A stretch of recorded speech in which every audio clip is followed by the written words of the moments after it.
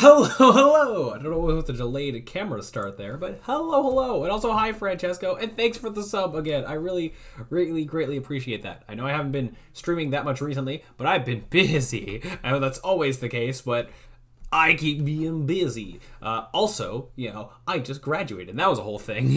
So that was very, very cool, very exciting, whatnot. But yeah, I'm back, and maybe my level of busyness might be starting to decline a bit, so hopefully that'll be good. Yeah. All right. I'm not centered. Wait. Why am I? What happened here? Hold on. That's good enough. Yeah. Okay. That's fine. Must have maybe bumped my where my camera's set up. Anyway, it's fine. But yeah. Hello. I had things that I was going to say, and that's completely blank from my mind, as always. Let's get the background music. I think that's a good volume. It's way too loud for me. Hold on. There we go. Okay. Yeah. Okay. So I'm having to remind myself of what we were doing in the last stream. As the title suggests, down in that direction. Yeah.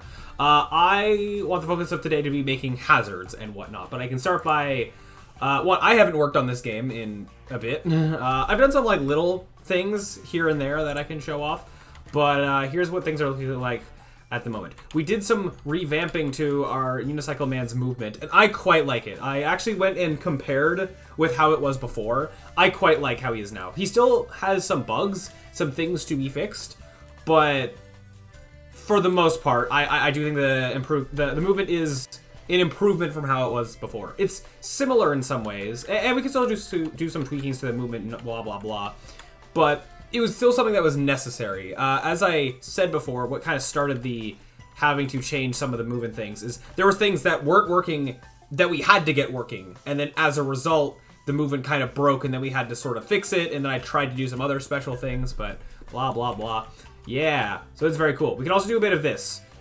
This wall stuff is still a little of what's broken, and that's what needs to be readdressed at some point. Yeah, like some of that, but oh.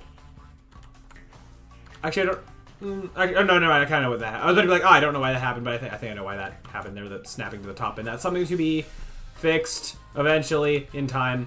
But anyways, yeah, movement be cool. I quite like it. And also, I don't know how often we're going to have super steep slopes, but I do like us kind of bending with the slopes. I do quite like how that happens. Although, of course, it needs to be fixed a bit more. But ignoring slopes that steep, just normal ground, yeah. It's basically the same how it was before. All cool and yada yada. Also, our upper half has collision now. That was not a thing before. Literally, only the wheel had collision before. So, but now that has changed. So that was a big thing that we needed to fix. Also, we had to scale down the player. The player was 3.5 meters tall before. Now they're more of a normal height. So, yeah, those are some things that needed to change. Going over here now, which are like one of the things. I did some messing around with lighting. Still a lot's very potentially temporary and yada yada, but did some messing around with lighting in our test scenes. I mean, these are all test levels. None of this is finalized or anything, so yeah, this is all very temporary. But yeah, we got our one test level. We got our hub world. We got test level 2 over here. Our whole cannon system, which is awesome. What I tried doing with how I was experimenting with lighting is having the one level be super bright, very bright day, and this one being very, very dark, very dim. Just messing around, just because I could, to just see how I could get things to be. Just messing around with stuff. We'll continue to mess around with things as we continue to make more polished, finalized versions of things. But anyway, yeah, that be that. I also I put some lights on the hub world itself just because I did. These lights kind of make the when in the day one it's a bit too bright standing here with the way the lights are kind of compounding on each other, but it's good enough. It can be readdressed later. I was thinking that maybe we might have a thing where some of the hub world things do kind of react to whether you're in a brightly lit scene or a dim scene of for example, when you're in the super dark level, having some lights turn on in the hub so you can still see in the hub. if that's what I want to have happen. Anyways, that's just some recap, I guess, of what we've been doing. Oh, let me get this. I think that's just my stream notification. Or, no, yeah. Yeah. So, that was a thing. Yeah, so now what I want to continue to do is, now that we've done some messing around with our movement, and we'll need to do some more messing around with that stuff later, I want to shift gears and do something that'll be more fun and help our game feel more game-y, I guess. Ages and ages and ages ago, actually, let me go into play mode to show this off. We made this sample hazard here. It's a red mark on the floor that is kind of our placeholder for what we are going to be turning into a lot of our hazards and such. That's what happens at the moment. We spin out, we get sort of stunned, we blink, and then, yeah, go on with our day. Now, I've said this many times before, I'll reiterate, is that with my vision for this game, hazards aren't as much of a death trap as more of a an annoyance, an inconvenience, a time eating up thing. Because a lot of what the objectives of the game have to do with are having to do with kind of beating the clock, having to do stuff before you run out of time. So hazards are more meant to just get in your way rather than, like, there's not going to be dying and restarting. It'll be you fail your objective, you restart, is the idea of what I want to go with. There will be bottomless pits, and I think kind of falling down a bottomless pit, you'll sort of respawn right where you fell. Not respawn, but like, you know, in kind of a Mario Kart way, where everything still keeps going. You just get brought back up to where you were. And I don't know, when we'll get to doing that, that sounds like it'll be a decent challenge of having to calculate kind of our, like, last safe bit of ground in a way that's, like, decent on performance. Of course, I can raycast down every frame. In fact, that might just be what I have to do. We'll see. I do worry about, like, you know, basically how we can foolproof making sure that we're on so-called safe ground to like respawn back to. We're not going to spawn like on a hazard or in midair or like being stuck in an infinite loop of spawning and like falling down. Like I want to do something that's like as least likely as possible to have those kind of bugs occur. But anyways, that's what we're doing right now. I'm just rambling about things I will be eventually be doing. For right now, I want to focus on hazards. I want to try making some more polished things with this. Making more polished types of hazards that's like, yeah, this could be an example of a hazard that's in the final game. Okay, that's a bit of a stretch because there's a lot of artsy assets we haven't made yet, but just better than a red block on the ground. And also, I mean, like, making different types of hazards in terms of, like, something that, like, blinks on and off, or, like, something that's, like, spews fire, and, you know, more... making different kinds of hazards both in a functional gameplay way and in a visual way. So doing a bit of both. One avenue of that being making projectiles, perhaps. The code that's on this red block here, we just need to put it on something that moves, and then bam, we got a moving hazard. And then we got to make something that spawns such a thing. And like, yeah, this hazard code already is very like versatile, where it will allow us to make a lot of different types of hazards just with this. And we'll see how much we can, you know, stretch that, I guess. So let's begin, shall we? And how are we beginning? I don't actually know. I have some ideas. I don't know what I want to do first, but I wrote down my kind of agenda for today's stream. Trying to make some fancier hazards out of what we have. Maybe experimenting with some VFX graph stuff. I haven't used the VFX graph system thing with Unity ever, although I've seen a lot of really cool things that have been made with it. I've had some experience using Unity's shader graph, which is tangentially similar a little bit, and I've used Unity's old particle system that's, you know, been around for a while, but they're kind of phasing it out and replacing it with this, the VFX graph. It's something that I want to get good at using because I see so many cool things being done with the VFX graph, and yeah, I want to make some cool things, simply put. So we'll see how much this turns into, like, me just finding random YouTube tutorials, or, like, versus how much I can try to figure out myself by just playing around with things, but we shall see. So I think, actually, the first thing I want to do, I have like an idea in mind for a particular type of hazard, and that is what I just said. A hazard that will kind of flick on and flick off, as, like, a electric floor kind of a deal. My idea is, like... Well, yeah, you have a... I can't draw squares. Pretend that... these are squares. Having, like, you know, rows of... I don't need to... You know, no, not that. Hold on. Having rows of squares in, like, a grid pattern, and then different ones will, like, turn on and off in a kind of a pattern that you'd have to, like, weave through. Like, it'd be, like, left half, right half, left half, right half, that kind of thing. Or it being, like, more of, like, a going across kind of a pattern. Basically something we could make different patterns out of, in theory. That was just an idea I had as, like, a starting hazard. We could make some kind of particle effect of, like, electric ness, and it looks better than just a red bit of floor. Alright, so, I mean, do I want to start with that, though? I guess. Do I want to build that here? This is kind of my, yeah, as I said before, my sort of area for making hazards. What I think I'm going to do, I'm going to leave our generic red hazard here, and we're going to, like, because this will be used as, like, the prototype default thing when we haven't made, you know, whatever other hazards, right? We're going to take this over here and now turn this into example of better hazard. So we have the placeholder and the, yeah, whatever. Because when we start making actual levels, we're going to want to make hazards that, like, fit the levels that they're in to some degree. But, yeah, before we do that, I have some ideas of generic hazards that will become those more fitting into the world sort of hazards. Make sense? Hopefully it does. Okay, let me go to this. We're going to make this a new hazard. I know there's a thing where you can make hazard variants. I think I would rather not. Like, these hazards don't need to share much in common. Oh, right. Oh, yeah, I forgot that the hazards don't have any code on them. Interesting. Right. Yeah, all a hazard is something with a collider, a trigger collider, that has the hazard tag. I forgot it's that simple, and then the player handles the rest, so it, at this point, is just like, how do we handle when that, you know, when the trigger collider is active.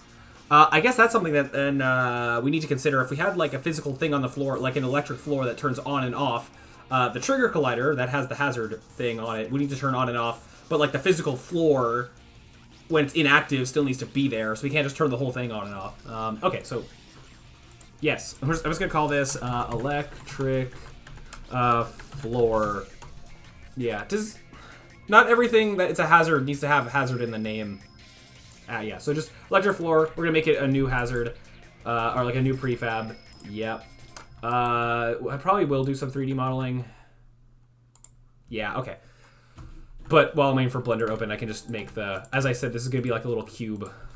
A little square piece of floor. Okay. Thin square piece of floor. Deciding how I best want to do this, only because, like, I'd want this to be like in the floor rather than on top of the floor, but I don't want to actually have to make environment stuff right now, so we'll just let it be slightly above the floor for right now, and that'll be okay, hopefully. Okay, so let's just start by making a quick little thing. Something very simple.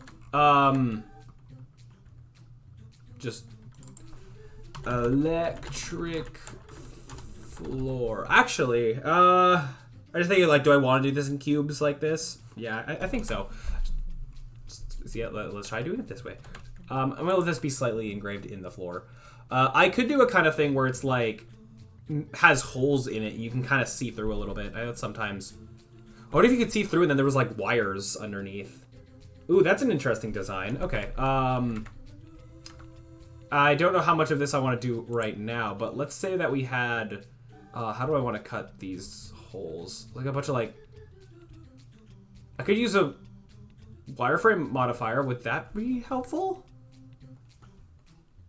Okay, here. I'm getting an idea. Something that I wasn't initially planning to do, but I think could be interesting. I stick a wireframe modifier on this, and then... hold on here. This and this... Put, like, that many? How many is that? That's 15? Sure. Do the same on this side. Oh, did I really get that exact? Okay, awesome. And do, like, that, too. I'd almost like it to be, rather than, like, a grid... I almost might want a bunch of, like, circular holes, but I could, like, revise it later. Let's just say, keep it... simple for now, and see if it's gonna kind of work. Needs to be thick enough that it looks like something you can walk on. Oh, right. I forgot the entire idea of, you know, we need to be able to place, ideally, we place a bunch of these back to back and have it look fine. The modifier does not make that nice. I would almost want to... I mean, I can change the dimensions out of here after doing that. And bam, there it fits enough. Again, though, this could just work enough as a template, or as a first rough draft kind of idea. And then my other idea was to get a path curve and have a few wires or something that are going through the middle that just have some shapes. Oh, I guess they would have to, you know, line up nicely unless I purposely had... Okay, here's maybe a better idea. If I actually shrunk this down and gave the edge more of a hard border... I'll let it be one. No, I won't. If I give the edge more of a tough border... something a little like... this. Then it can be easier to let the wires do whatever they want. Another thing is that, looking forward, if I were to have a dozen of these all in a row like this, I'd probably make a few variations so that it doesn't look so much copy and pasted or something like that. But again, right now this is just temporary, but better temporary than just red cube. Oops, didn't mean to delete that. Maybe actually then the mesh part could be thinner or something. Let's just say we have that. Take there and there. That's not even. I would prefer if they were even. Exactly. Oh, no. I'll get rid of you? Yeah. Okay.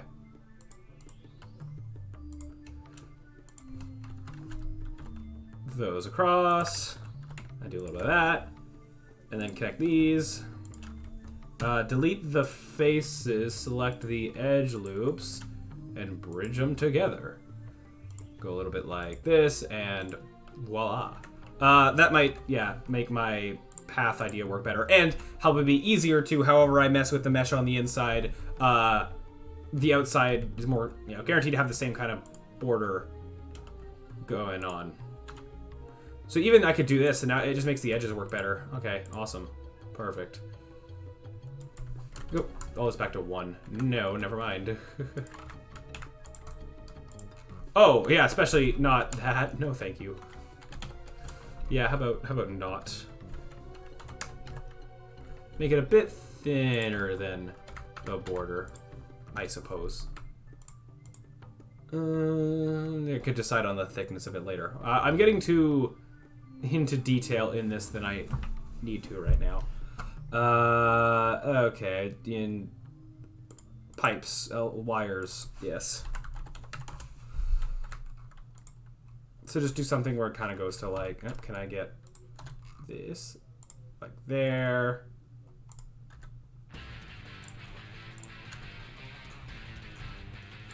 Okay, give you some shape.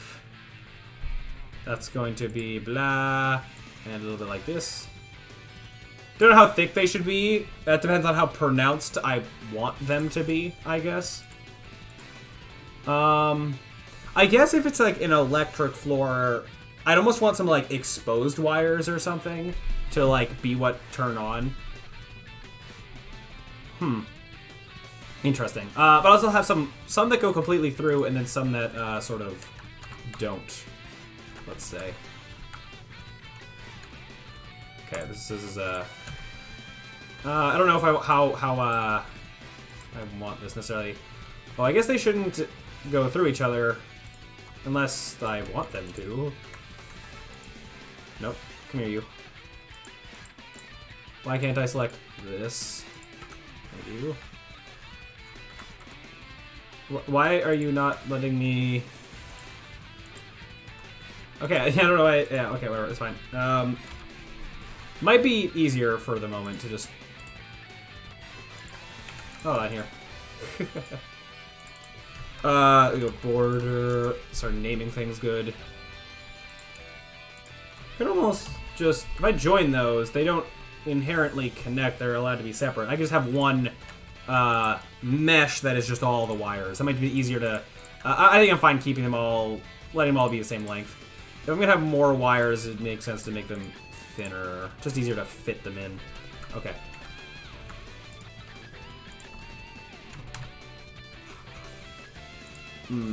This, but with only connected stuff. Thank you. Okay, so like 2 going through, and then I want a few exposed wires, I think. Coming from roughly here.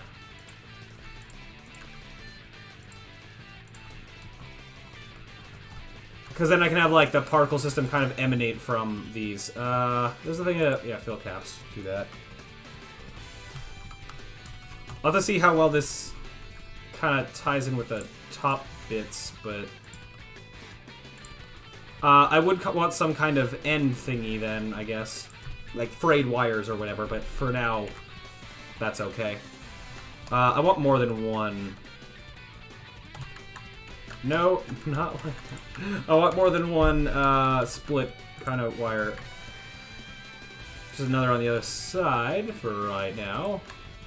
This matches up with this, it'll probably match fine with the border.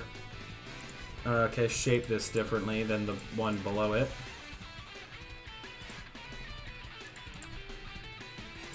I guess I can S-shape it a bit. Don't know how high they should go. I feel like they should almost be straight up where they actually come out. I kind of want 4, like 1 in each corner almost, with the fraying. Just so that there's, I don't know, a lot of different sections of the I guess it's kind of emanate from, maybe. I don't know. I'm just coming up with ideas on the spot. I don't know if they'll work. Make out one kind of like there. Let it be asymmetrical. And call that a day. Okay, I have to be careful with, like, yeah, how much these are grouped on top of each other and how that looks. Although it's kind of hidden behind a grate, so it should be fine regardless. I don't think this touches the edge, but it will there. Alright, how is that with the grates? Sure, I suppose? I guess for now I could just match this. It's actually like coming out the whole kind of thing.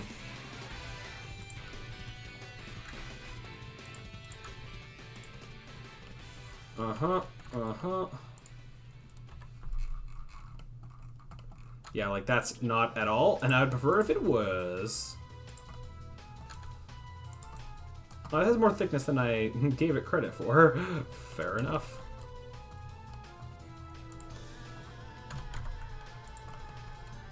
Okay.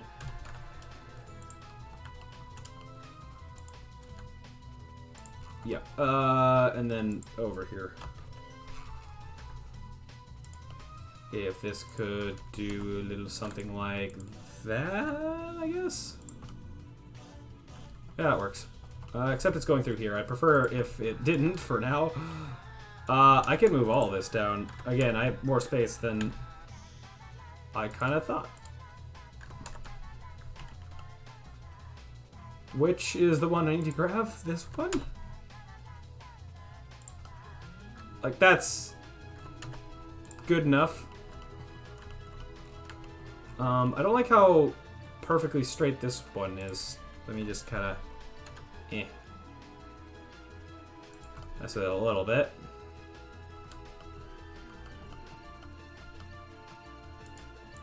I can also, I mean, I can have more splits. I just don't really need to right now. Maybe I do this, then it goes around that other one. Which then gives it more space to be just a little bit higher, perhaps. Not that one. Which is the one? This be the one. Okay, good enough. Yeah, good enough. I could do a quick little bit of frayed wire. How would I even want to do that? Would I just do that with another path? I guess so, but one that's like thinner.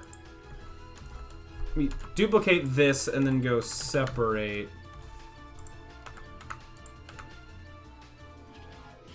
Might also be giving this kind of too much geometry at this point, but oh well, it's fine.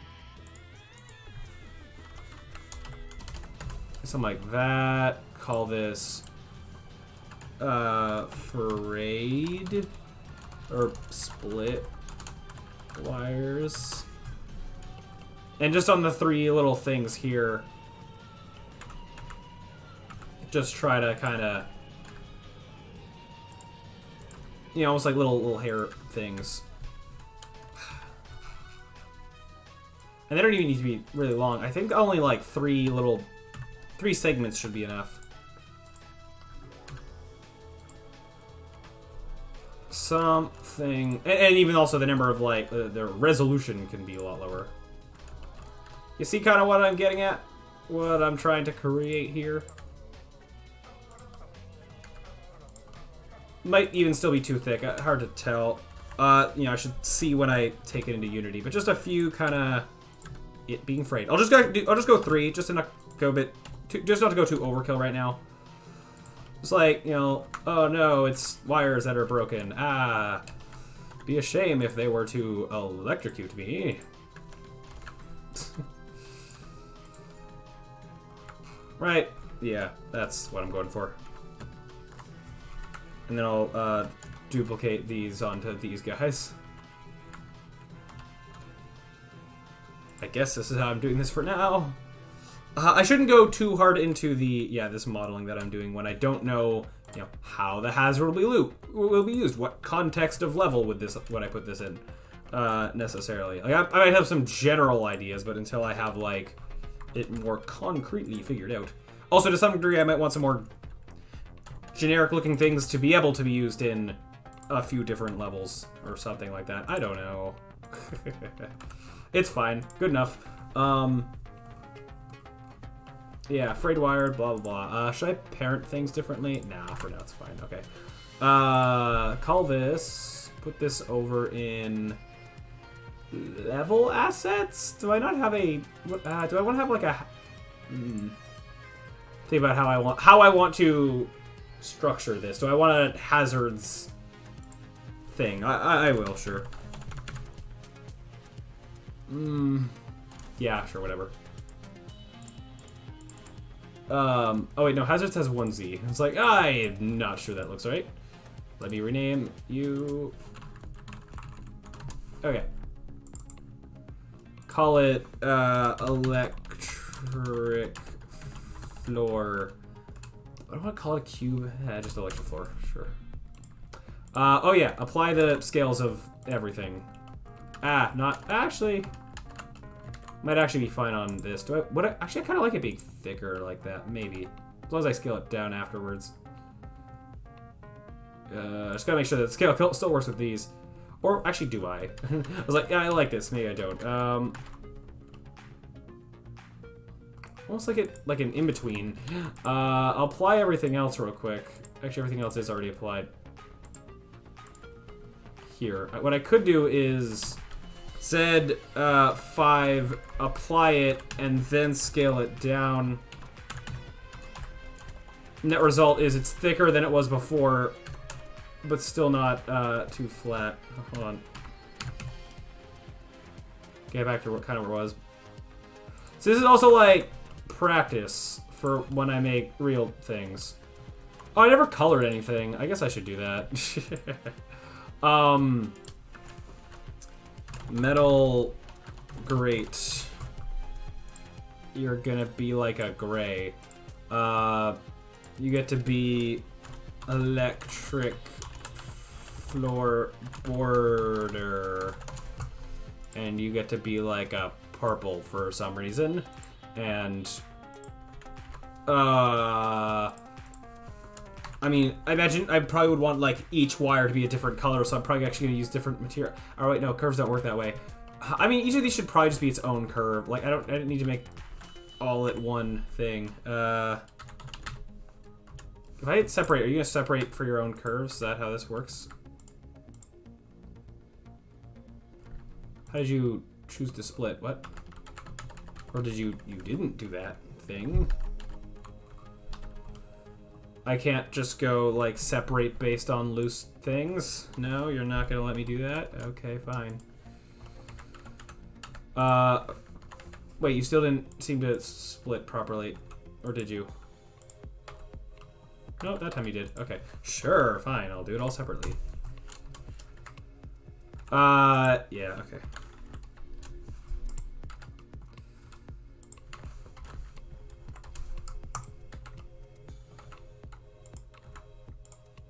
Okay. Now they're all separate, or did I miss any? Nope, you're not aerial. Good. The split wires should be... Oh, I already did. I split some of them somehow. I guess I did that. Separate those, do their own thing. Okay. I guess I should make. Well, I'll just. I was gonna say I'll make a empty game object, but now I'll just parent out everything under electric floor. I said, yeah, just do that. Okay. And even the split wires could be parented under their own parent wire. Probably that would have been a good thing to do from the beginning. Oh well, I could do it now. And just gotta find the right ones. This one, okay. There we go. Now everything's parented properly. Frayed wire. Not confident in my abilities, but frayed, so I'm just gonna split wires. And this is like gonna be like a copper kind of yellowy, orangey, brownish copper. Let's go like this so I can actually see the colors of which I'm doing. Let all the frayed wires be the same. Right. Then go wires 1, 2, 3 is what I'm gonna do. And each wire gets its own color.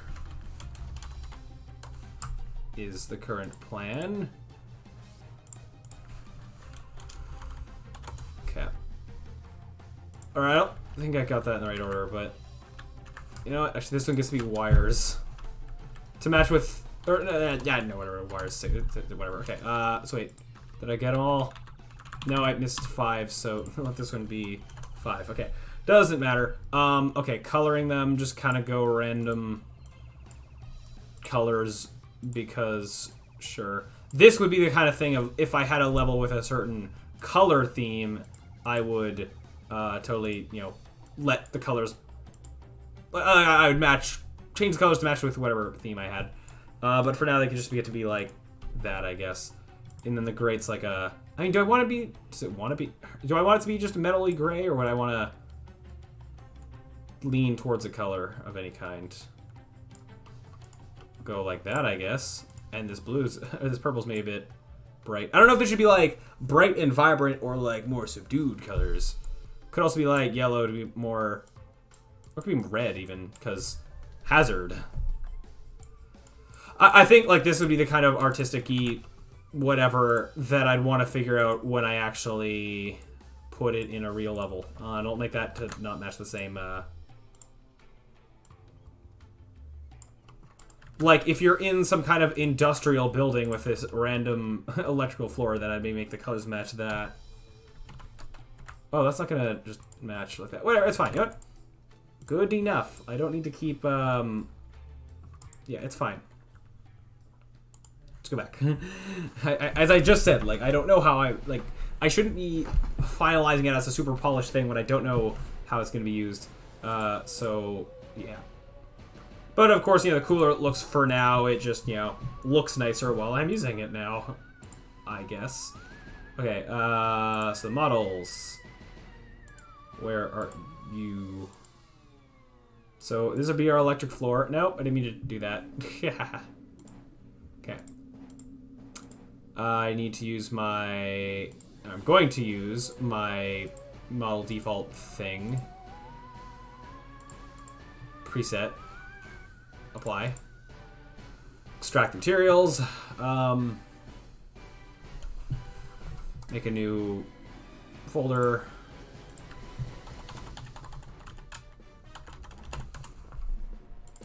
Yeah, I'll care more about the modeling side of things, yeah, when we start making real levels or whatever. But this can help spawn ideas for level-related things, so it's still a little important to do. Yeah.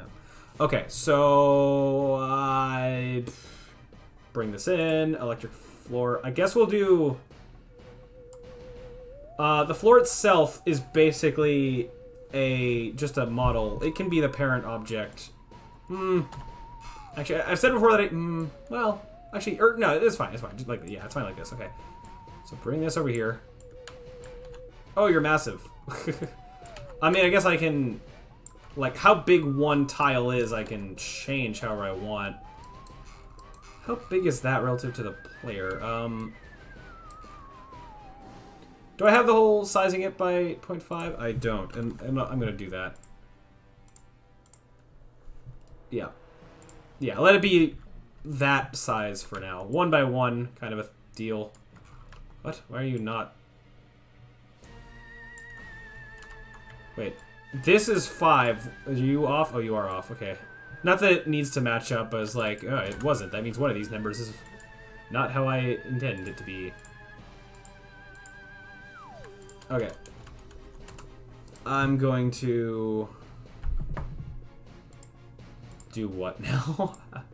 So I have the electric floor. I need to give it, like, a child object that is the actual collision.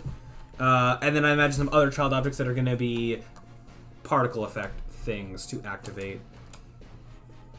I imagine I'd want to basically activate both at the same time. So would I just give the particle effect thing collider or... I guess they should be both. Whatever. I'll figure out when I make the thing. I'll just go hazard collider. It's a trigger collider, but whatever. Just give this the tag hazard. I believe how I have it set up, I just need to give this, I mean, any collider, but it's going to be a box collider given what it's for. And just size it accordingly. Simple as that. To match, like, if there was multiple of these side by side. That came out way more blue than it was with the other thing, but oh well. Also, I don't know if the wires are as visible as I would like them to be, but they're also partially in the floor because of the way the floor was. Hold on here. So, wait, what size do you need to be? Why can't I see? Oh, right. No, you're already. Oh, yeah, you do need some air height. I don't know how tall that should be, but probably a decent, about 2.1, 0.1, I guess. Yeah, that works. Okay. I will override why? Oh, applying, oh, right. This is no longer the electric floor prefab I made. Instead, it is a different thing. Okay. You know what? No, hold on. I'm going to do this differently. Just to save myself some trouble down the road. This was the electric floor prefab I made. If I go to take this and make it a new prefab, that kind of like separates it from the model stuff. And then if I change the model, it doesn't update completely how it should. Keeping that connection would be good in theory. So we're going to child this to this. I still don't want this to actually say hazard because it needs to be the child object with the trigger collider. I can remove all this. This isn't necessary. Having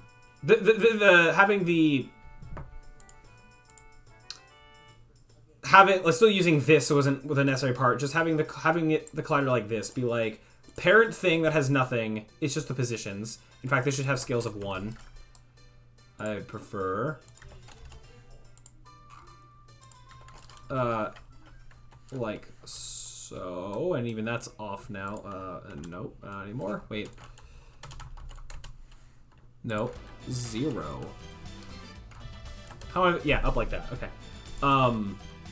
Parent object, and then collider with the hazard tag, and then the model is its own thing, and then we'll have the particle effects as well, and then the code that like turns all of it on and off. So now this hazard collider, and actually the particle effect could just be a child object.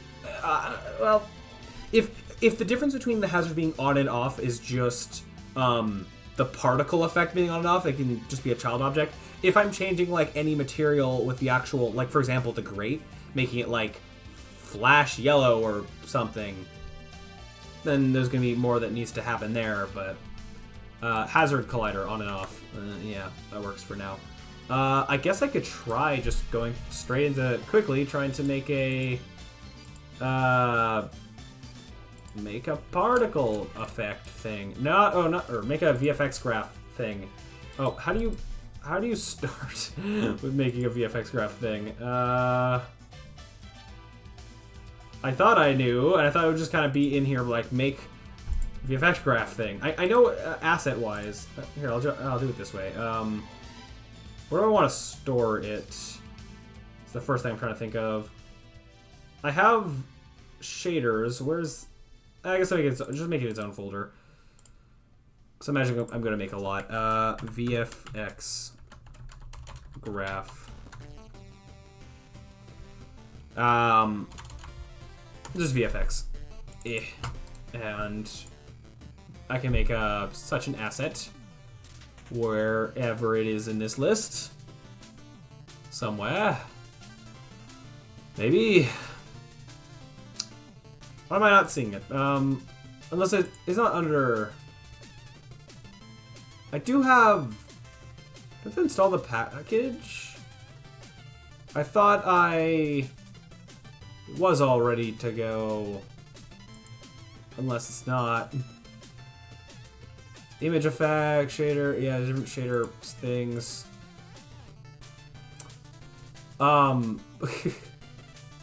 See, yeah, shader graph things, those aren't what I'm looking for. It's like a shader graph thing, but not exactly. I can double check my package settings real quick. Because this project didn't start in the Universal Render pipeline. I did that after the fact, so that would be a plausible explanation for why... Visual effects graph. Oh, you're not here, and you should be. Fair enough. Alright, I can do that. Yup. Okay, so just gotta... there is the explanation. So now I should be able to create one and mess with all that, and hopefully make some cool things out of it. I don't know how long this is going to take. I imagine this is a pretty big file package thing.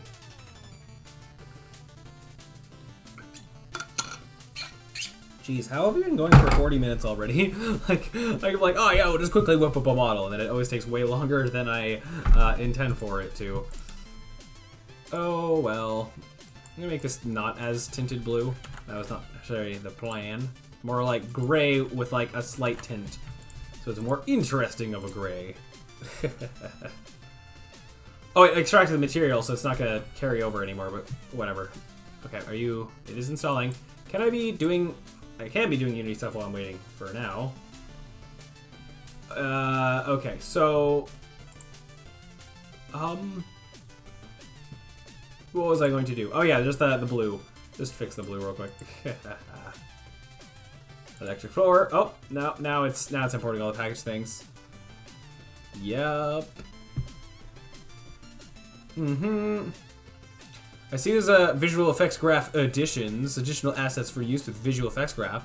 I could get those. Those might be beneficial. To have some like example things to kind of base off of would be nice, I imagine.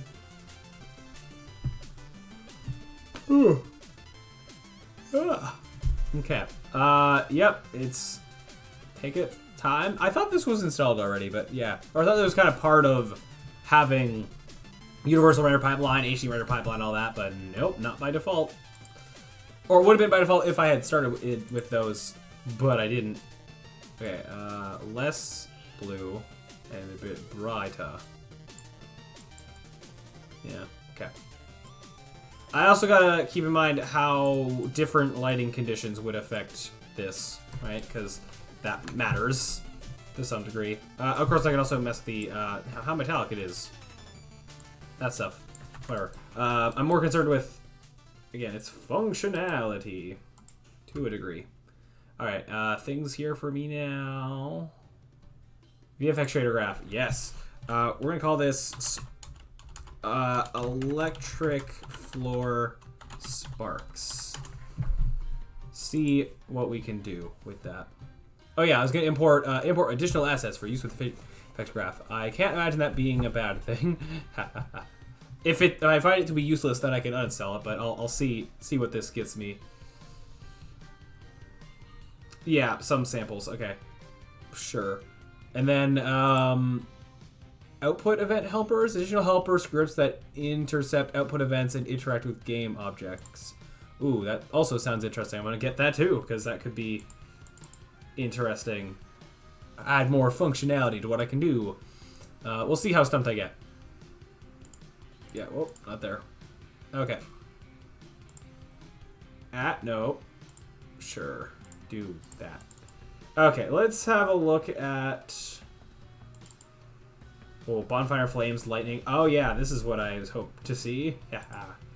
So you got shader things. Cool textures. Fire. Yeah. You actually having some of this would help. I don't think, in terms of like having a fire effect, I don't think we're necessarily going to go for like realistic fire like this or whatever. I think we'd more so lean towards cartoony, but still hopefully visually good looking sort of a style. We'll see. We'll see what we decide to do. Yeah, these are just things that are being used for some of that stuff. How would I... So let's say, as an example, if I have one of these VFX things and I want to see it. So first of all, yeah, here's what all of this looks like.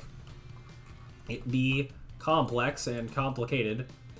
Is it as simple as just dropping, just like a particle effect? Oh, why? Oh, you're a thing. Okay. Where did you go? You went here? Can I see you going? I guess so. Yeah, my lighting in this scene is not going to be helping. But that's okay. You're so small. So, I mean, it's like bright white. I imagine it wouldn't be if it wasn't for my lighting. Although, I wonder if you can get, like, particle effect stuff to, like, bypass being affected by lighting or something like that. Interesting. Let's see different things. There's one called Sparks. Oh! That's the exact kind of thing I'm going for. I might just steal this. Ha ha. I don't know if it's hard to see, because we're looking at white against yellow. This is not a great example of this.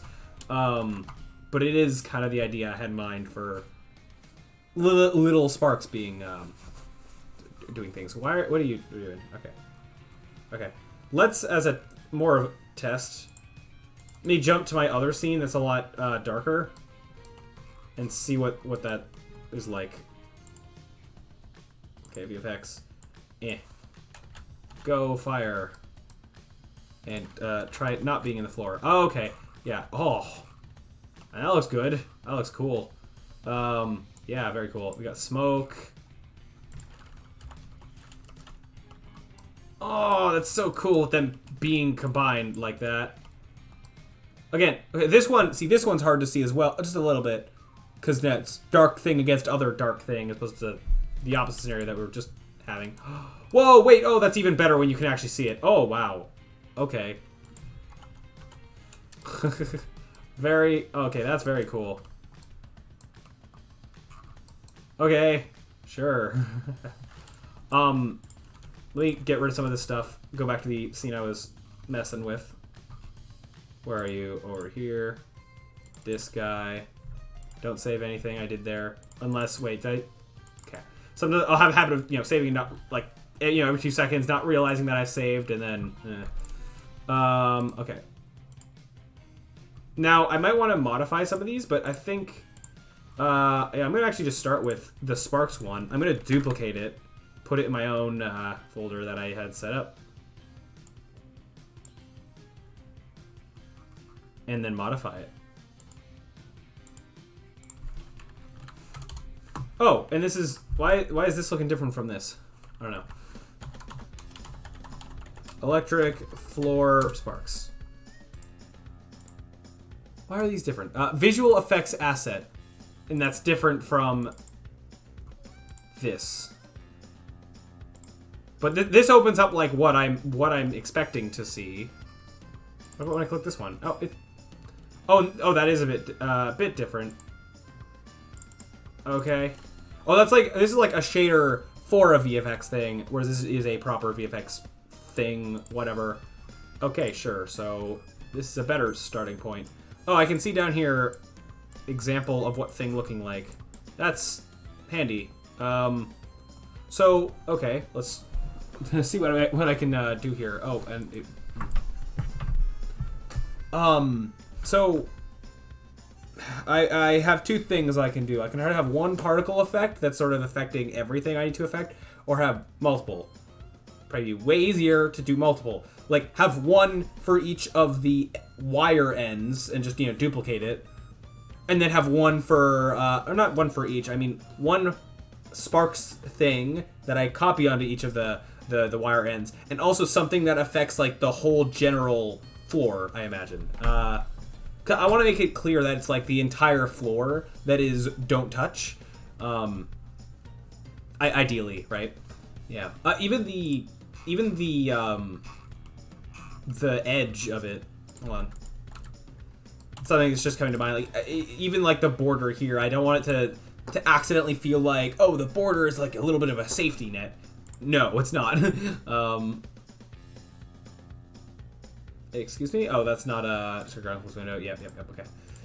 That was the other one. So we got things to play around with. So spawn rate, burst count, blah blah blah. First thing, if we're looking at how this is down here, I want to go straight up out of where it's coming out. Yeah. So how can we mess with the rotations of things? This is, so velocities happening based on some calculations. Cool. Set position. Set size. Calculate maximum volume. Yep. Update particle. Blah, blah, blah, blah. You're kind of applying force in like a noise algorithm. Okay. Output particle quad. This is for the visual stuff of it, I guess. Yeah. This is what spawns them. This is initializing. So what sets your rotation? Unless nothing does. Oh, and you have a bunch of settings. Okay, sure.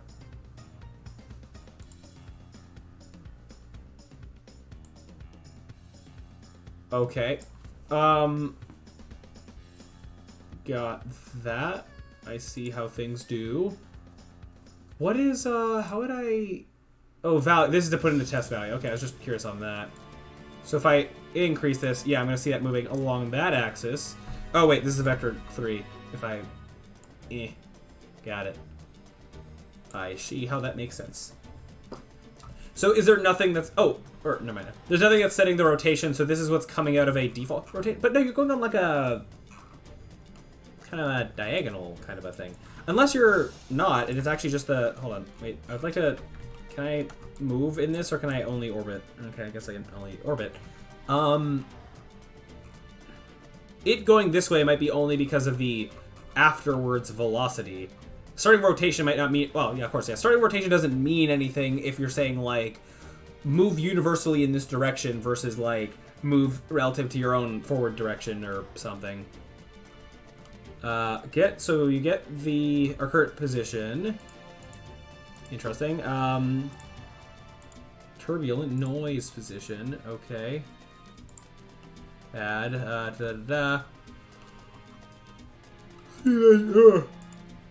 getting noise, and then using that to apply force, and that force is happening to go randomly in that direction, but still in that direction. Okay. Orient along velocity. That's for a rotation thing, but doesn't. Okay.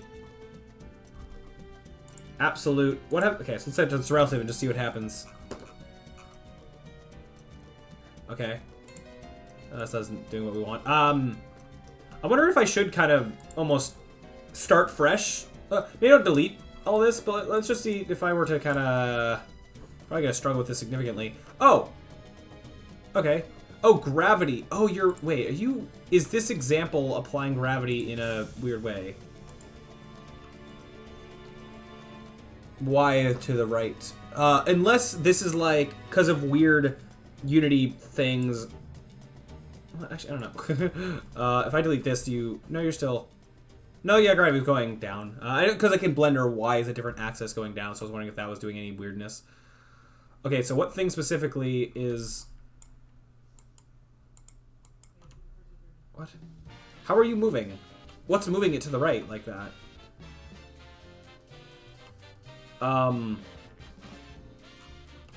Oh, set velocity. This is a starting velocity. Oh, and then you're changing it after? Oh, okay. I'm gonna keep just removing things until I see it stop, because I want to know if everything is causing motion to happen. Okay, so this is the spawning thing. Spawn mode, random, delay, constant. Okay. This is why, almost to some degree, I was like, okay, if I start from scratch, start from an empty thing, it might be easier to try and build up to this, and I'd learn more. Like, I don't know what's moving it randomly. Here, let me undo for a second, go back to when everything was fine. It has that, so like, cool. Let me start making a new one and kind of go back and forth between them, just to learn and figure out things. So, how do I make one of you? Okay. Why can't I find you? So this one, VFX shader graph, is not it, apparently. Visual effects. There we go. I don't know what visual effects defaults are, but... Oh, to be able to probably set up, when I make a new visual effects thing, here's what I want defaults to be. Yeah, it makes sense. So I imagine to use, like, as a base, like, take this fire one and you make it different or whatever. I guess I'll rename this old for a second, just to go with this one. Electric floor sparks. Let's just see what we can do. Just play around, because we can. Could change, like, the view a bit. I don't know if that's better, like, you guys can see that. Be a bit masked by chat, but that's okay. It's good enough, hopefully. Okay, so opening up that, it's very plain. Not completely, though. It's, got, you know, a decent start of just going up and out. Visually, it's this circle thing. So let's start by making it more of a spark. Mayhaps. Yeah, sorry. So, yeah. So, first of all, like, main texture, I guess, being different. So we'd want to use different textures that we made. Oh, why are you taking so long? Okay. Guess I'm having to sit and wait.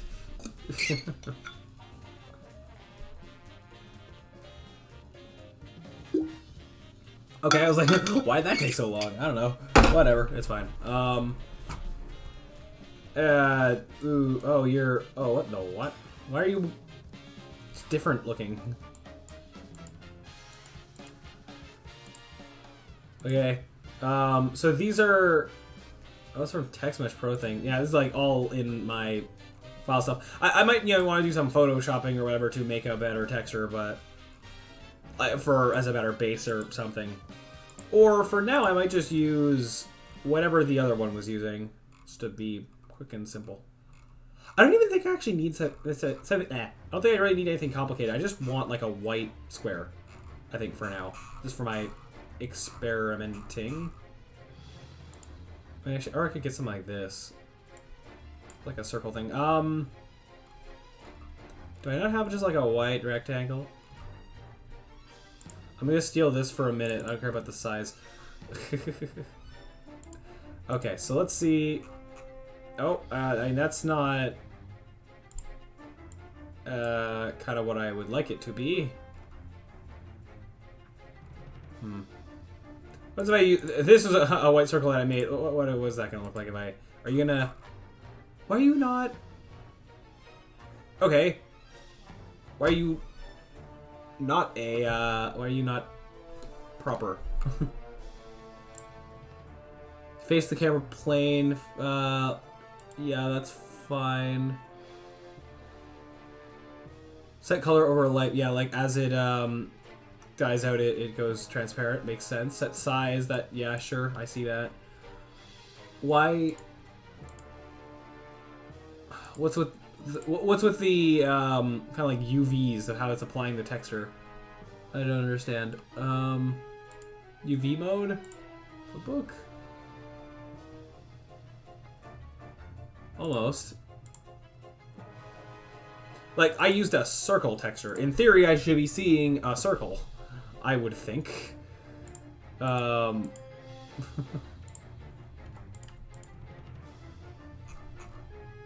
don't... Oh wait, it didn't apply. What? That would explain things. I'm selecting you, but you're not like... Okay, now you're doing... Oh, there you go. Okay, I don't know what happened there. Like, why it took so many clicks to actually, like, happen. Whatever, it's fine. Just, you know, experimenting with what can happen. I don't think we actually necessarily want to go with a circle thing. Actually, if I make it an ellipse... yeah, well, let's see. So I took this, yada yada. Orient to that, blah blah, size, sure. So, set size here is a visual thing, rather than if I did it here, I think it would be more of a... Or no, this is like the position of the particle, which counts as like a point, right? Maybe. I'm saying things like, I don't know how things actually work here. How do I make a new thing? Can I just go create node, context? Ooh. Oh, you don't have, not really in categories much. Operator, yeah, math things, sure, system things. Ooh, node, interesting, okay. What I want is to create a thing in here. Oh, and then in there, then there's different, yeah, attributes. Got it, okay. So, is there just a... What size-related things do I have? Add size? A set size? Okay. Add size by speed, yeah. So I set size real quick. That's of everything, not like in a particular axis.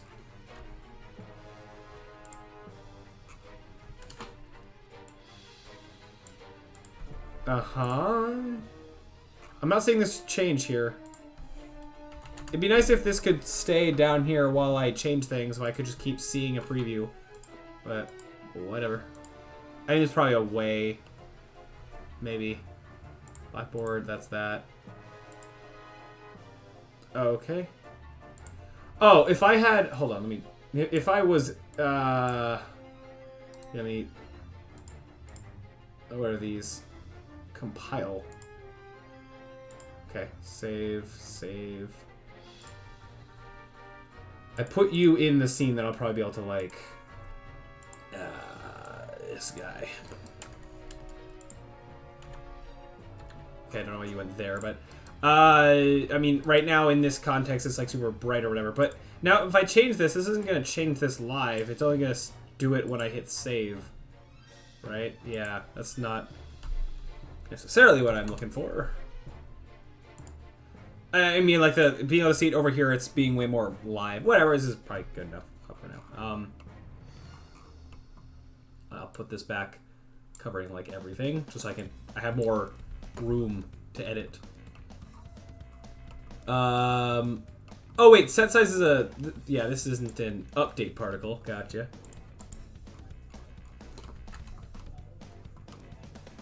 So it seems like set size doesn't do much here. That's why I'm thinking, like, a particle seems like it doesn't have much of a size until you get to the actual quad of it.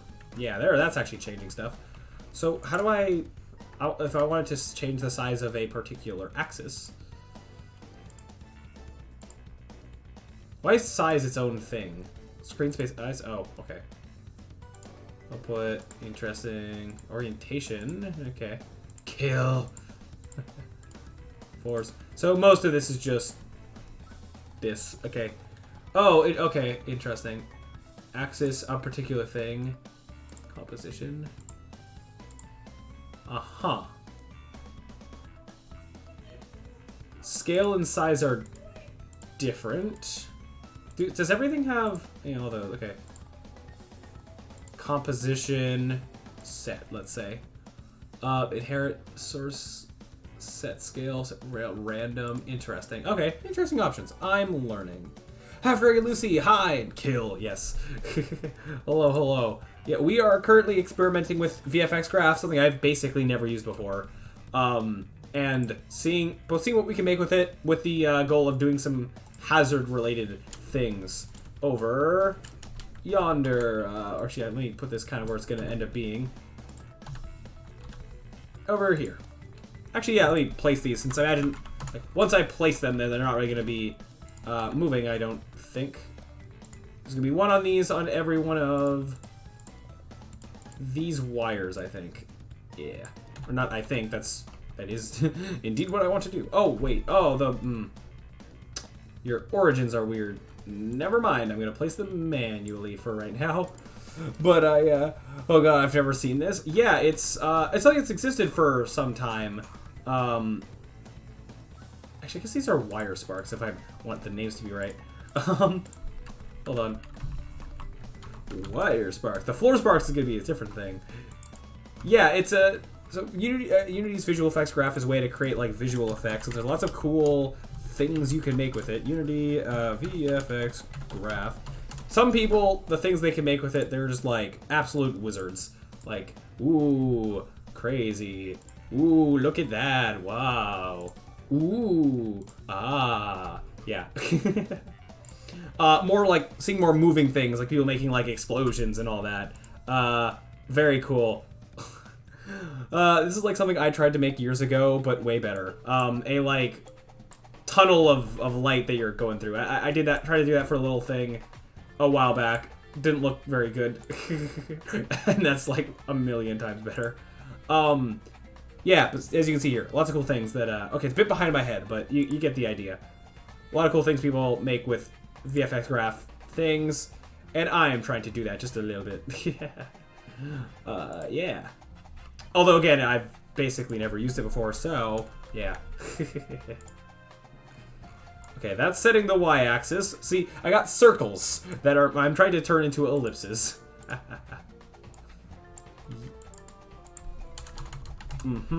Just, starting with, like, something simple to kind of have be my initial spark thing. I did some example things, but right now I'm sort of starting from, like, a fresh, empty thing to learn for the sake of learning. Yeah. Anywho, how do I set... Can I set the size of the... I guess I have to... Is there a way I can kind of set what, like, the default size of everything is? No? Okay. Oh, that's... I see how that kind of does. Okay, I want to go... Wait, how does it go X, Y? Is that setting both at the same time? Oh. Oh, I can do that, and then I can set them all individually. Okay, that's basically what I wanted. So this being like a 0.1 and this being like a 0.8. Actually, the Z doesn't matter, I don't think, so I can just go back to this. Right? Wow. Learning. Ah, wow. At least we got circles. Yup. What was I just doing, though? I was going to, like, place them where they're gonna kind of be... Because we got this electric floor. This is going to be like an electric thing that kind of goes like... for our enemy to... or for our players to, yeah, have another hazard. So, kind of got these random, like, you know, wires kind of coming out. It's all a work in progress. We just started this, like, now. So, yeah. Getting there in due time. Nope. I want to be a lot closer. Thank you. Hold on, I'm having to manipulate the camera. Good. Would this be easier if I just made better pivot points? Yeah, it totally would. Hold on. Be easier if I just... What I'm trying to do right now, way easier if I just do it on the Blender end. And then way easier to modify later. So if I just take, let's say, that point and go, cursor to origin... Cursor to selected, yeah. That, and then go take these wires and then go origin to cursor. Ta-da. Are you having weird lines? Wait. I don't trust this. Why are you doing what you're doing?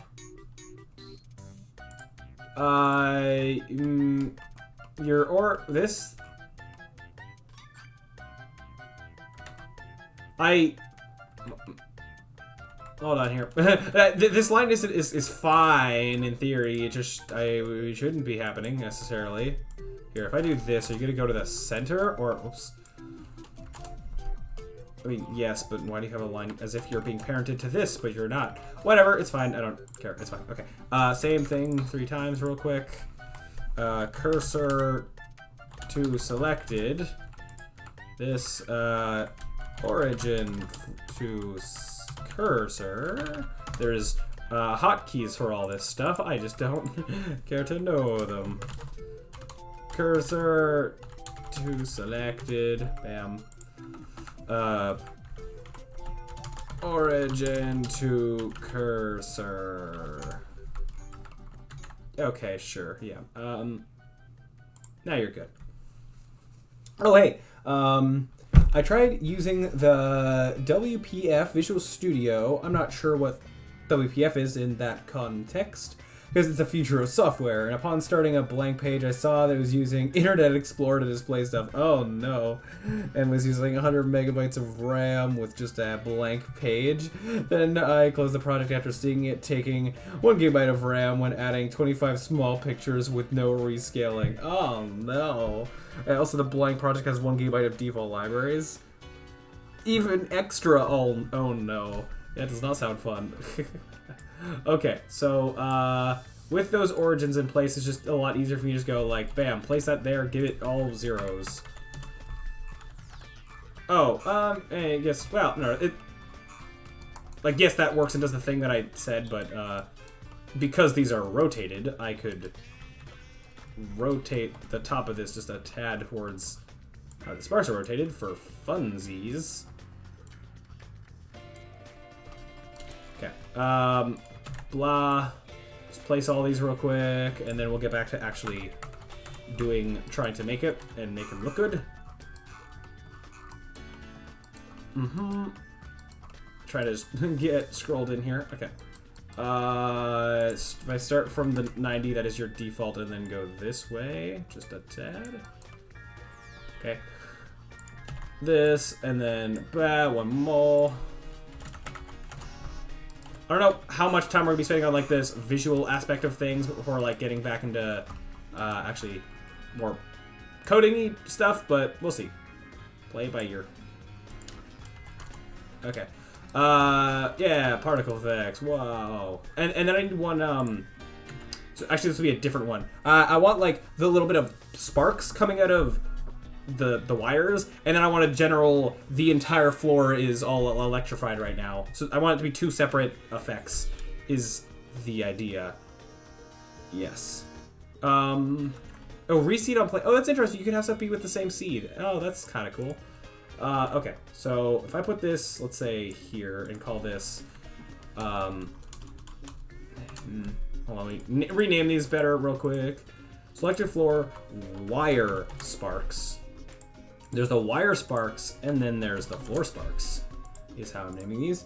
I did the same on WinForm for 20 megabytes of usage and 60 megabytes of libraries. Whew.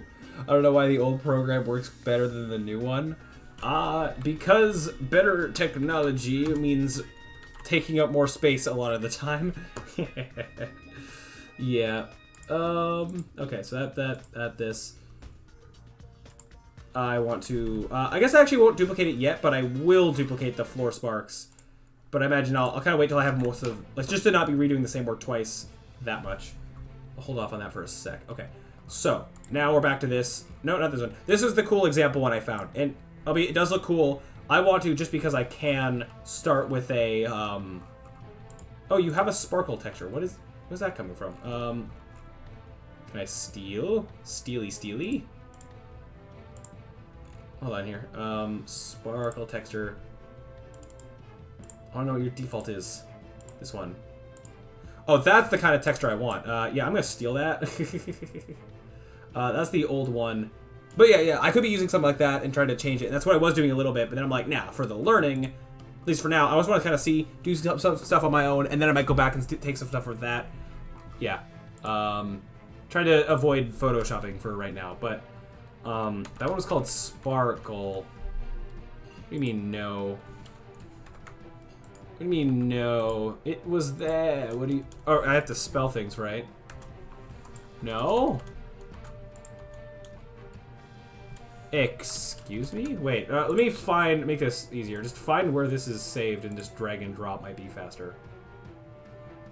Your texture 2D. Here. Okay.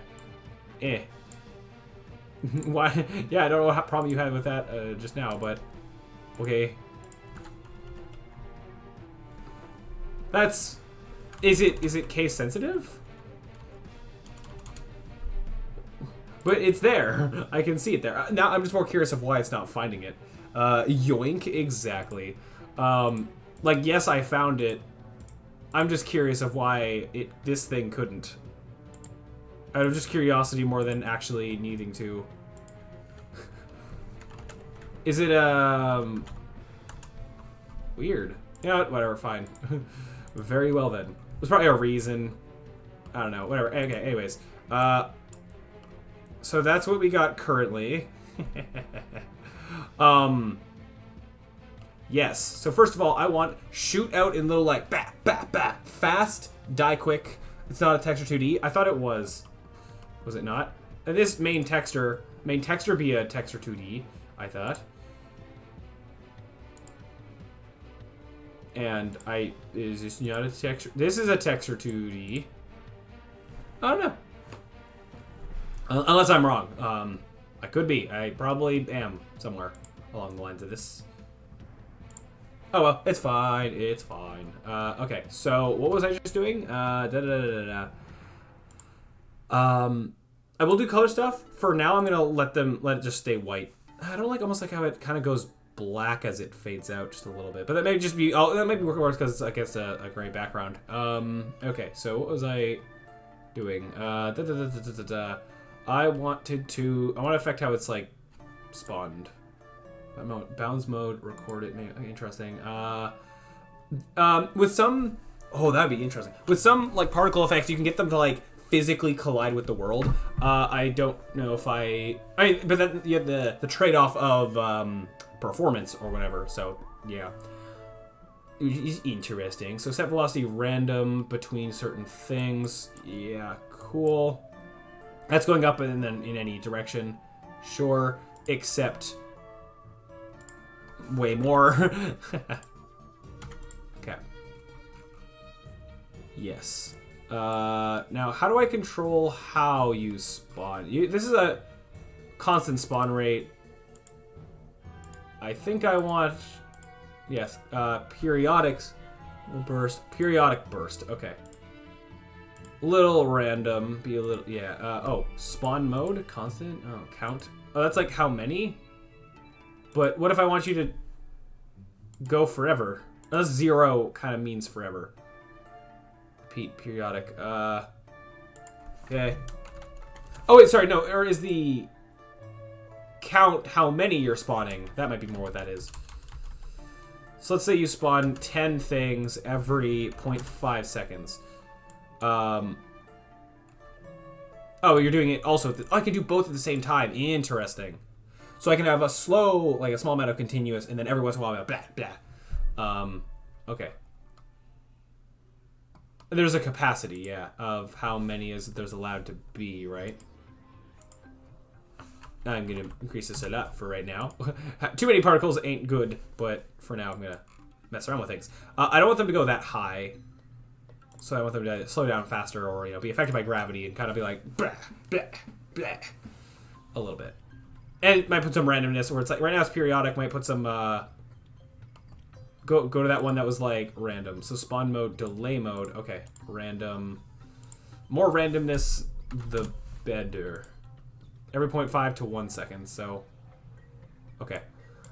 Also, what's happening here, remember that we're going to be kind of multiplying it by 3 because there's like 3 wire things. So, and it's also, it's meant to cover a small area. So it shouldn't be too many particles or too much stuff going on necessarily. But at the same time, we want it to look cool. Okay. So initialize particle, yeah. So setting velocity, that stuff. Let me go change these as well.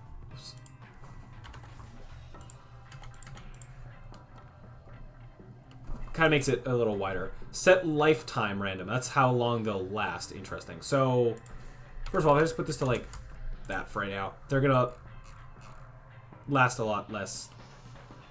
Okay. I think I need a, I don't know where I put it, but like so it's like a set velocity over time. So like as time goes on, it kind of slows down. That's a thing. Velocity, composition, map, curve. Oh, it's, multiply velocity over life. Oh. I'm gonna... Or by speed. Okay, interesting. I'm gonna keep it simpler for right now and go off the one that was like more of a specific number. Add velocity. Well, actually, well... Or, well... Think about it more for like multiply, so it's always going smaller. It's not gonna like go negative necessarily. Multiply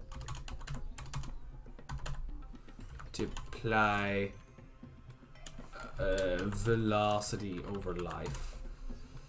Oh, well. Fine, whatever. Okay, random. Okay, over life. Fine.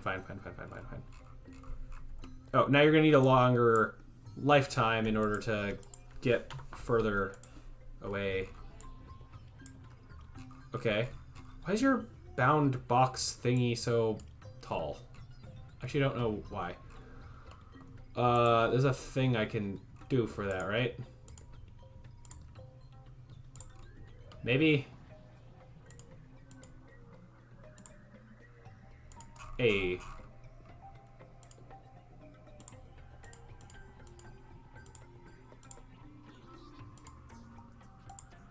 Okay. Recorded. Oh, recorded is, okay, sure. Or, okay. Sure, whatever. It's fine. I just want to be able to kind of zoom in a bit more. Anyways.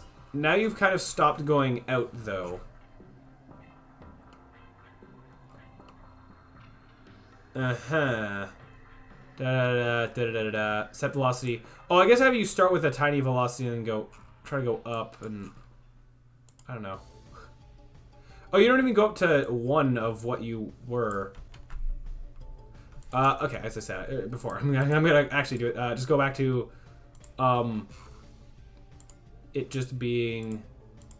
What is the difference between map and composition? Let me just see. Oh, I see. I see. It would be from like a texture map. Yeah. I want to multiply random uniform. Let's just go that. And I can affect different velocities differently. Interesting. So if I go 0.9, just a consistent less. 0.9 might be too much. But now, still going too high. I do know that I'm going to have gravity be a thing, so I actually don't know where I... Oh, wait, that's an initialize, so that's a happening once deal. Oh, that's what I was doing wrong. Got it. Got it. That's why that was being weird. So now 0.75 is too much for a per frame thing. I think this is per frame. I think that's how this works. Oh, wow, they, How are you... It's, like, slowing down so much, but then continuously moving. Oh, wait, you're, That's because of the size, isn't it? That's just a size thing. Yeah, UV linear. So it's like, it stops, but then it keeps growing. Wait, oh, yeah, no, this isn't even what I wouldn't want the size to keep going up. I almost just want a quick, like, up and then down, I think.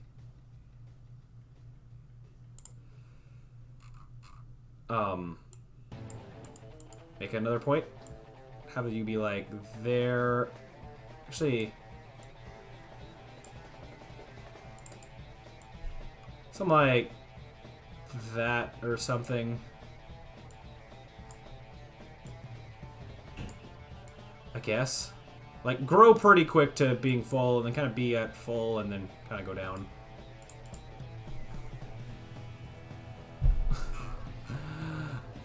I mean, not exactly. Your end size is way too tall, so I think that's a problem. I guess that's why... I guess I could have this be, like... kind of use this to kind of cap the base full size a little bit. Be tiny. Okay, now move more. That is... It's interesting. Okay. It's like we're getting somewhere. Let me also add in a, like, gravity thing. I have to be careful. If I'm multiplying the velocity, I don't want that to, like, overwrite gravity, necessarily. I want it to, like, whoosh down, right? Actually, maybe I don't need to... Actually, gravity might do that for me. Huh. Maybe I actually don't need to multiply the velocity, necessarily. I can turn it off without deleting it for the moment. Oh, that's way more of what I want. Okay. Interesting. Oh, instead of multiplying velocity, yeah, adding it like a force is better. Probably. If I do this, then... both of them, it's gonna, like... Yeah, that's not what I want. I think this is still going out too far. So maybe the starting velocity is now too high.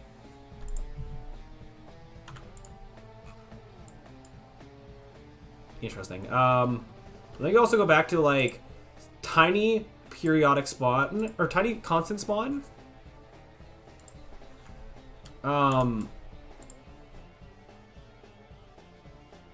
Oh, wait. Five what? As far as like, I don't know, number of particles to be spawned per second. Okay. Gotta know what the units are. Mins, yeah, okay. Yeah, that feels more and more sporadic, that there's, like, the continual bursts. Even, like, you know, even for more randomness, even this could be, yeah. In fact, I could even, to be even crazier, I could duplicate this, can't I? Yeah. And then say every, like... 20 seconds, 25 seconds, have one, like, large burst. Oh, wait, that was not the times. Have one, a thing that's, like, spawn 100. This is too much, but... Capacity, wait, what is capacity? The maximum number of particles in the system spawns particles after the capacity have been reached are discarded. Yeah. So, I'm not going to keep this. I'm just wanting to mess around with it because it's fun. Oh, yeah. Okay. It just suddenly like, blah. Yeah. I don't think I want to keep that because there's probably too many particles. I probably should make sure to keep a certain capacity. I also have to mess with, like, the size, right? There's a thing to have them, like, face in the direction they're moving. Probably gonna do that soon. Okay. Periodic burst. Yeah. It's interesting. Okay, so don't actually spawn 100. Go, like... But I don't know, I think it can still add to the... Yeah, 20 to 25, every 20 to 25. Because, sure. Additional bit of randomness on it, because we'll funsies. I can adjust some of this stuff more. Okay, let's see if we can get it... How do I get it to face the way that it's going? This orients it to face the camera. Oh, along velocity. Ooh, okay. But it's not necessarily facing the camera to the same degree, but actually it's kind of fine. Okay. Yeah. Or no, it is still kind of oriented to the camera, I think. Hard to tell, but that's fine. Okay.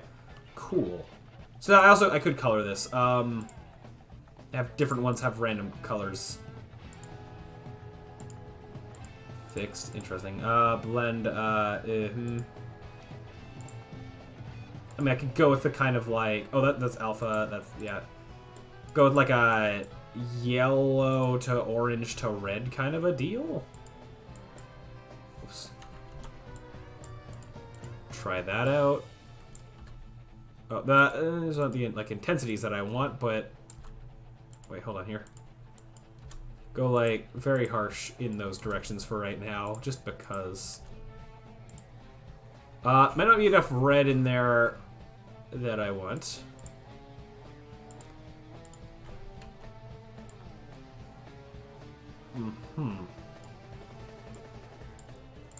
It would be nice to be able to see this more live. This is making the main color orange, and I don't know if I necessarily want that. In fact, maybe I could actually... I could get rid of the... Like the orange happened naturally by just a fade from yellow to red. So, okay, either I go like... This could be tweaked more depending on how I actually use this in context of whatever level and color schemes, blah, blah, blah. But I have two ways I could kind of go. I could go for more like a cartoony, like lightning-y kind of yellow. Like I go very yellow because of that. Or I don't. It's like, well, yeah, which do I want to do? I could also try red being on the other end for a second, just to see. Or because hazard, I go red. I could see that being like a blood particle effect, but I don't think that's a good thing. No. That could be like, I'm just realizing this could be interesting for like water out of a fountain. That's mildly interesting. Not what I'm going for necessarily. Let me try go back to the more pronounced red. Or more pronounced yellow. Oh, that doesn't match with, okay, interesting. Oh wait, this is set color over light. This isn't what I was not at all adjusting this for what I thought it was. I thought I was adjusting this like for the texture itself, like top half be yellow, fade to bottom half be red. In my mind, that's what I thought I was doing. That's not at all what this is. Right. With that realized, what if I started white and then go to like a yellow?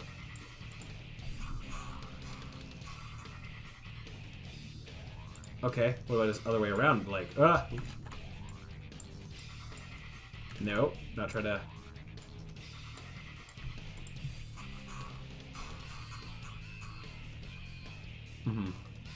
Again, I think this, as I just said, comes more from the idea of like, what do I want based on the context I'm using this in, for how this like electric-ness should look, based on the kind of cartooniness that I want of the context. And with that said, I think I'm going to stick with... I'm going to go like yellow, fade to... How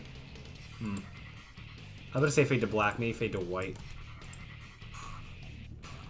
So this should just be more like bright, maybe, possibly. I don't know. We'll see.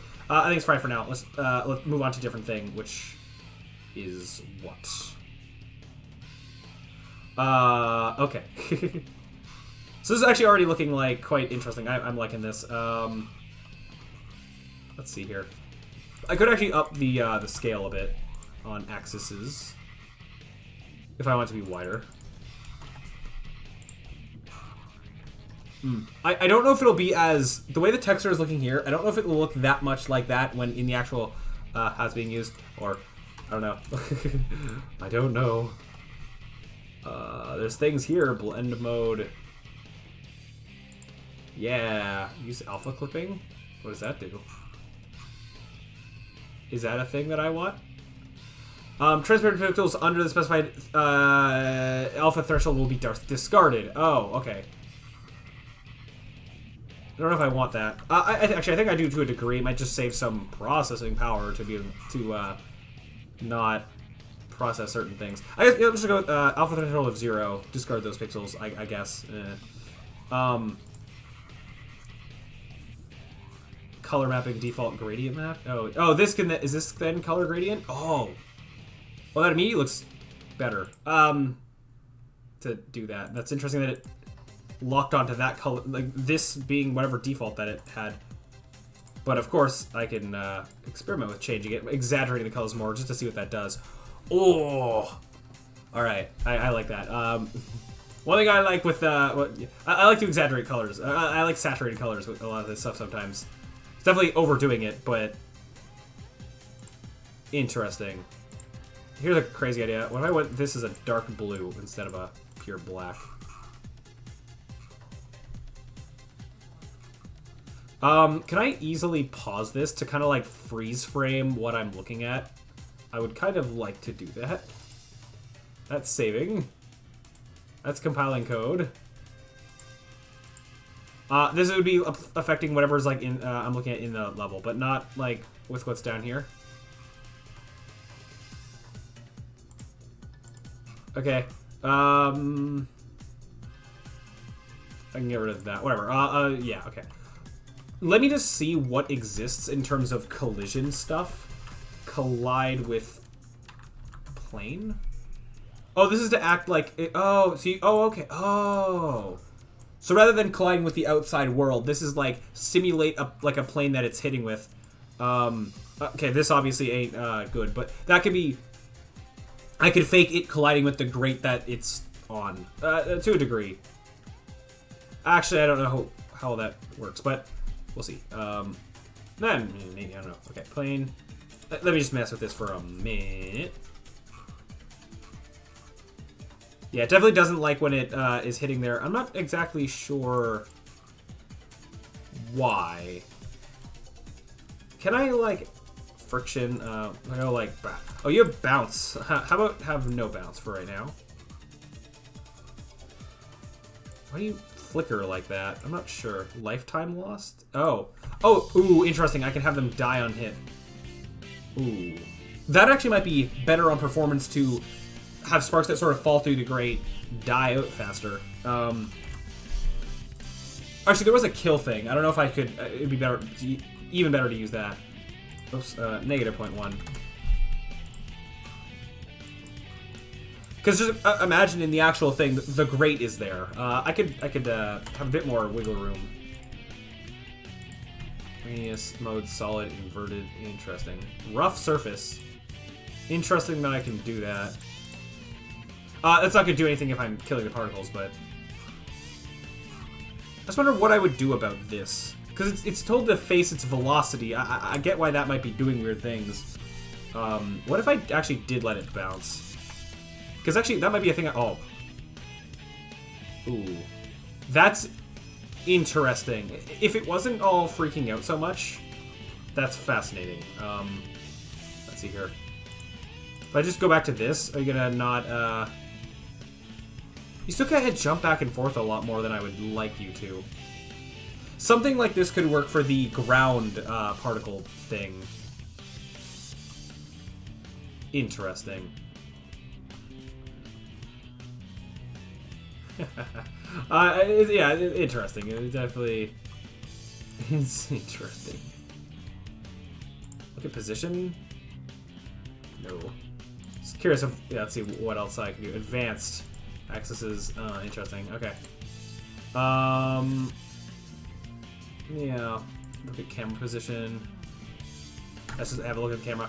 I'd almost want, like, yeah, move, yeah, angle along with its velocity, but, like, I don't know, stop if you're below a certain velocity to a degree or something. I don't know. I might just go back to killing everything, because I think that's just, you know, more polished looking. And fits in with what I kind of said before. So with that, I don't need any of this other stuff that's going to waste calculation things. Right. Okay, so... yeah. Oh, and then there was this that I turned off. That's not gonna... yeah, I'm not gonna want that. I think I'm gonna get rid of that.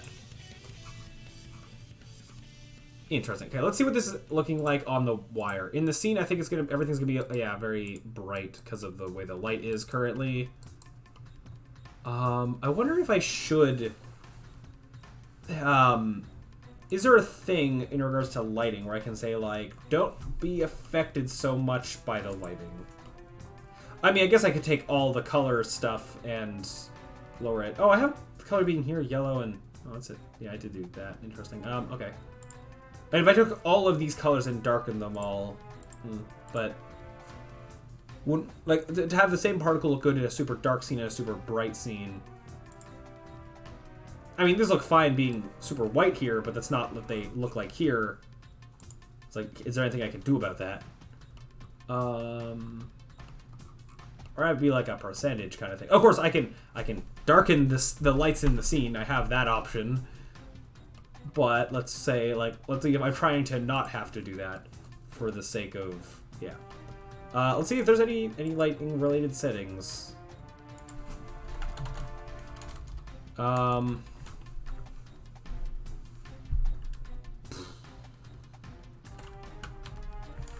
What if I did go multiply the color based on lights? But no, I don't think that would work too well. Also, one thing I do notice here is that you can order these things, and I do imagine that has an effect on things. Like, that can matter sometimes. I guess not all the times necessarily, but depends on what the things are, right? Let's have a Google. Let's see if there's an answer. Lighting. I don't want to make lightning. Just. Oh, you could. Oh, there's also potentially for things for emit from things, like emit lights from VFX things. Sure, you can't read that. Yeah, makes sense.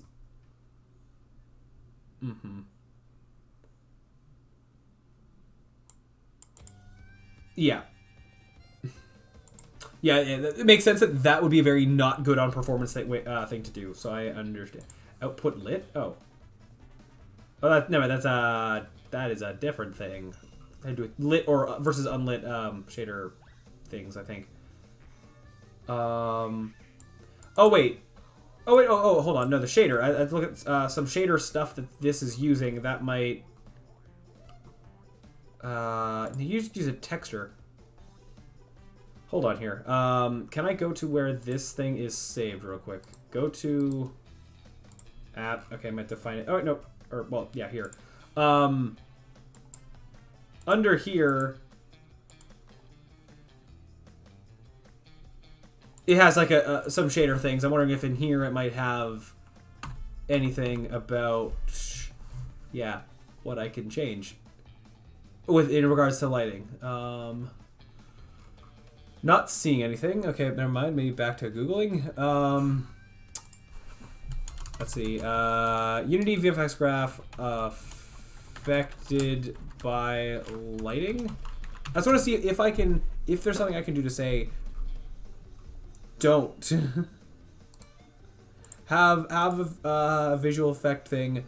I mean, it's cool that I can.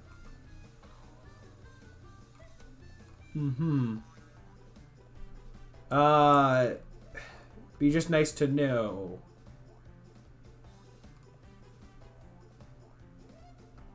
Not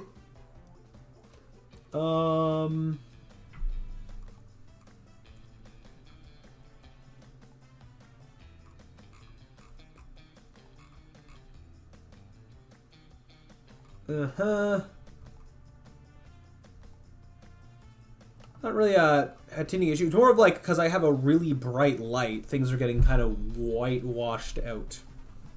So I'm trying to see if there's something I can do about that.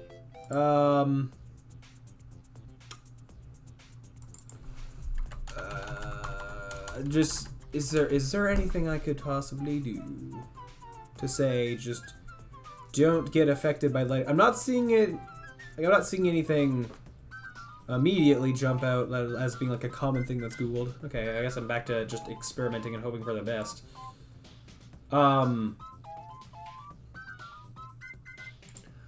What? Okay, I could very well mess with the shader directly, but I do not have the skill for that.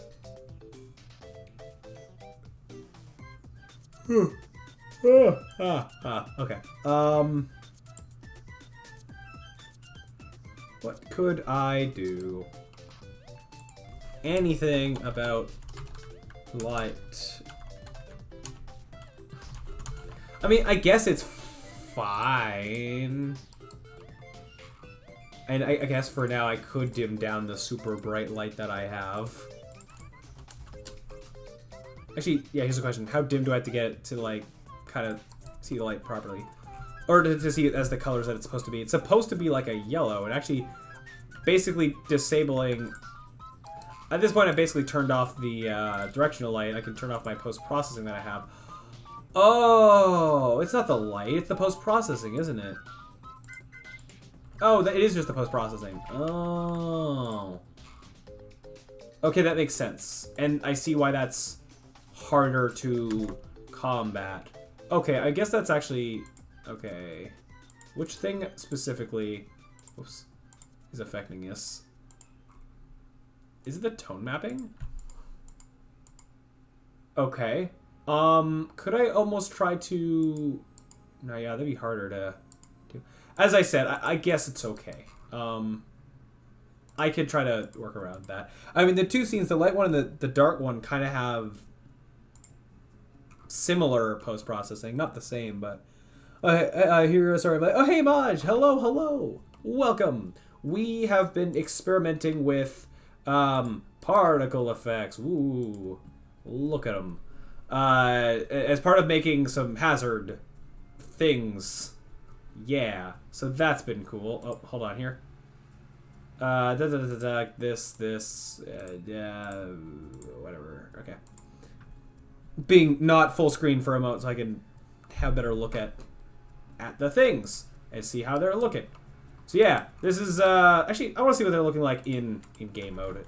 To see kind of what they're looking like from the perspective of how the player would see such a thing, because that's the most important thing. Okay, I'll change the player spawn in a minute. Oh, that's it's way smaller than I thought it was. I'd actually like it to be like double the size. Yes. So, I mean, okay, first of all, yeah, I can barely see the sparks. But that's, yeah, that's the problem right there. I'm zoomed in, it's like, yeah, this size seems fine. That's not actually the size that things are, so... Whoops. Whoop, I didn't mean to open that. My mom made me cut my hair off to start over, so my hair will be short next video. Ah, interesting. I got a haircut a little bit ago, but, yeah. Yeah, okay. Well, it was mainly because I had graduation photos and all that. So, yeah, they turned out well enough. What am I looking for? Okay, first of all, I can apply this. I'm fine doing that. I wanted to find the model. Where's the electric floor model? I have this. Select. Go back to this. Hold on. Trying to decide how I want to do something here. Yes, I'm going to do it like this. Okay. Be double the size. Yes. We have to reset. I don't have to reset those. They just moved automatically. Awesome. Because the way that I had positioned them with the origins and all that. Okay. So now they're like this. They're still super tiny, so let me... Okay, realistically, from a distance of like this much, I should be seeing the particles, right? So this is what I should be designing for, which means that they need to be a lot bigger. Even these wires maybe need to be bigger. Also, this whole thing is kind of going into the floor a bit, so let me maybe... not have that not be happening. That would help a little. 0.1. Yeah, okay. That's not going through the floor. Yeah, the actual particles are tiny. I don't know if the wires should be bigger, or if I were to actually like animate this, whatever, make the wires like doing stuff. This is all temporary. I don't want to go too hard into polishing the actual model too much because of how temporary it might be.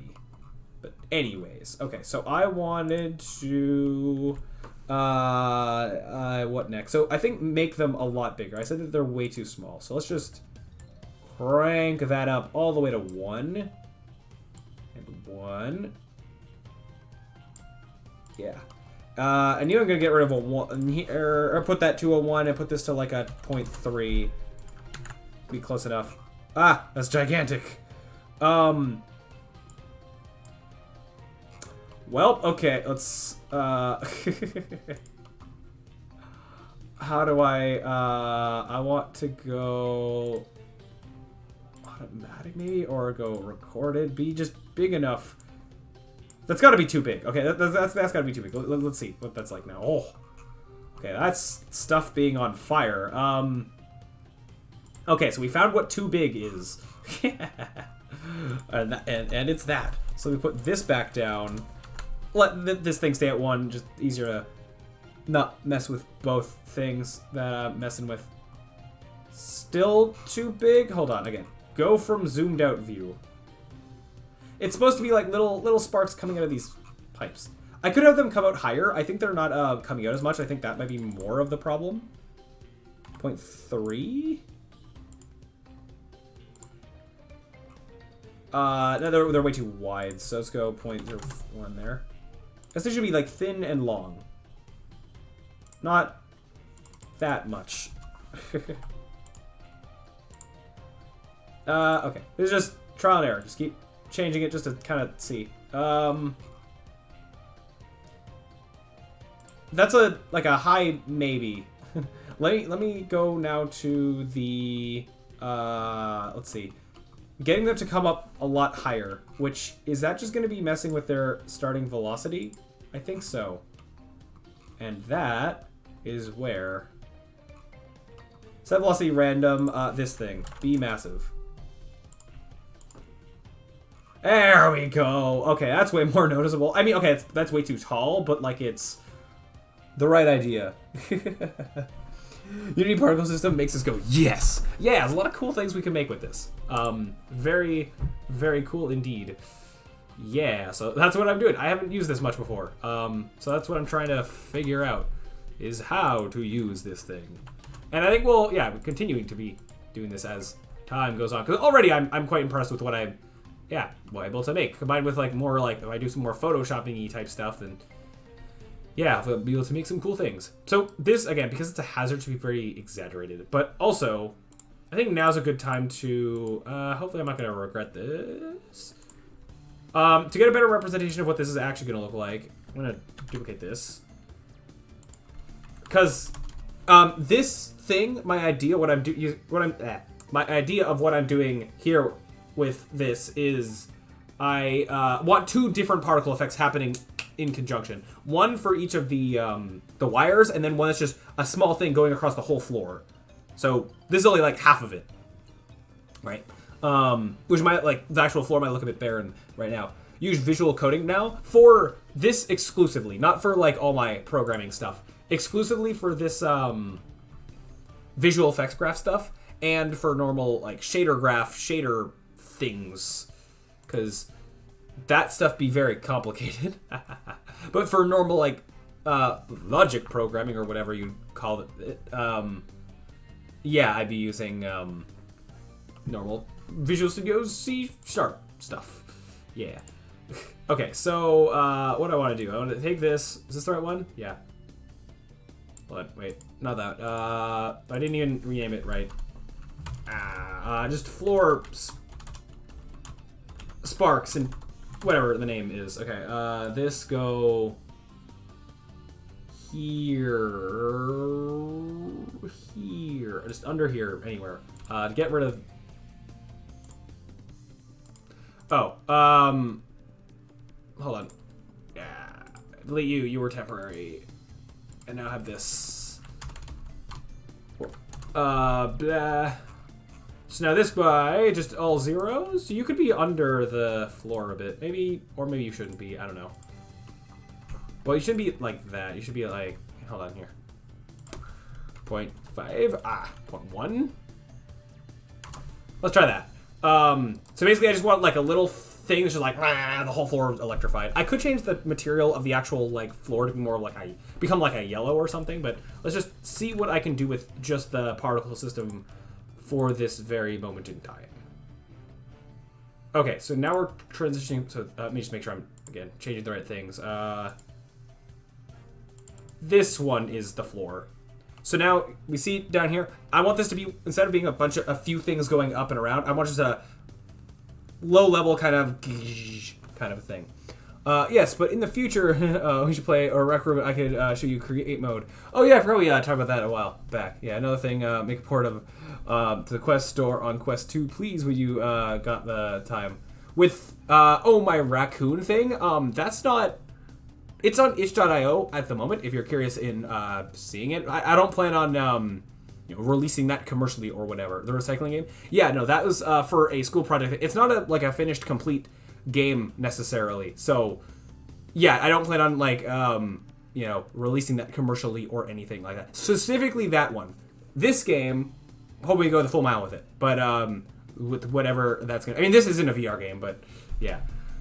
Yeah, one was a school. Actually, they both started a school project, but this I'm now continuing to work on in my spare time. I only got so many hours in the day for all the projects that I'm trying to get done. But I do have a different thing for a different VR game I want to make at some point. That with that I would hopefully be releasing that commercially, all that blah blah blah blah blah. Yeah. Oh, so just ruin the feature then? Yeah, yeah. Well, you showed me a bit before. It did seem very interesting. Yeah. Anyways, back to this for now, though. Okay, what was I trying to do? I think for now, I just need to change the spawning parameters of it. Okay. Even the... I think I just have a high constant rate. No. Yes? Maybe? I'm gonna try... I won't delete these things here. I'll just turn them off. Just a high constant rate. Very high. And then how do I change the... They're all spawning out of a single point. I need to change like how it spawns. Like spawn in like a square. I know you could do that in like the old particle system, so there's definitely a way to do it here to kind of set spawn position, but randomly spawn event. No, is it gonna be probably an initialized particle because that's like maybe was old position position composition set to set position shape. I don't know what AA box is other than the word box in it, but I'm gonna try it. Okay. Oh, okay. That's kind of it, maybe. Possibly. I think I also need the, to tone down the start velocity. 0.1 and, 2. And then even their speeds on the sides, I don't know if they should be quite as much. So let's tone that down. Just for like the idea of what I think I want in my head. We'll see how this idea goes. Can't wait, man. Me and you playing Rec Room, making rooms, playing laser tag stuff. Yeah, shall be cool. Okay. Right. Oh, gravity is too strong now. Yeah. For these, they should be very barely going down. I almost just want like.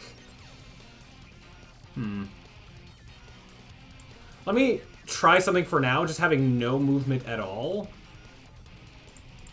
and just get them to kind of like spawn how I want them. Why am I not seeing you? Oh, because you're told to, I gotta change this to this for now. Okay, good enough for my test. Might not even want the same graphic if I'm about to be moving it the way that that I have an idea of how I'm gonna move it. Definitely should make it, not so long.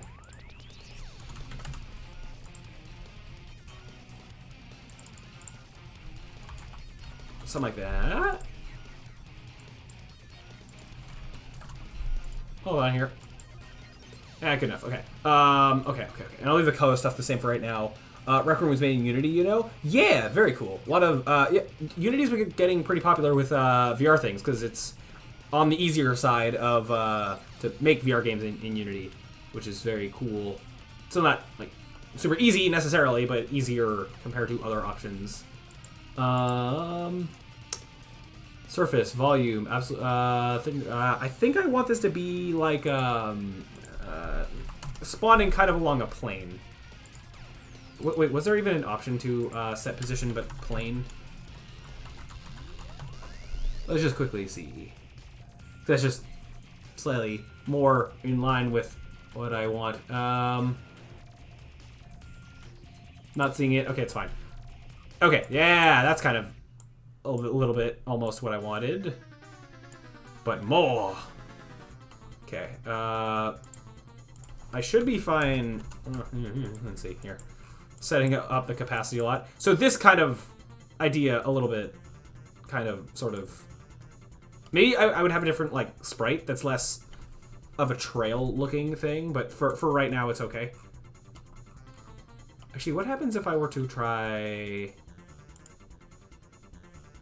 a different texture thing? I have my my white circle from before.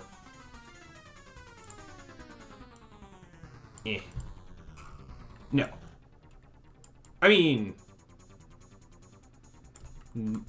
no.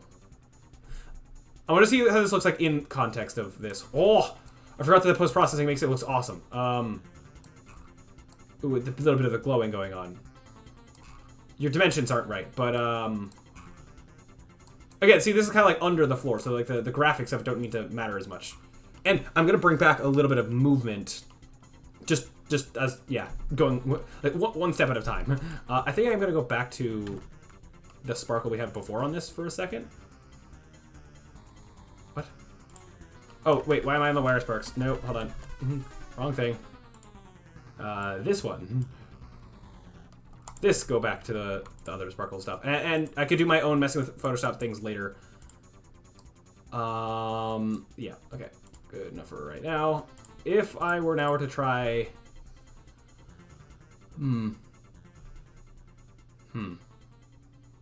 Interesting. I'm just realizing I could go, like...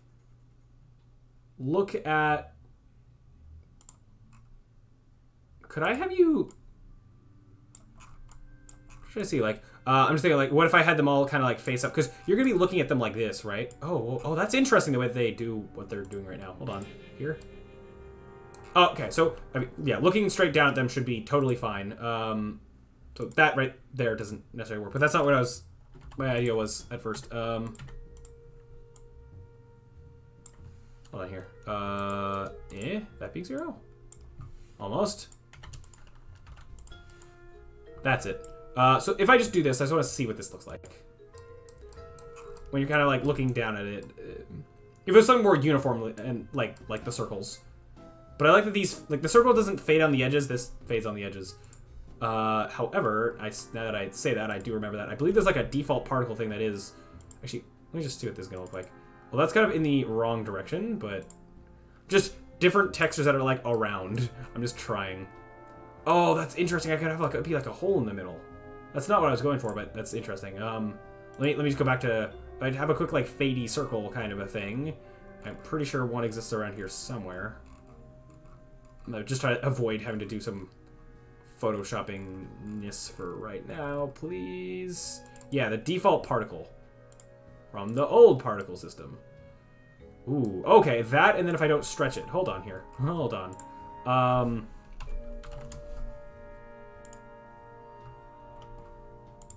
So now it's like, oh, that's cool. That's cool on its own for different things. Oh, sorry, I'm not just talking to the stream. Fishing last minute school assignments. Yeah, no, or it sounds. Yeah, have fun with that. I think that's cool. Very cool. This is. I will say this is half like trying to find something good for what I'm doing right now, and just random experimenting for what we could eventually do. Like some of this is giving me ideas for like lava-y type things that we could do later on. So it's kind of we're doing a bit of both right now. It's just cool to mess around and see what we can accomplish.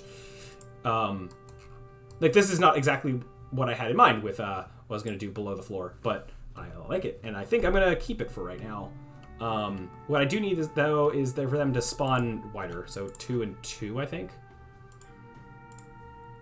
Oh, I don't want that preferably. So it's actually going to be like 1.9 and 1.9. And if I give this a little bit of thickness and go volume, they'll spawn kind of more... They can have a bit of up and down variance, which I might want. Yeah. Interesting. Now I think I might bring back a little bit of their movement. So I think they might... I don't know, just something that makes them move up and down a little bit. Or they could even... Maybe are they like jittered left and right? That could be interesting. Let me start with this, though. Yeah, see, that's...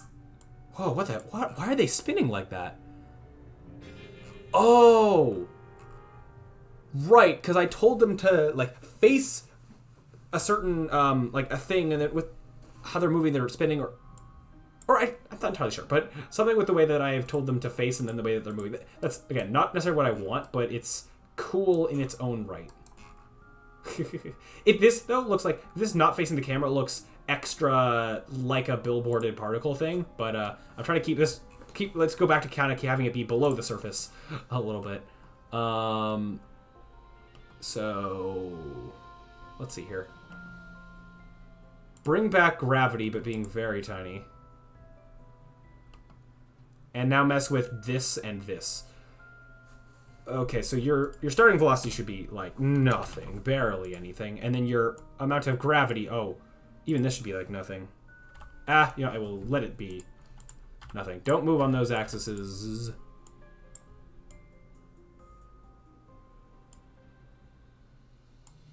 I guess that works. I think rather than they're spawning, moving up, and then moving down, if I could do more to make it random, like apply random velocity, like a jittering up and down maybe. If I go like jitter, but in doing it in a way that like they're not really gonna leave. I need to do this ideally in a way that they're not really gonna, leave. What if? Okay, here is an idea. What if I could make them do something that makes them move in a sine wave kind of a pattern, but then inject randomness into it to kind of cause some jitter or something like that. Sine's got to be a thing. Or let's see here. Set position by speeds vision over life. Ooh. Well, okay, this is gonna be like constant.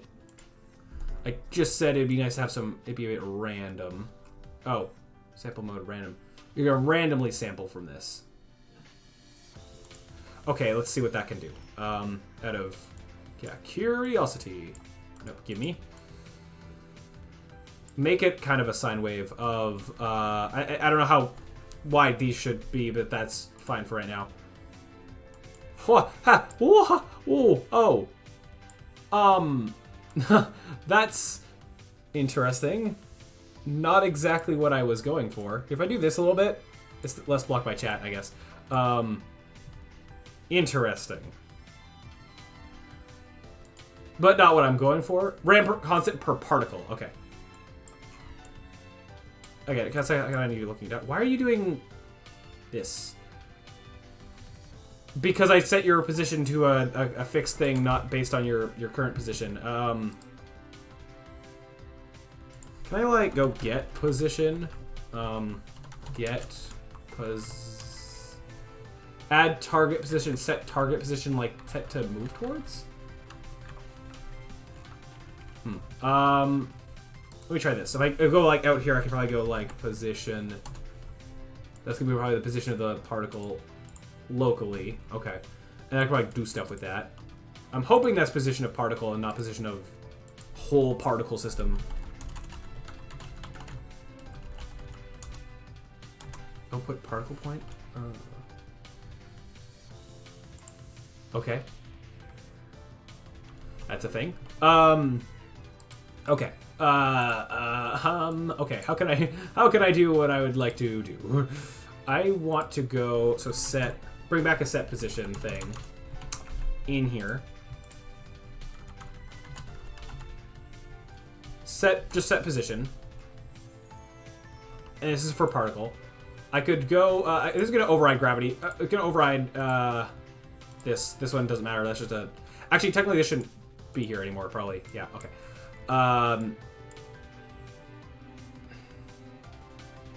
Oh, wait. Oh, you're just an input field. Wait, you aren't actually getting a position. System. I can get a simple particle system. Oh, wait, sorry, no, that's never mind. I thought that was like getting the old particle system and doing stuff with that. Never mind. I'm looking for, because I want to do something based on the position of the particle. Spawn. That's okay. It's gotta be something. I just gotta find it. It's definitely something that exists. I think. Okay, these are all the operators. That doesn't help me as much. Oh, wait. There's like an add to position, but I want to basically do, there's an add to position thing. I guess I could use that, but I almost want to like do something based on it, where the particles spawned is kind of what I want to do. So let me see if there's something like that I can get. So Unity VFX get particle, not because I don't want the spawn point of the whole particle system. I want the spawn point of a particle, if that makes sense. Spawn position.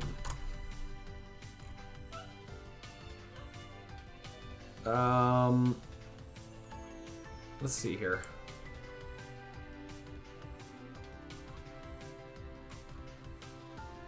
Quick cross.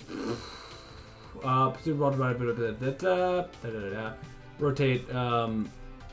See, particle system thing's still a bit new-ish, kind of, sort of. Not that new, but new enough that there's less stuff about it than, like, you know, things with Unity have been around for a decade, right? So operator, maybe attribute position, or position of a simulated element depending on location. But I didn't see that as a thing. Oops. Oh wait, okay, so it was under operator. Okay, I assume this would be just like math things. Attribute, was that a thing? Oh, I just completely missed that. Oh, okay, good, perfect, awesome. Although that is current position, which isn't what I want necessarily. It's a start. Old position, that's what, probably like the position it was in last frame. I don't think that's going to be spawn position. Let me keep scrolling. Position, as I just said, I think it's going to be current position. Spawn count, spawn, blah, blah, blah, target position. That's almost helpful. Spawn time,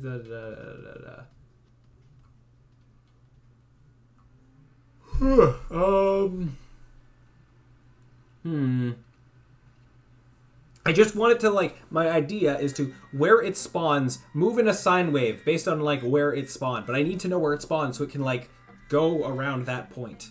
And that, yeah,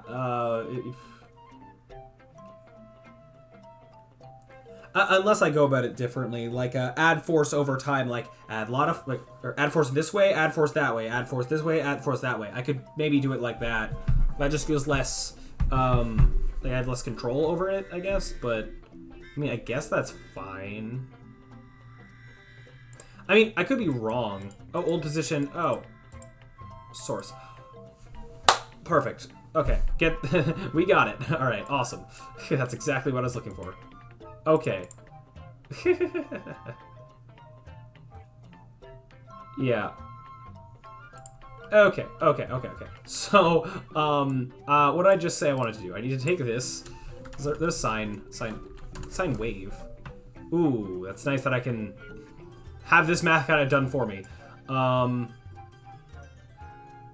Wait, no, I generate the sine wave first, and then okay.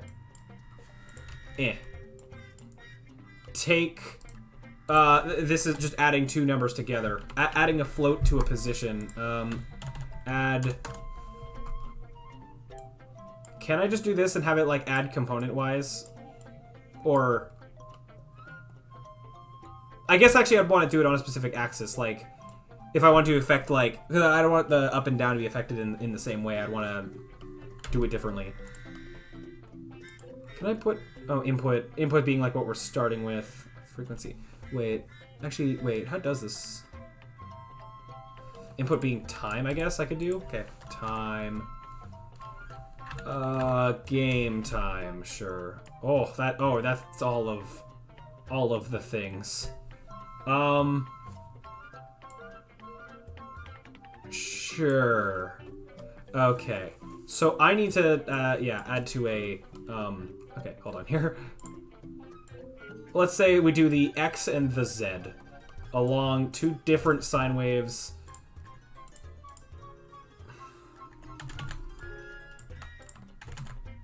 Where this same starting thing. Oh wait, min and max, or -1 and 1 to be like a normal sine wave.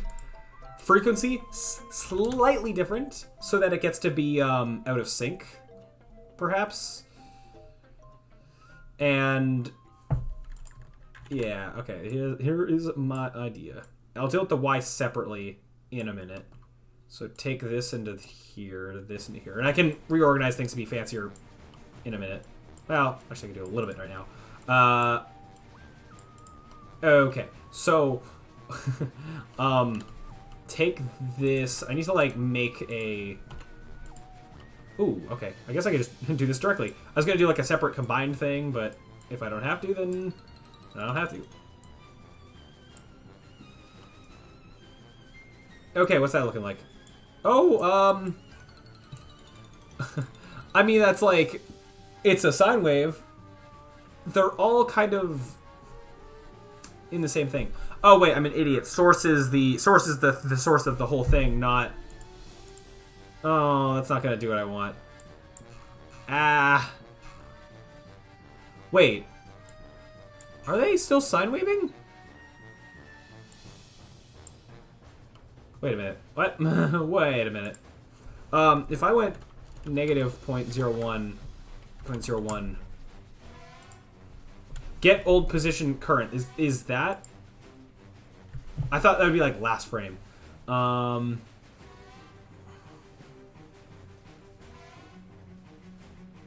that's just gonna be like.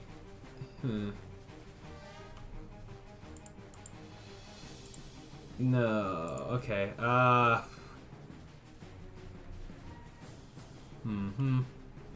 let me just mess with this anyway real quick. Just, I think I need to tone down the values regardless. Oh, no, okay, it is moving in sine wave. Okay, and they're not all bunched together. Okay, now, this is what I want. Yes. So that is, yeah, what I want to be. What is, oh, that'd be continually add to more things. Of course, they're all random. I would want to inject randomness into this somehow.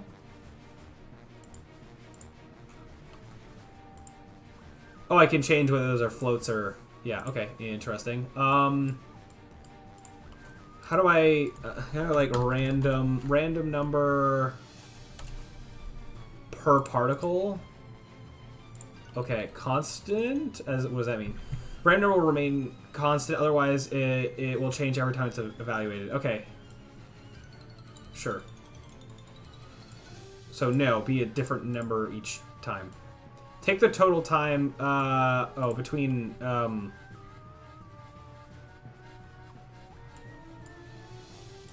and, add. Could multiply, but doesn't really matter. I mean, it does kind of matter, but like, I just need some little bit of randomness in this per particle way.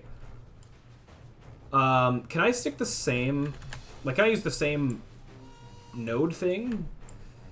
Or would I want to make like another one to be more random? Let's find out. Okay. Yes! Yes! That's what I wanted! Yeah! This like jittering back and forth. It's actually way more jittery than I thought it would be, which is what I wanted. I thought this would be super smooth and then next step would be making it jittery. But no, this is the jittery that I want. This kind of like chaos underneath the grate. Just a little bit. And each one looks different. They're kind of going like diagonally. I don't know if that's how I want that to be.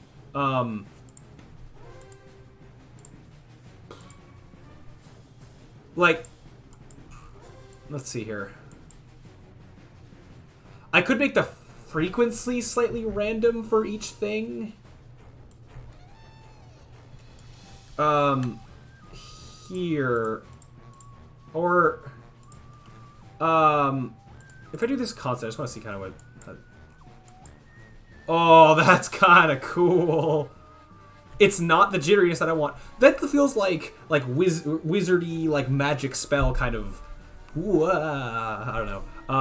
That's cool. I like that. But not what we're going for here. So I'm gonna go back to the jitteriness. Now, what next? I think I might do just a tiny bit of jitter on like the Y as well. At first I was gonna be like, I'll try to have the Y do differently, but I might just do this. Same thing, another axis. The X and Z get to be the same, but then the Y gets to be a little special. Okay, so I need to copy these guys. No, hold on. Copy, paste. Well, oh, you did copy everything. I thought it just copied the one. Okay. The settings are going to change in a moment. Okay. And then, this is cool though. Yeah, I like where this is going at the moment. So, let's see here. So they're going up and down. Also interesting when looking like this, but again, user will be seeing it at like an angle like this. because it's in the grate. I don't think they'll really be seeing it from below, but I guess if they do, it's fine. They shouldn't really be seeing it from an angle like this. Right? We'll see how that goes. Because at this view, their view is blocked, except for maybe like the top view or something. Okay, so now they are kind of, yeah, moving up and down, I guess. They're definitely like, I don't know, it feels like they're orbiting a lot more than I would think that they would be, but I guess that's okay. Okay, let's see what this is looking like for realsies. Oh yeah, this gets a lot more white with the post-processing effects I have on currently. Could change that. They are going through the grate, so they're going up too high. The Y here, a little bit of jittering here, but that's too much. Oh yeah, I forgot I can change I can be changing the frequency of how, yeah, how'd that do? Maybe this to like a 1.1 maybe, and then put this to like a 10. You know, it, I guess, won't make it on the full sine wave for a, oh wait, no. Higher frequency is faster, because that's how frequency works. The up and down, I think, was going to be more gradual. What's with this? Oh, Why are they all kind of, as a collective, like, moving up and down? So much as well. Like, they're moving way more than they should be, I think. Is there something else that's... I turned off gravity. I don't even actually know what that's going to do when having the other things that's manually setting the positions. Sine wave between really small value and really small value. Take spawn position, add, and set that to that. Unless... I don't know. maybe this isn't working like how I think it is, but like, maybe that's fine. I could run it through like a clamp to make sure it stays in the grate, but I didn't really want to. I wanted to try to have the math just work how it was supposed to.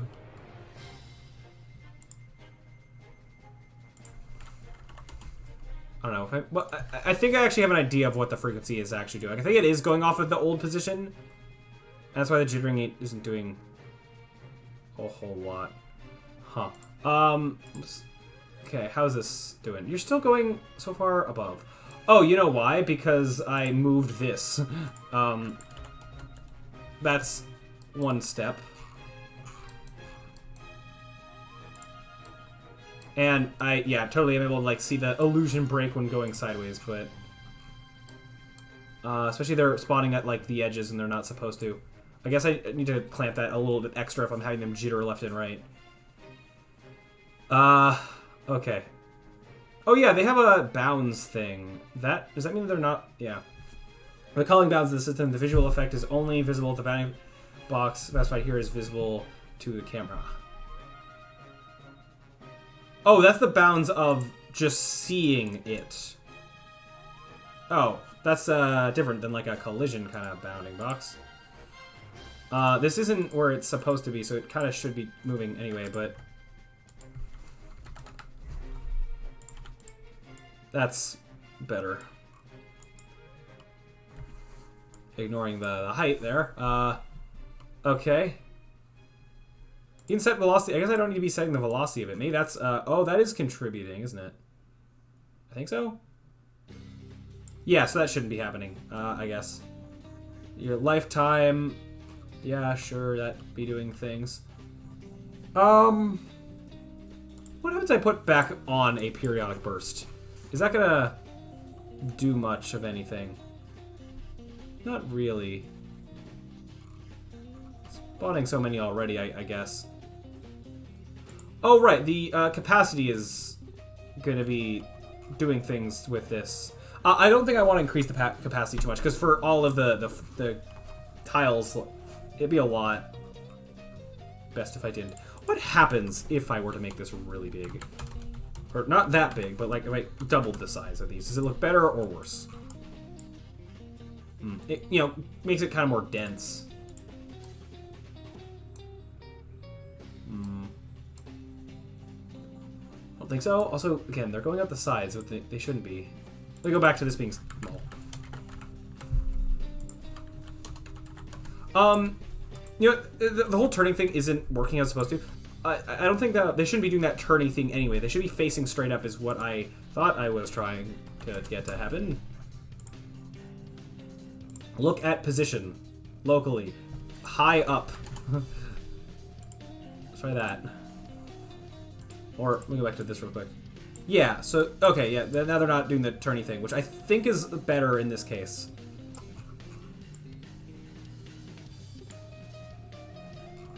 Okay, now, let's see here. Is there like a, maybe I could try to do like a clamp position thing. Either I do it in math here. I guess I go clamp. Oh, I can clamp in a box. Interesting.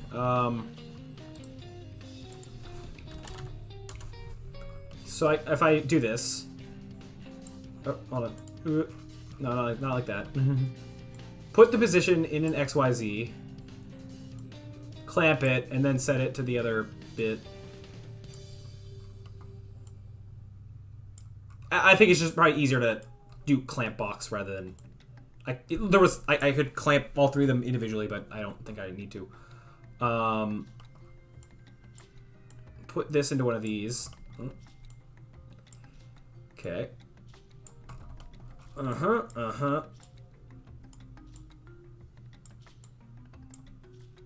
Yeah. Do that. So, point...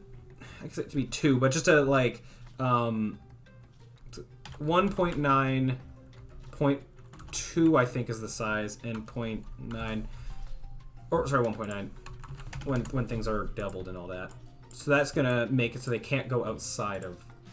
That should make it so they can't go outside their areas. I don't know if I got the height right. Looks like along the side they seem to be fine. Oh, even that little bit is kind of too much in my book, so decrease it a bit. I mean, there's like the red bounds in the way already, but yeah, okay. Feels like it's just also not as dense in there as it kind of is on the outside. Is it? Oh, because the half is. Oh wait, no. I was about to say it's because the half that's like going through the floor. Oh no, wait, there is a half that's going through the floor. What? Wait. So yeah, okay, that's why it's just not as dense because half it's just not being seen. Are you supposed to be at a 0.5? Are you supposed to be? You're supposed to. Oh, well, the particle system is supposed to be in the middle, I think, of how I've set this up. No, like in the middle of that. Okay. Okay, that's more of them.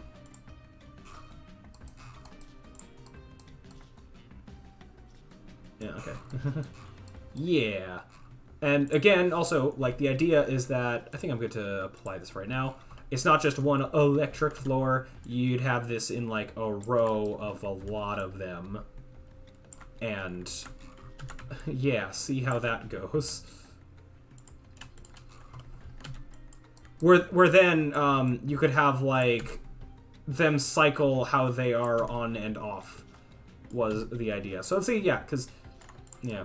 How does this look with all these? I do want it to be very clear when they're being turned on and off. Like, right now they're all on. I don't have the code that's, like, swapping them, but... Oh, Luzka, hi! Don't know how old your messages are, but I wasn't looking at chat. Hello, hello! Yeah, we're making some cool things.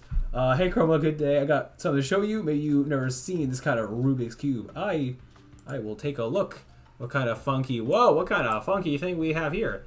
That is interesting. I imagine we got like the right colors for the right circles, and there'd be wonky rules of how that makes that super difficult. That is crazy. Wow. Very cool. I like. Okay, let's see how... Oh. Okay, no, first, let me just make this easier, because we're going to be continuing to mess with this. Let me just move the player spawn over here. For those, guess who haven't seen the last few streams, we do a thing where we spawn the player, like, at runtime, and I have a good reason for doing so, because it sets up other things, and blah, blah, blah, but the way I have level things working, it's necessary. But if I ever want to, like, be changing stuff with the player, so it's not super annoying, I have a scene that just has a spawn player in it I can quickly go to, which, yeah, it works for now. Okay. Oh, right, I forgot that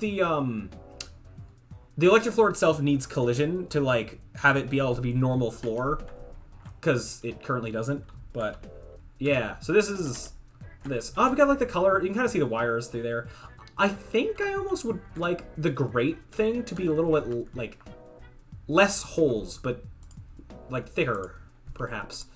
Let me mess with this. Like have it be thinner, or maybe the same thickness but less holes. Let me just try.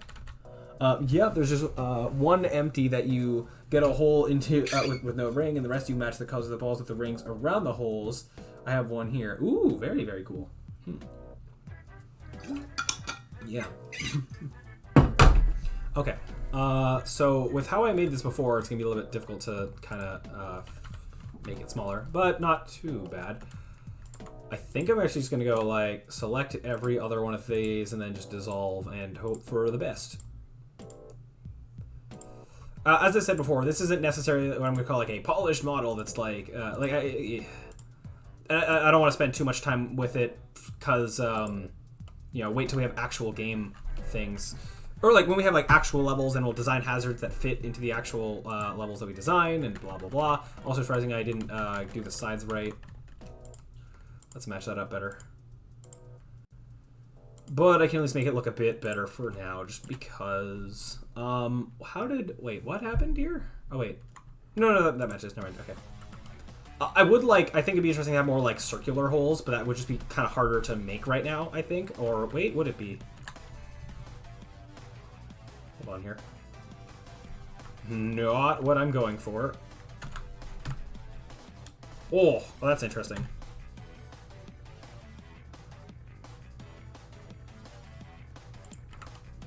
Okay, that's fascinating. That is kind of cool. And I could mess with the wires more to do stuff, but in a minute. Yeah, ha ha ha ha ha ha ha. It's interesting that the particle effects are going in play mode. The old particle system didn't do that easily. So interesting. As we established before, though, the electric floors wouldn't necessarily are going to be going all the time. Yeah, that's interesting. I'm still not sure if I'm completely happy with it, but it's interesting. I feel like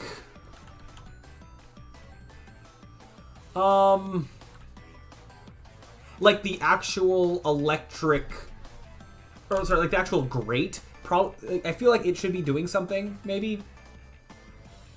I could look at some examples of games that have done electric things and like what they do or whatever, but this like works enough as like both a introductory messing around with visual effects graph stuff and what I can do with it, and like this is, you know, temporary-ish anyway. I don't, again, like even like color scheme stuff, like I don't know what I necessarily want out of a color scheme, but let's just I think for now I want to let's take a quick break from the art stuff and do some programming-y things where I want to get this to have functionality of blinking on and off in terms of being a hazard and not being a hazard. Yeah, sparks that are intermittent, like it's sparks that are intermittent, like it's welding the wires by itself. Do you mean like, you know, like pause, like that kind of thing? I mean, this was sort of the idea of like this was the on moment, like a white dot. Oh, you mean like big white, like blowtorch kind of, like single not moving, super bright thing. Interesting. Yeah, actually, I could see that. Yeah, it doesn't necessarily look like stuff's coming out of like those wires. I can see that. Yeah, more or less like a supernova, a little bit small. I see. And now I'm like, okay, wait, how difficult would that be to set up real quick? I actually think you can kind of have multiple like sub particle systems in one thing. Let me just mess with that real quick. Like this is down here. This is the particle effect on the wires. I think you could just go create, or like particle, or if I started by just copying and duplicating this, I think this is a thing you could do, and then now it's gonna kind of be two at once. Yeah. So I can change this one and have two in one kind of a deal, I believe. So let me try going back to the circle that I had. Where do I have that thing? Try to find where do I have that texture real quick. I have like a circle texture somewhere easily accessible. I think, where did I put you? I thought I would have put you in textures. Where are you? Ah, this one. Well, you're under sprites. Sure. Eh. Okay, and then instead of, whoa, I guess just spawn, like, well, one, but one with a long lifetime. Eh. And don't move. Let me just turn off everything that's doing forces. Everything that. Where was, I guess align with, instead of align with velocity, this would just be like a face camera. Yeah. You're still moving. Where's your, blah. And then size-wise, go 0.2.2. I think we'll go for perfect circle for it right now. That's not... Okay, so... I mean, like, yes, but... it's interesting the way the colors are doing. One little addendum to that, though, is that in practice, with our post-processing, it's going to be more glowy like this. So... yeah. And I could do more to... Actually, wait, no. I have a better particle. Did you use the default particle, one that actually has more of a proper fade to boot? I'm trying to avoid... do this easy and not have to... eventually, with some more complicated effects, we might do some photoshopping to get things better. But, okay, for now, that's... Oh, wait. Wrong thing. This one using the default particle already, so that's fine. I opened up the wrong one, though. This one? Yes. Yeah, and thanks for the recommendation, Luzka. Yeah, this helps. Definitely, like, with these kind of things, looking at references, yeah, be good. And what I maybe should have done, but that's okay. Oh, that's interesting that you're having the blue on the ends there because of this guy. I'm deciding to what extent I want that. I think I'll go. You get to be white. Interesting. Better. I think, yeah, we go for... I think instead of this color way that it's currently doing, let me just try going for a pure white. White and only white. Where are you getting... Oh, okay. Yeah, it's like, where are you getting the bits of not white? How about to know? Ah, wrong particle system. Wrong one. I don't know why I keep doing that. Okay. I mean, they all start with the same names. That might be why. Just maybe. Okay. Just pure white. White is not yellow. Oh, that's because I had this going on as well. Setting the color over its life. Interesting. What if I... Whoops. Have it... No. Slowly go towards like a... I don't know, like a black. Just to see what that does. So that's gonna be as it fades out. Or... Ooh, yeah, that... Okay, not... Because it's like one particle is fading out as the other one is like behind it. It's doing this kind of like effect that you see there. Not entirely intentional, but seeing what I can maybe do with it. Maybe I, instead of going from like that to that, I go like maybe just a bit towards yellow or something. Or towards red.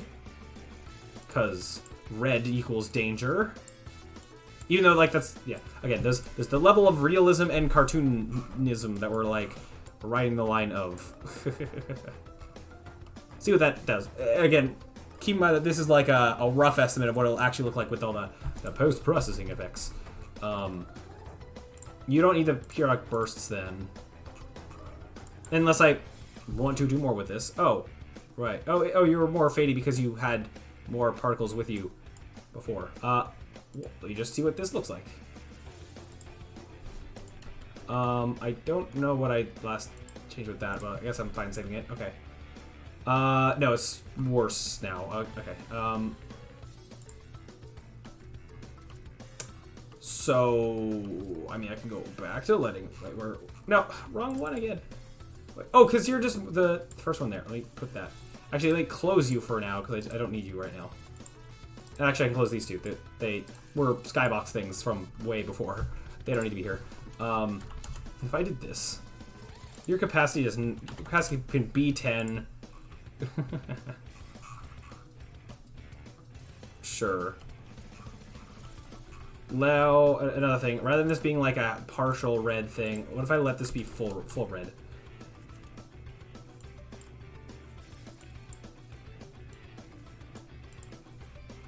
What might that do? I don't know. Just trying things. That's how I've done a lot of the things so far. Is just trying things and be like, ooh, that looks good, and like stumbling upon random things that it's like, that probably won't look good. Oh wait. Oh, I wonder if I were to do the same jittering that I did with the ground thing, but like, well, tiny and with the other things behind it. Let's see. Let me see. Let me try things. Yeah, I want to be careful of performance and whatnot a little bit, but okay. Let's see here. I was going to try to do this on here with a set position.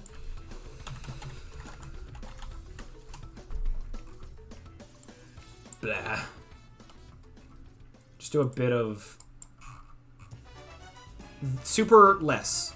I think in this case I want everything to, these numbers to match, but with different input values. So, okay, hold on here. Might be easier if I just go divide. Although if it's 0, no, that's fine. Yeah. Divide. Hold on here. Take this. Make all of these between -1 and 1. Oh, I guess divide. Actually, okay. You know what? I was gonna do this. Because just make it easier to edit. I'm gonna actually back out on that idea, because dividing for all these pixels, like running the actual programming and the math on that, all that dividing is not good on performance. So I'm gonna strategically not do that. So I wonder if just like you see, like the bits of particles kind of going around a little bit. Oh, I don't know if yellow is the color. What if let's try more of an orange maybe for more fiery. That could be it. Maybe more of like lean a bit more towards yellow, so it's just a bit of a brighter kind of orange. It's just more randomness a little bit. The particle itself, like the image thing, could maybe be better, but I think for now that's okay. Let's see, what else can I try with this? Oh, this is a thing. I forget what this is actually accomplishing.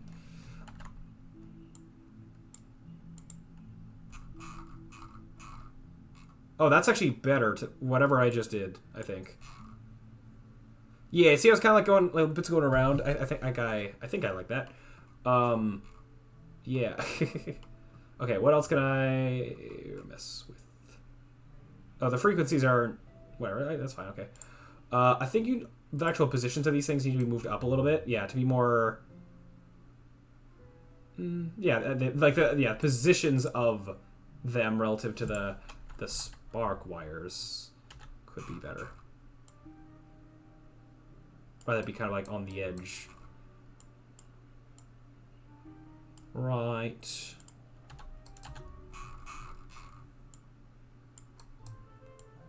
And the model itself could, be better, but that's also okay.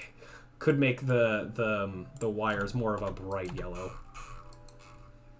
or more of like a brown, coppery kind of a color. But it's just like a step towards where we're going with this, I guess. If I apply this, that should be fine. Shouldn't break the other ones. They'll just be consistent. Like to some degree, I do want to like watch the number of particles that I'm doing, because it can be bad on performance after a while. But we'll see when that starts to happen. And yeah, I don't know if I can try to like achieve the same sort of effect with less particles or whatever. Like, I'm not sure if maybe these are still going too high. Hard to tell.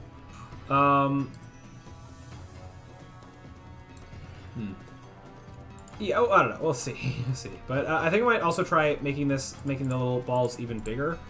See what that looks like. Because I'm still trying to figure out the degree to which I want to like be sort of exaggerating it. Don't know. That's a bit too much, but for a second, let me just try going back to the pure only white. See that? Kind of what that's doing? It's almost like it's not bright enough or something. I can do this. That doesn't, Oh wait, hold on here.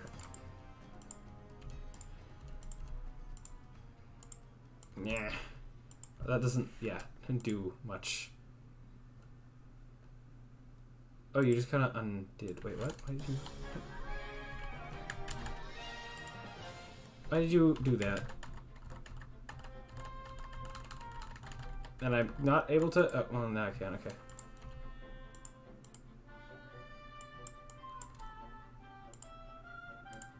Able to detect, oh, you kind of like, huh.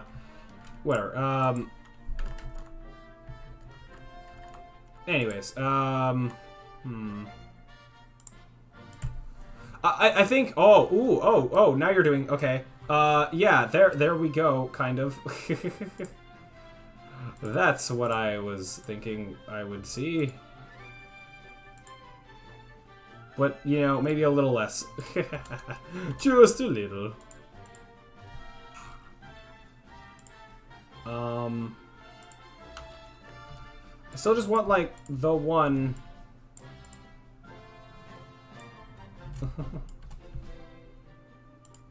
I don't need to change it twice. Of course, I can have it, like... do a bit of both. Oh, National Needle Mouse. Hi! Long time no see. Hello, hello. Yeah. We are messing with things. Lots of things. Particle systems, mostly. I might also try... Here, maybe I could give like a spike, and then it lowers again. Or something like that. I don't know. Well, that's gonna be like... I want to be careful of, like, because I want it to be able to be random just a bit, not have all of them look exactly the same necessarily. I think now they're too big. Okay. Get this. Find the right middle area. Alrighty. Nice. I've been in a game jam. I'm using Ren'Py for it. It's super easy. Ooh. Cool. Yeah, I have never used Ren'Py, I don't think. Yeah, sounds interesting. Okay, that's a bit better. Still deciding if I want, like, a color tint. Maybe, like, now that it's adequate brightness, let's see what tint can do for it. Try that. Let's see what that'll do. Okay, and I got, like, bits of yellow kind of peeking through. Interesting. I could go back to, like, this thing. What if I put this on yellow now? What is that going to do? Ooh, interesting. Interesting. Yeah. Interesting. Seems interesting. Okay. Let me try the, like, orange with it being all bright. Ooh, also interesting. That's way more fiery, I think. Maybe I go kind of like an in-between. Yeah. Okay. Sure, it's something. It's for now. Like, and a lot of this can be temporary for now things. I'm thinking of doing more practicing a project for this summer. I want to try out C, Lua, Python, and Rust. Ooh. I'm excited to try out Rust for C. I want to do my own Sonic engine in OpenGL. Wow, well, best of luck with that. Yeah, sounds cool. Also, yeah, I imagine it'll be quite complicated, but yeah, if you think you're up for it, go for it. Yeah, very, very cool. I've never used Lua or Rust, but I have used C quite a bit for mainly school things, and Python was my first programming language I ever learned, so yeah, very cool. Yeah. Okay, so with what we've done here, I think, yeah, it's pretty cool. Nice tests and experiments and yada yada. Now I want to try to do a bit of programming to get the flickering to happen with our current setup. Actually, hold on, no. One thing before that is the material on the split wires. Let me just see if I can do something about that, make it a bit better. Even just like, yeah, bright yellow. Maybe I give it some emission, see what that can do for it. Yeah, that helps, I think, or that might be a bit too much. Yeah, okay. Yeah, that's gonna take a bit, probably after summer 2, lol. Yeah, imagine that. A lot of my side projects, like stuff like this, I'll very much underestimate how much time certain things will take. But you kind of learn as you go along to a degree. Okay, so yeah, that'd be that. I wonder if... So I was considering doing this. I think I might be more inclined to actually do it. Is have the texture, not the or material, it's just a color right now. Have the material on the electric floor change when it turns on and off. And I'll probably go with like a dark gray when it's off, and then like what I just did, like a bright yellow when it's on. I think something like that will really help it be more clear, especially from a distance when it's like flickering on and off. Ooh, actually, let's redeem Solver Boost Cube. That I can do. Yeah. Sure. Yeah, especially also while I'm looking at this and thinking, we can enjoy how these particle effects have turned out. I'm not entirely sure if with like, actually let me just do a quick little, have a looking at this. Sounds good. Yeah. Looking at this from a distance, in-game, okay, so this is like, I just don't know if it, I don't know if that's too many particles, is my thing. And maybe they're going a bit too high. You also, I don't think you can't really see the ones underneath as much as I was hoping that you could. So that is possibly a little problem. So maybe I'll bump them up a little bit. Actually, let me do this first real quick. If I go to this just as a little bit of experimentation, if I do this, even then, as I said before, you kind of have to be looking down to really see them. From the side,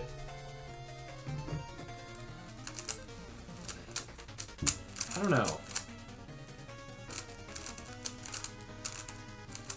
Might experiment with it more.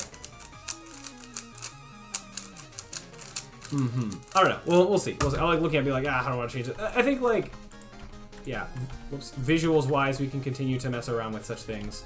I'm trying to get my mouse back so I can go out of play mode. Yeah. Because also, in terms of color schemes, either we go with, like, this, like, electric, like, lightning more towards yellow, or some games where you do, like, electric hazards, you might go for more of, like, a blue. Could experiment with that kind of a color scheme. I don't know. We'll see. All right, let's do this, shall we? Okay. Timer. Un momento. Shabam! It's me, but bigger. Where is my timer? There it is. So last time I did this, we got a time of 59 seconds. I don't think I've solved this since, like, last time I did it on stream, so a while. So let's see how this goes. All right, ready? No preparation. 3, 2, 1, go. I've already lost what I'm looking for. Okay. This. Yeah. Yep. Where's orange? There you are. That was a really slow cross. No, I just couldn't find what I was looking for. But also, I didn't prepare at all. Usually when you solve a cube, you, like, look at it for a few seconds beforehand, and I just didn't do that. Like, no time to prepare. I gotta go now. I think, yeah, in early phase solving Rubik's Cube stuff, the thing I probably struggle with the most is just finding the pieces that I'm looking for. As I'm doing right now. That was not... Okay, minor mistake. All good. But, and then now things speed up dramatically, in theory. One day I will learn all the OLLs. Just gotta, yeah, there a little bit, and a little bit of this, and a little bit of 3, 2, 1, and bah. Well, yeah, 104. Wow. That was slower than before, yes, but oh well. I think mainly I'll chalk that up to very slow cross at the beginning. Yeah. And also, well, yeah. Yeah, anyway, okay, anyways. That was that. Wow. Alright, back to, close you, got that. Turn that down a bit, okay. Okay, so yeah, so next, we had this going. Still not, like, sure if I'm completely happy with it. I don't know if the sparks need to be flying as high as they are. I think I mainly did that so that they were more noticeable, but I don't know if I should be kind of doing different things to increase how much they are noticeable. So let me maybe take the initial velocity and cut that a little. Maybe not a lot. Just doesn't need to go as high. And then, because it's a random between a low and a high, lower what the lowest thing can be. Yes.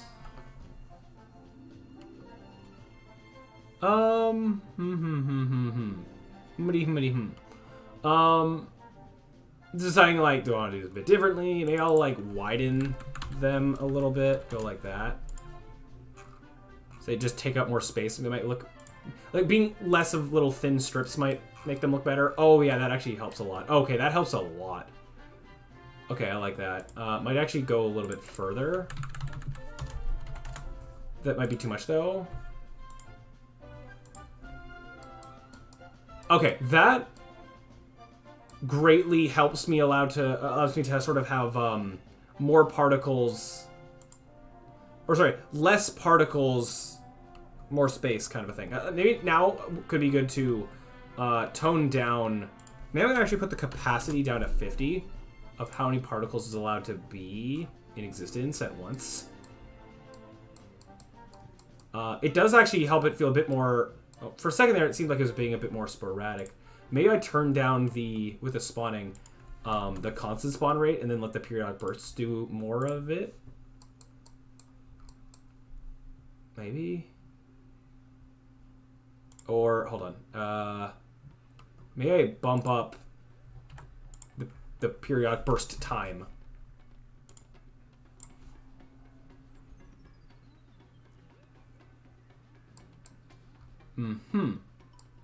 So okay, maybe I've toned it down too much, but maybe this is just the wires one, right? This is just the wires effect. So maybe I let the wires particle effect be a little bit lower. Maybe I turn this just like a little bit higher.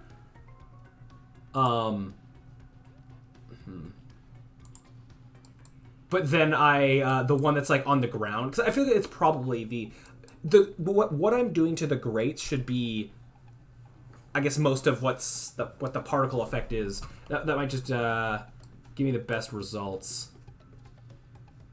Like, I could even do some shader stuff on, might be really hard to, on the mesh, or on the grate mesh itself, or something like that. make it look all electrified or something. I think part of that comes from a material change, as I said. Like here, let me do this real quick. Go to this material. I'll make 2. Metal gate grate electrified. Electrified. Yes, I spelled that right. If I put this just on this one, just as a test right now to kind of compare the two, let's say I make this a bright yellow, except you didn't change. What did you go on? I'm worried what that went on. Let me just undo for a second because I don't know what that actually went on. I have to rename it.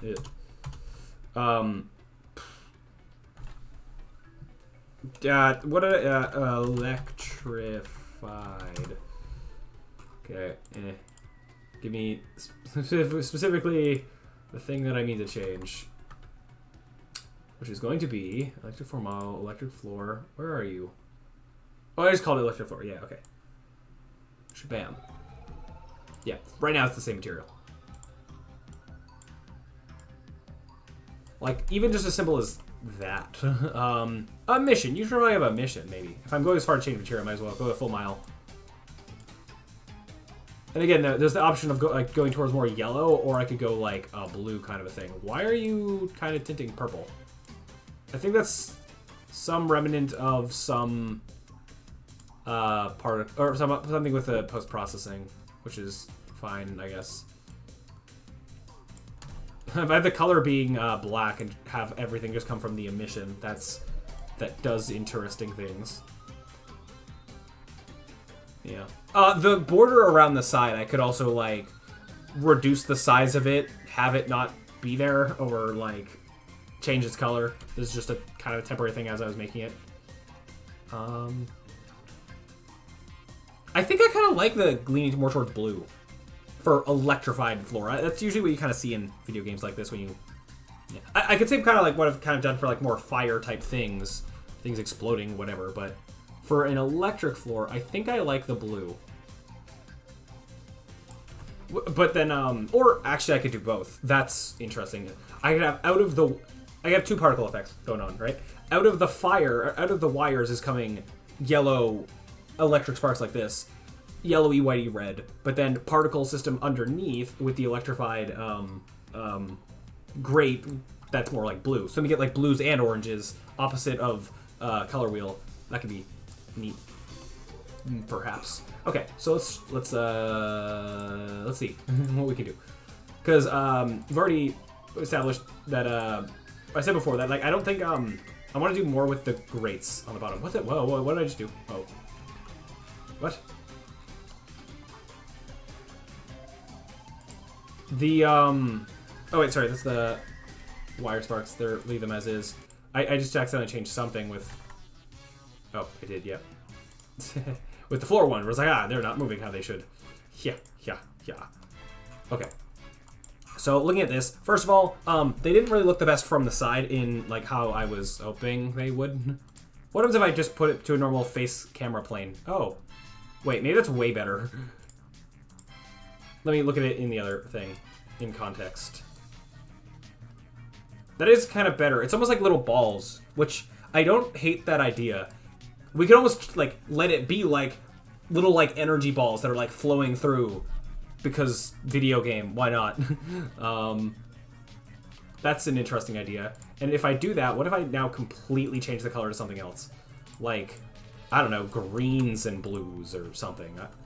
Like, it doesn't have to be fire. It's, like, weird energy, whatever.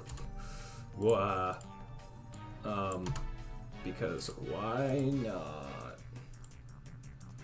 I'm just changing these different points to different things, basically randomly, with no regard of what effect it's going to have on the things.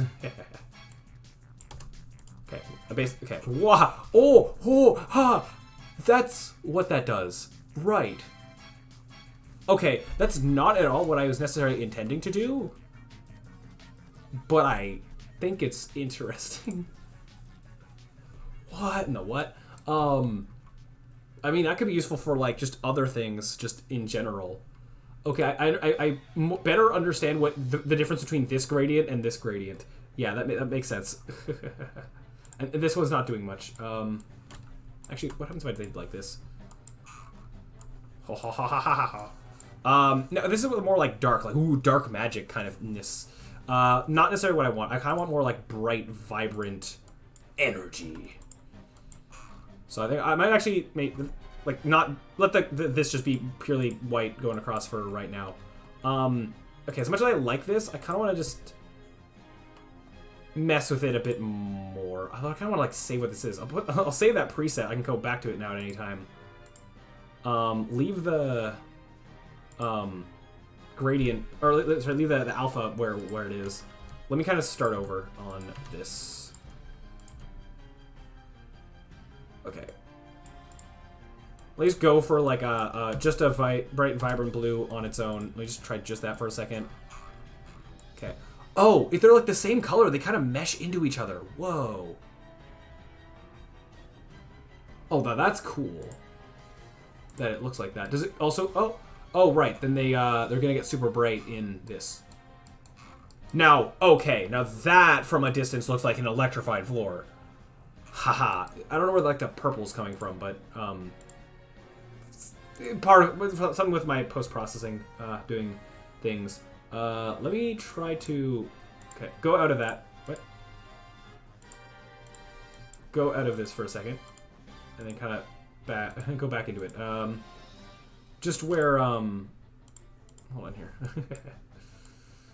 I can go for like a cyan rather than like this is without the ramping up that intensity. See what that's like, and. Again, okay, not as good. But again, we're focused on this one than this. This is like the off state. This is the on state. Also, right now these are very jittery. Like, as I intentionally did before, I could change it so it's more like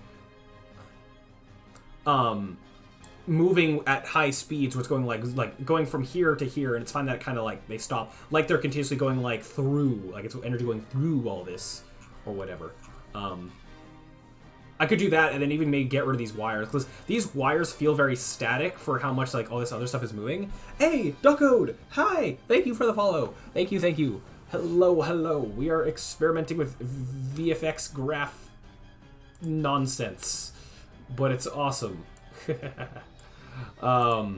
Yeah, we're just seeing what stuff we could be doing with this.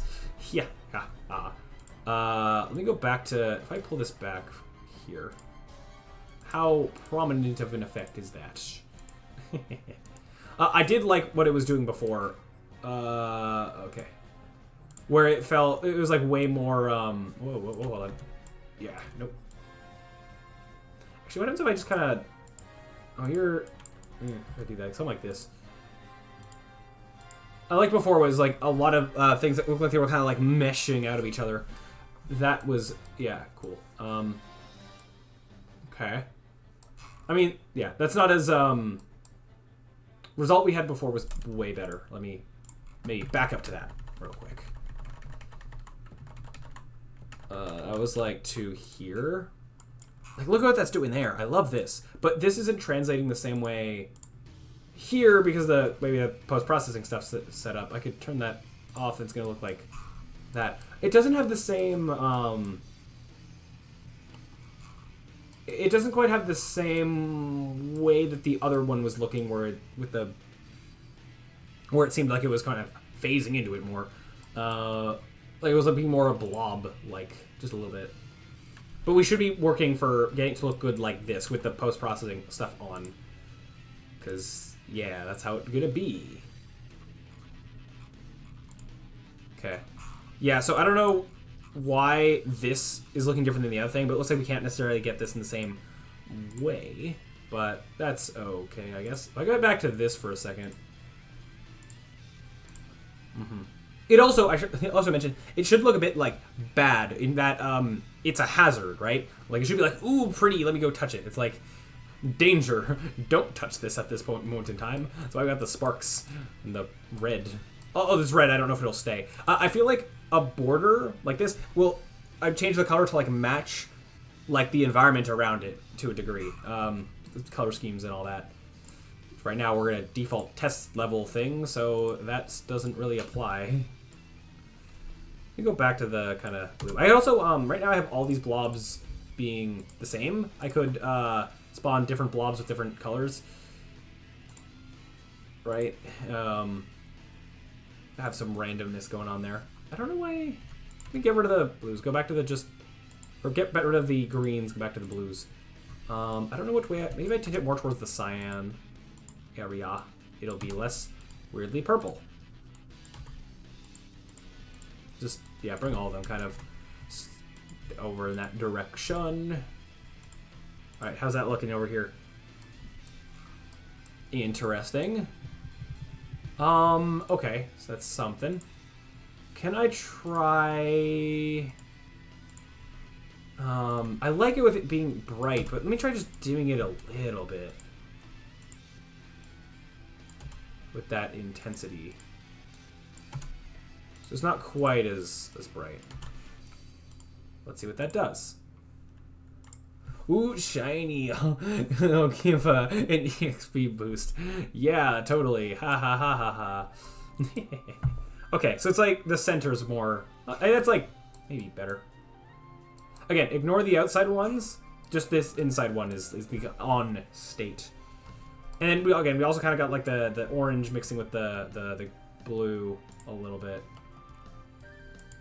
I wonder if I could, as a quick easy thing, what other color options do I have here? Multiply color. What if I right after, oops, here, rather than like taking all of them and dimming them just for a minute, just like take the color and multiply it by this so it just gets darker as like a kind of quick and easy test. I just want to... okay, go even lower. The point where the middle stops being as white. I just want to see. It's still doing it. Is this actually working the way I think it is? Might not be. Like, if I put this to black, I should see... They should now be all black, right? They haven't changed. Am I changing the right thing? Yes. Okay, might be misunderstanding multiply color. If I put at the end... Oh, set color is probably overriding it, isn't it? Yeah. Oh. Okay, I mean, that's cool in its own right. Oh, I wonder if I could do something crazy like this for, like, shadow stuff. Like, have weird shadow stuff going on, but through a particle effect somehow. I don't know, that's just, like, what that gives me idea of. Okay, that's too faded now, it kind of seems. Just keep messing around. Okay, what happens if I were to instead take this, multiply it by like, I don't know, green. What is that going to do?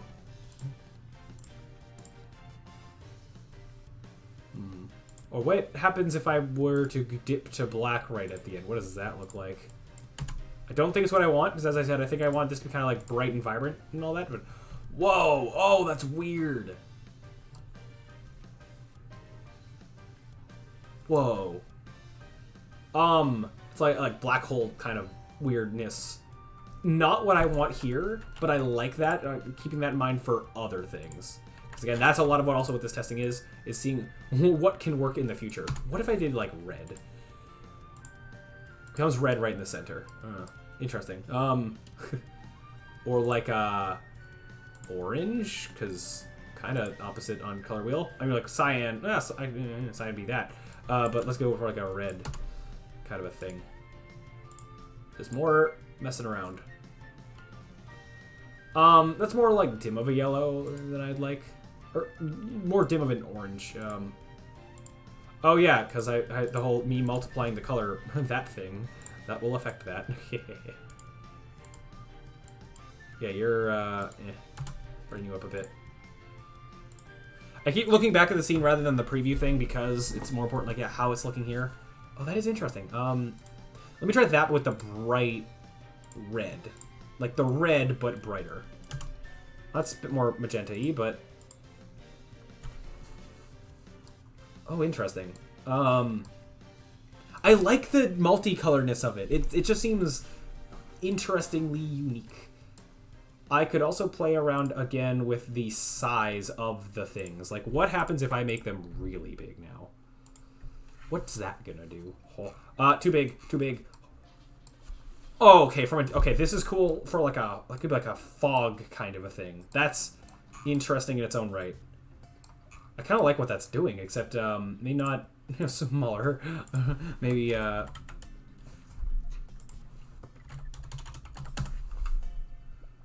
yeah, a lot of interesting ways that we could take this. And I like just how it looks like from the side kind of here. Wow, a lot of, I think, yeah, we can make a lot of cool, interesting things with, not for, just for this Electro 4, but for other different level-y things that we do. I want to try the gradient thing. What if let me just mess with that real quick. Or the alpha part of the gradient. Can I, like when it first starts, how it doesn't really, it takes a while for the things to kind of come into effect, but I guess maybe that's fine. Yeah. Also, I need to clamp them again to how they're kind of going out of the arena. Okay. What if I... So I think this is cool and all. I want to try something that might take it even further. Actually, I'm just going to fake this easily with gravity. Gravity, but in, like, not the right direction. Let me just... to see. If I just have them kind of, like, shooting off. So, going from here to here, it's a different particle system. But it's neat that it almost looks like, if you're kind of half paying attention, that it's almost like this continuous kind of thing. Especially if they were moving with constant speed. It's like, what if I kind of like what that's doing. Okay. Yeah. It could be interesting if we have a row of these that are on. If it almost looks like these start all here at a continuous speed, maybe with some randomness moving left and right, and it looks like they're just continuously flowing, like it's energy or whatever flowing through all of them. Could be an interesting way of doing it. But at the same time, the jitteriness helps it look more... Like, this loses the jitteriness. I think, actually, the jitteriness helps it look more dangerous, I guess. Maybe something like that could be used for something else, like stuff flowing through a pipe. Maybe, but, yeah, okay. I think with that, looking at that, I might kind of go back to this. Actually, wait, what if I did both? What is doing both gonna do?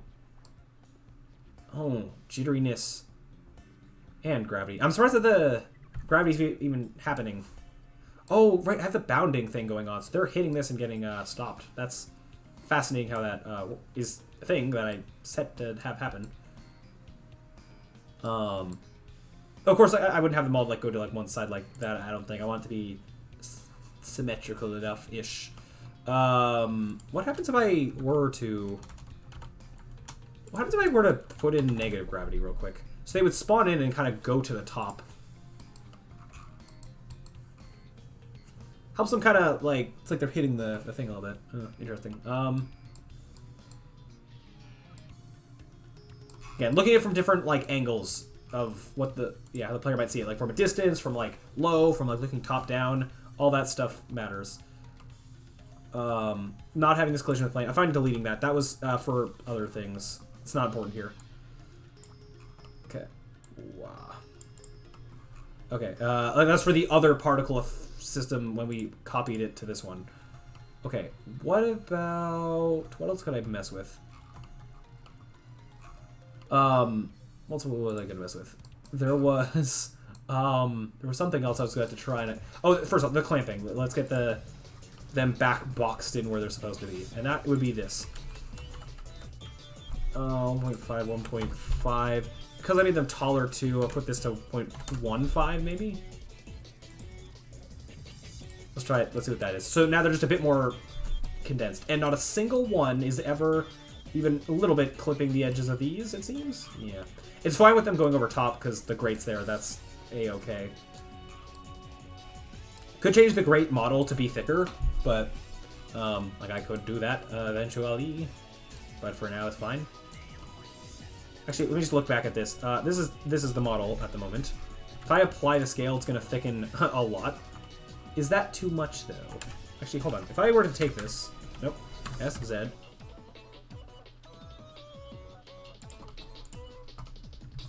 Huh.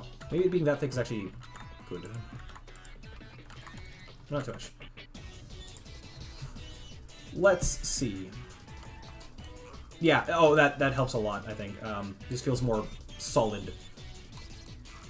Yeah. The one thing that's, like, seeming a little off to me, I guess, is with all the stuff moving, it makes the wires feel a little static. Like, it'd be cool if they were, like, flailing around or something. But for now, I'm not going to worry about that. But that's something to keep in mind that could be an interesting thing to try and do later. Oh, I love this. I love how this is turning out. I might actually, now that I've done this, I changed the way this works, I might increase how much is sparking out of the wires now. Kind of backpedal just a bit. Just to, yeah, see what that can do for me. I don't want to overdo it. Yeah. A little bit more constant. And maybe, let's see here. If I just go like 50.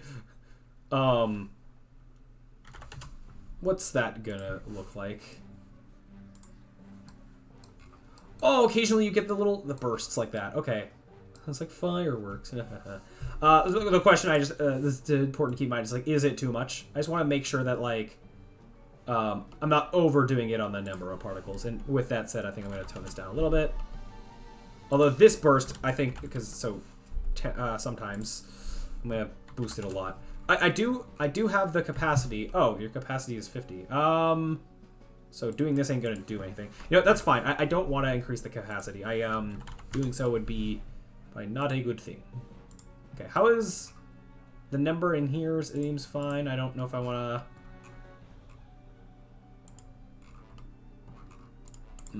Maybe I turn you down just a bit. Just keeping in mind performance things. Now, these particle systems are way better on performance than, like...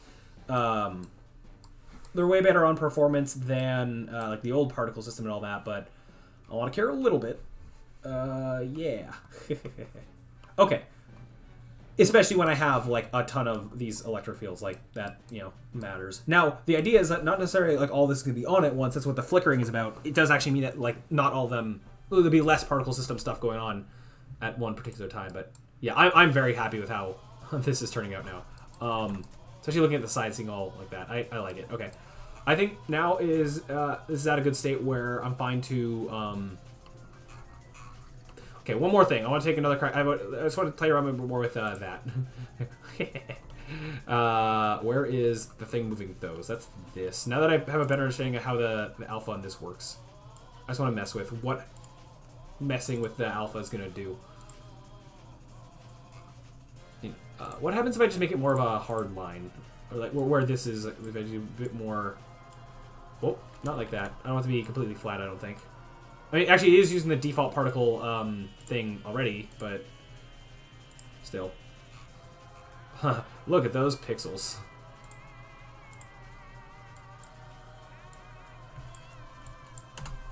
Okay. Just see if I can get it to look better. That's how I did the other bits.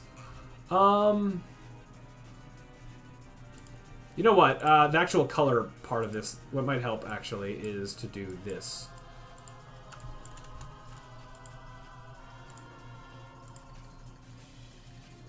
Hold on, I'm not there yet. Actually, what if I did this? Darken to like black as you fade out. What would that? Ooh, I think that actually. Oh, that helps. That helps these. I think. Yes. Haha.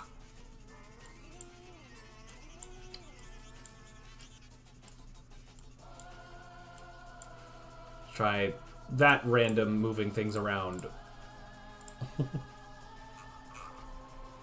Okay. I think I don't want to overdo it, but that helps. Maybe now that I could reduce the size of that just a little bit. Just all this fine-tuning to get it exactly right. And it's good practice for later, I guess, for other particle stuff. Yeah, I've been changing the right things, right? Yeah. Because this side is the sparks coming out, and this side is the center bit. How much is this spawning? Yeah, okay. That is good, I think.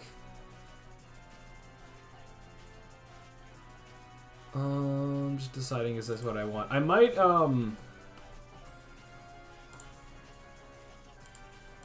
put a white here. See what that does.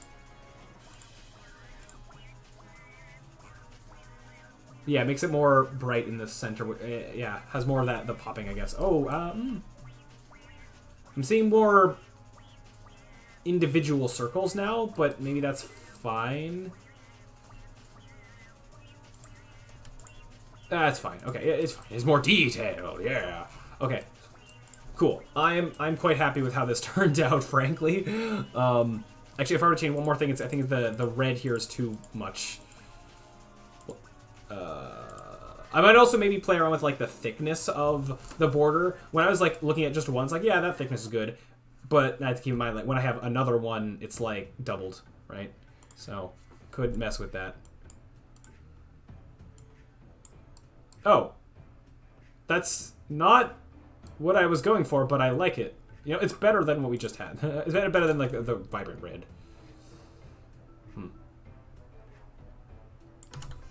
Sure, let's go with it for now. Yeah, I think, do I have to apply this? Or that's gonna apply that material. I mean, sure, this is the on position. Okay, let's do some programming.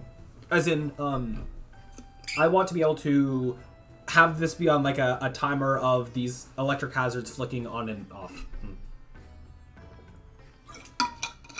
In a way that's both easy to control and easy enough to sort of make patterns, with two ideas in mind. One, to be able to have like left side, right side, or both like can be a pause in between, or like it be perfectly in sync to be like one, the other, and then also be able to easily enough have like a wave kind of a pattern of like, you know, on kind of a deal. Basically see like how yeah, doing it in a way that's like easy enough to do that. Now, first thing I know is that what's going to be easiest to be able to like modify values on the fly to set these up is that having the code to control that information on the parent game object of the electric floor will make things easier. So yeah. Now the question is, do I have a game object, or do I have a code that's just called electric floor, or do I try to make it more generic? To be able to like reuse the code on other things. Like anytime where I want to actually basically any hazard that I want to basically turn to and be in an on state or an off state given some amount of time. Yeah, I guess I'll call it like toggle hazards. And you know, I could try to make it even more generic, just turn it off on off different like anything, but for now I'll let it be like a hazard based thing. Where is scripts? Level things, I guess? Yeah, sure. Nope, not that. This, she's script. Toggle hazards. Question also is, do I want this to run in the editor? Because that's partially a bit cool, where, yeah, hold on. That'd be a bit interesting to see it toggle in the editor, even though that would take some, you know, performance to do or whatever, but yeah. I probably want to control whether I want a flicking on and off to be random or not, maybe, or like a random start kind of a thing, or if I want it to not be. I don't know. We'll see. I'm waiting for code to open, please. Any minute now. Yep. Okay.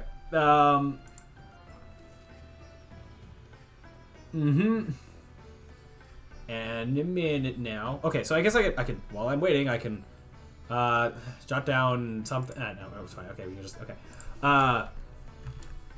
yes. Any minute now, Visual Studios. Okay, so as I said, so what information do I want? Bunch of public floats to dictate things. So like, I guess so there's like 4 phases of the waiting, right? There's like how much time you're spending off. Actually, no, just how much time you're spending off, how much time you're spending on, and then like an offset in that information so that like I could have the 4 things if I want them to kind of like they all have the same amount of on time and off time, but then with each row they have a different offset.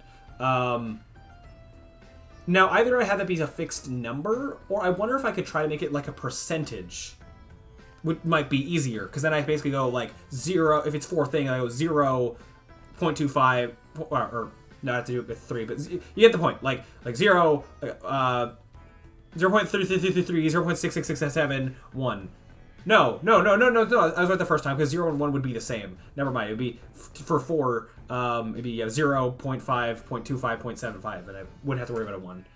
That might be easier conceptually, then I don't have to like calculate the math every time if I want like 5 things, or 10 things to move in, to go in sequence. Yeah, I guess that seems like a way to. It'd be a little bit tough to code, but it should be fine. So public float, off time. Yep. On time. And offset percentage. I'm putting percentage in the name so that I, doing this later, remember that it's a percentage. Cool thing you can do with Unity as well is you can clamp values. Range 0, 1. I don't remember if I have to make these floats for it to like do how I want, but like, so I can force this to basically be a percentage between 0 and 1. Yeah. And then actually doing this, I think, also makes it a slider, which is also nice, I guess. Okay. So now the other thing that is difficult here is knowing how I would, trying to figure out how I would, what does it mean to turn on and off a hazard, and how can I make that generic enough that I could theoretically put it on different hazards. So in our case with this specific hazard, the things that need to happen, that was my, yeah, okay. Things that need to happen for this hazard to turn on and off is that we need to, first, the most important thing is the collision, the trigger that like actually allow it to damage the player. So turn on hazard trigger. And if we're trying to make this generic, there could be multiple of them maybe if we have, well, I mean, probably wouldn't, would there ever be? Is there any case where we'd have multiple of them? I don't think, I think, we'd have one empty game object with all of the collision, like all the different colliders, so even if there's multiple, that should be fine. Yeah, so I'm gonna, for now, until I see reason to do otherwise, it's just assume a single hazard collider. That could even be a private variable that it just does a transform.find to, well, that would have to assume that it has the same name. Because it's an empty game object with a collider and the trigger hazard. So for now, let it be a drag and drop thing. So turn on the hazard trigger. Turn on like particle effects that are necessary. Turn on. Then it has to change the material. Change material in the grate. Is that all? For this specific thing? Yeah, I think so. So what I'm also noticing that's interesting is that this could actually be grouped together, where I just say, if I just, as a public variable, I just have an array of public game objects, and just cycle through all of them, and that's when it turns on and off, that would do that. Chroma, hello, hi, hello, such as streams.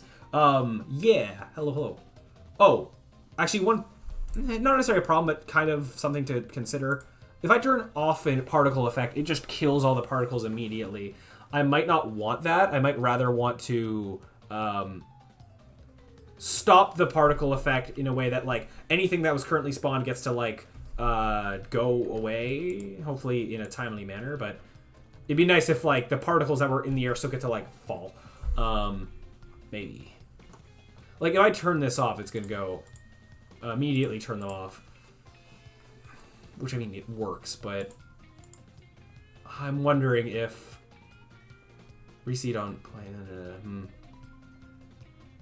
Yeah. I think about how I want to do that, or if there's a way to pause or, well, turn off a particle. There's probably a way to do that, in which case I'd have to actually access things on the component itself. Yeah. Oh, I'm having issues with 3D model rigging and creation, so my game has been majorly delayed. Ooh, yeah, rigging is hard. Rigging is a complicated thing, that's for sure. I myself have had lots of troubles with it in the past. It is a complicated thing, but yeah, best of luck with, yeah, you doing that. Okay, yes. Okay, so back to my, yeah, where's Sparks? I noticed that there is a start and stop thing up here. Oh, what can you, oh, to an event. Oh, you can hook it up to an event. Oh, interesting. Huh. Interesting. What other options did I have there? Spawn. What? Oh, that's interesting logic. That thing's all, yeah, there's a big can of worms with all the logic you can have with particle effects and what does what.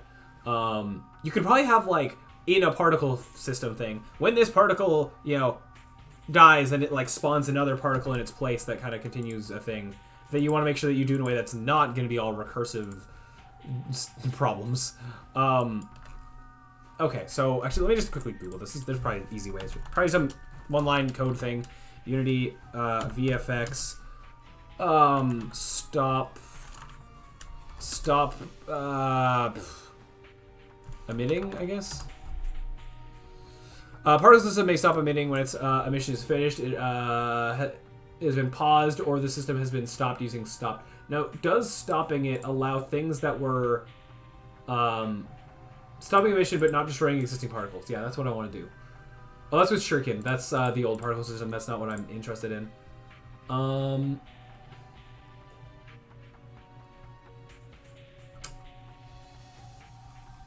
This is an example of, see also play and pause functions. So pause would probably be like, pause the system so no new particles are emitted, and existing particles are not updated. So that just kind of freezes everything in place, as the word pause would suggest. Stops playing the particle system using the supplied stop behavior? I have to supply a stop behavior? I just want it to basically be like, stop emitting and then continue emitting is basically what I'm trying to do, I think. Is that like a special thing? I need to make sure things are recent, otherwise I'm going to get like...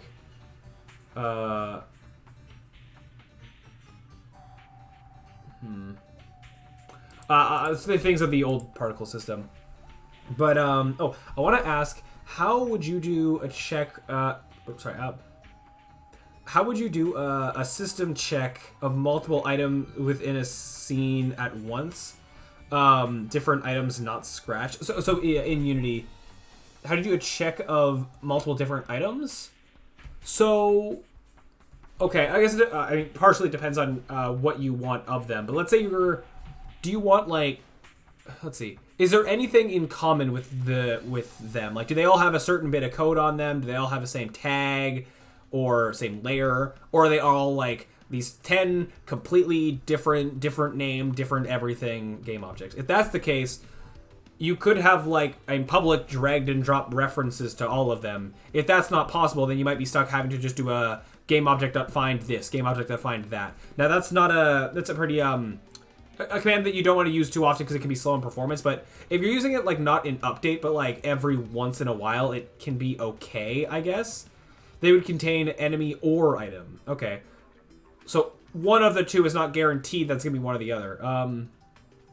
Tagged. Okay, they all have the same tags. I think there's like a game object.find object with tag, bleh, or find objects with tag, bleh, and then you would give you every object that has that tag. That's still a little bit, you know, not slow or whatever, but it's like, especially as a beginner Unity person, like you don't have to worry about performance like to that degree necessarily.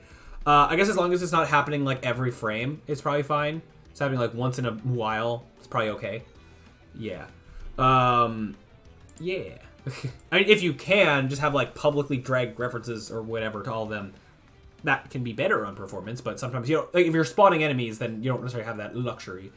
Yeah. If you are getting stuff from the like all these enemies every frame, then you might want to consider like just getting the information once, saving it, so you don't have to keep getting it over and over, or mainly like saving the references, stuff like that. Yeah. Don't know if any of what I said helps, but hopefully it does. Okay. Oh yeah, I can close this. Okay. What was I just trying to do? Oh yeah, stop. Things. Let's see here. Can I? Oops, that's not what I wanted. Like, I'm curious. What is this for? Oops, event. Send. Oh, this is gonna be like. Am I gonna see? Hold on here. I gotta go. Blah. I go event. Stop. I can call this whatever I want. I see that doesn't matter. If I do this, then I go like this. I'm gonna see that. Whoop. I'm not gonna. Hold on here. If I put this down here for a second, I have this guy selected as an example. Oh. Okay, so stop works. Okay, that's what I was trying to figure out before I like went into coding this. So sending an on-stop event, like the ones that were inexistent get to like fizzle out. It doesn't just they don't just all disappear in a frame. Yeah. Oh, your brain runs at practically the same speed as me, so fast that you can't keep up. Oh. Sorry. Yeah. If I didn't explain something in depth or explain something too fast, which I probably did, re-ask the parts that you're confused by, and I will answer again. I am the coder. I choose the name of my variables, not you, Unity. Yeah. With this, is trying to get to everything. Yeah, that's fine. I guess. I mean, yeah, sure. Okay. Blah. Okay. Let's see here. Over here. Nope. Over code. So, yeah. Okay. So I apparently should be able to just call the stop and the start, and hopefully that'll work. So in that case, as I said, these are the things that need to happen. At first, I was going to be like, if I'm just turning on and off game objects, I can combine these together. But no, I need to treat the particle effects differently. So, okay. So here's what I'm going to do.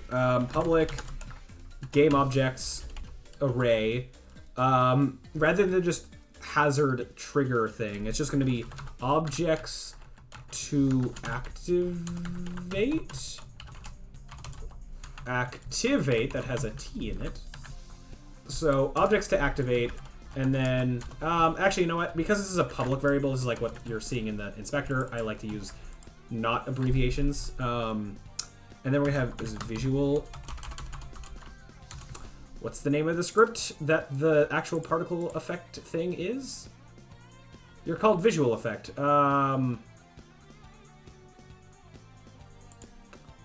Excuse me? Wait, no property exposed. How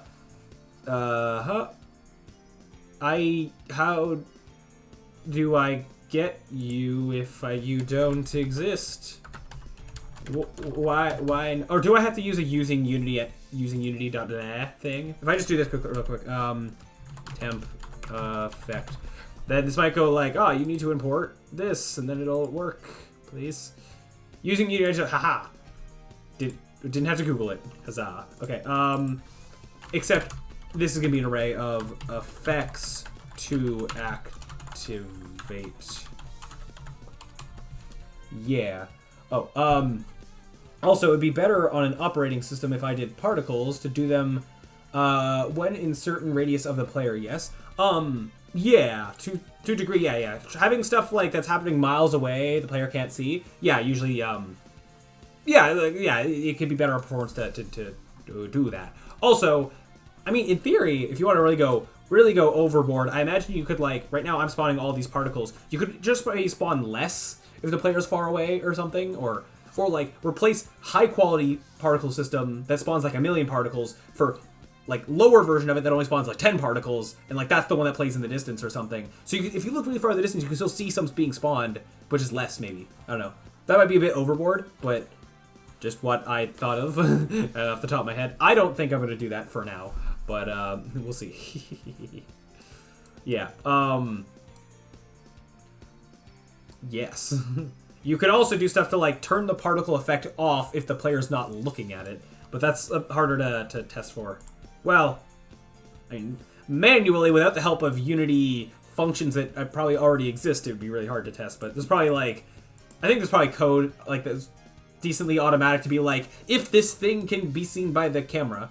But anyway, okay. So effects to activate, objects to activate. Now I'm gonna go off this like that. I want to make sure to do some null checks to make sure that like these aren't empty. Because let's say we have one hazard where we have no visual effects on it yet. We only have things to activate. Then make sure that works properly. Okay, so what do I want to do on start? I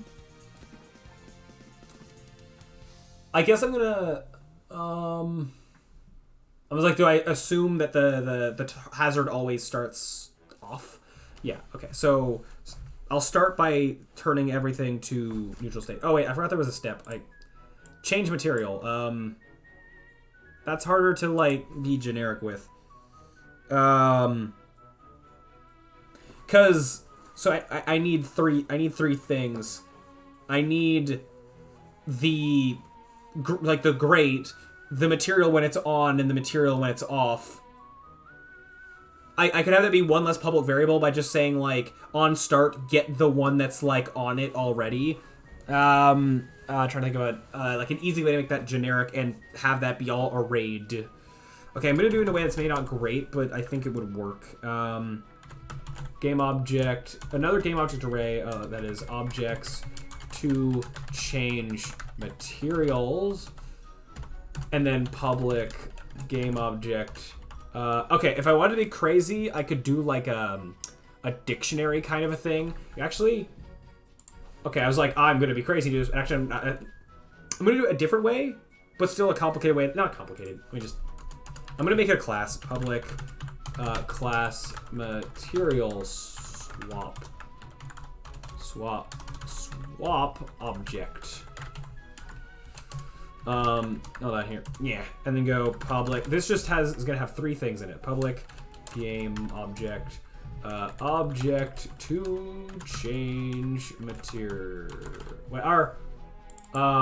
That's base object. The name of the class it is in gives it the context, I think.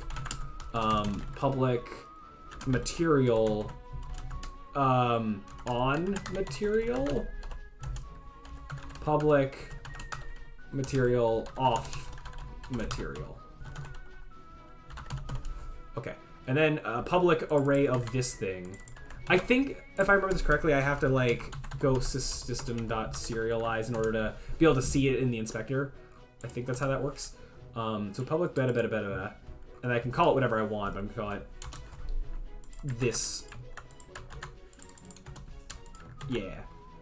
Before I go any further, let me double check that that thing is seeable in the inspector the way I think it is. Oh, I'm missing messages. I made the particles more further away from the radius instead of lesser. Oh no, the performance, I can feel it dying. Yeah, I mean, I've had Unity crash from when I was making, doing something with spawning hazards. I had like a projectile, and a projectile that spawned another projectile, and it was supposed to stop there, but I think I dragged the wrong thing, the wrong place or whatever. It basically went like, projectile spawned another, recursively, and more than this, it was each projectile spawned 3 of itself, or spawned like 2 going off the sides. So then each one was then spawning 2, doubling very, very quickly. Yeah, and then Unity crashed, but yeah, you're not supposed to do that. Okay, so okay, electric floor. What am I doing? Is I have to actually add the code. That's an important step. Hazard toggle hazards. Technically, I'm gonna name this with a singular because this is the code to toggle a single hazard. If I want to be accurate there. Or hold on here. Let me save this. Let this. Or hold on here. Oh no. See, that's not what I wanted. Okay. There's other thing that doesn't matter. Like, yeah. Okay. Just you. Oh wait, no. You're before I named you. However, it's fine. Ignore my squabbling. Okay. Eh. Okay. Electric floor. Toggle hazard. As an example, on time, off time 2 seconds, on time 2 seconds, and your percentage doesn't matter for right now. Override, apply all. So, ooh. Excuse me? Wait, I didn't hit quit there. What happened? Okay, something happened. Oops. It's maybe fine. It is. Oh, it is a lack of fine. Well, here we go again. Okay, and with this, I'm pretty sure. Yeah, you're just gonna take some time to figure itself out enough to close, and then to figure itself out enough to reopen. I actually don't know what necessarily causes it. I'm gonna take a quick break. Yeah. Oopsie. Yeah. I don't think I'll be able to stream for too much longer, but I'm gonna take a quick break and come back, and I want to finish this off. Mainly break to let this close and reopen, because that's gonna take some time. Oh, okay, it closed already. Now be opening, and also get more water and yada yada. Oops, level advantage. I tried level load triggers for less lag, as it was a pain for a friend's game too, which you should check it out on Steam, called Symbiotic. Everything unloaded. Ooh, well that. Half part, like friend's game. That seems cool. The everything unloading. Oh no. I'm gonna ignore it. Hopefully that's fine. All right, I'll be right back. Yeah.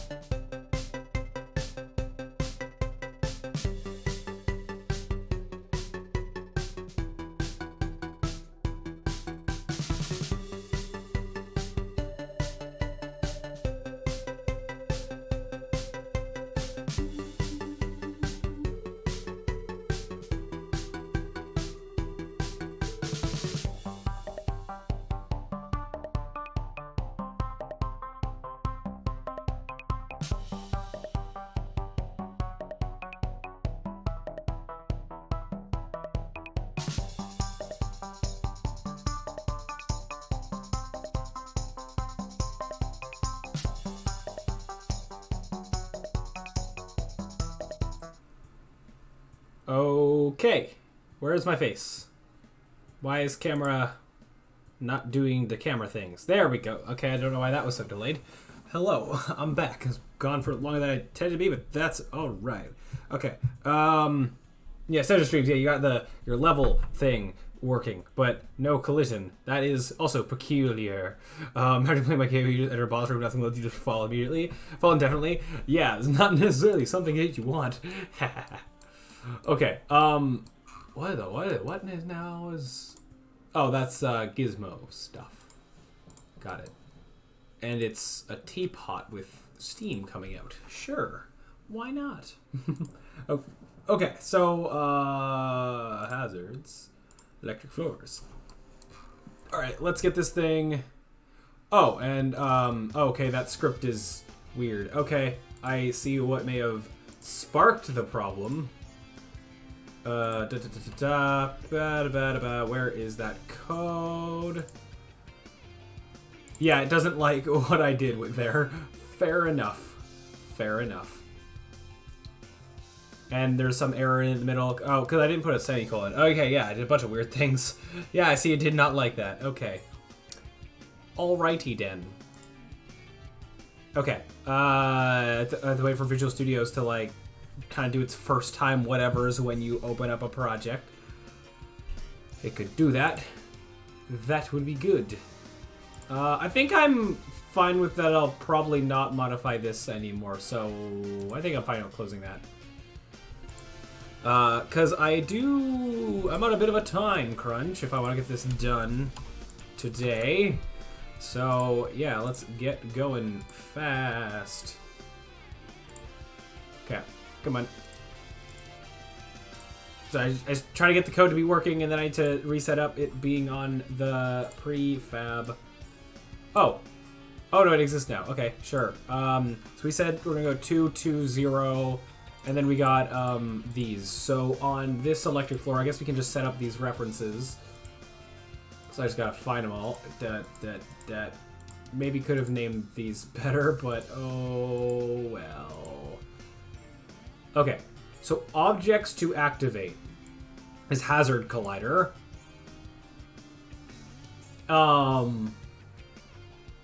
Is that all? Yeah, and then effects to activate is going to be these 3 effects. And then objects to change material of. I just set that to 1, and then in this element, we got the base object being the electric floor itself. Maybe should name that better, but oh well, it's fine for now. The on material is the material that was on it. Hold on, here. Let me go blah. Actually, it's not right now. It has the electrified material. That's that to be different. Okay. Metal grate be so on. Yeah, so off is that one. Okay, I'm gonna go metal grate off just to make it extra clear, I guess. Yeah. So that behind my face. Hold on. Let me show off what I was just doing. I was kind of doing stuff on both sides anyway, but whatever. Oh, hold on. Maybe I'm missing messages. It's not connected to the trigger box to reactivate collision. Oh no. Yeah, that'll do that. Sometimes it is something that simple. Although it's good. At least you figured it out. So huzzah. No, multiplexer, quantize, eigen decomposition. You've fallen right into my trap. My ploy to make you waste your channel points that you can't save up 100,000 and redeem them on me playing a horror game. But some people are close. Some people are getting quite close, which is scary. Oh, hold on one sec. Let me just do a thing. Then yeah, I'm very drained from work. The hat is looking sick. Yeah, thank you. It's frozen at the moment, but yeah, I quite like how it's looking. Very cool. And we could continue to mess with it more later, but frankly, for basically my first time using the visual effects graph, I am happy with what I was able to create. And, you know, as we continue to do things, I'll hopefully learn more and do more and blah, blah, blah. And maybe do some actual photoshopping stuff to make some of the kind of base images that I use, you know, when I'm not just using circles, but we'll, you know, do that eventually. Even like this electric floor in context of an actual level might be different. Like, one thing I think I do want to change, the more I look at it, is the kind of border around all this. I think I'd like it to be a lot thinner, but yeah. Well, like, for now, that's not going to affect the programming, so we won't worry about it. 85.5k, by the way. Oh, no. You're getting very close there. I just want you to try Symbiotic. Isn't a horror game, so that redeem would work. Yeah, I can definitely look into it. Not right now, though, because it's be past midnight. But another time. Anyways, I do have to... yeah, let's get to actually doing stuff, because, yeah, as I said, I want to get this done maybe before 1 o'clock would be nice. Okay, so when I was just going, I moved myself to the other side of the screen to just point out what this stuff is looking like. So we got the objects to activate just being the hazard collider, but there could be more on other hazards, potentially. The different effects to turn on and off. Wait, I'm missing one. Where's the main floor? This one. Ha, okay. The electric floor sparks, that one as well. And then objects to change materials. Whatever, yeah. Objects to change material of whatever. This object has this when it's on and this when it's off. That's what that's meant to be. All right, put me back on this side. Back to decode. I don't need this open twice. If you could just not, thank you. Okay, so that's all the public variable stuff I think settled. Now we got to make this all actually work. So on start, put everything in the off position. Wait the off time. For now, I'm going to ignore the percentage until this is done. That's just going to affect the start thing, I believe. Okay. Okay. So, to start everything in the off position. So, it could be a bunch of for each things. For each, object. No, not like that. For each game object, I'm just going to, but without an S, in that, go through and take that thing, dot set active false. Right? Oh, that's not where that semicolon goes. Okay, and then we're gonna basically 3 times for these 3 things to deal with. Makes sense. Yeah. Then, hold on.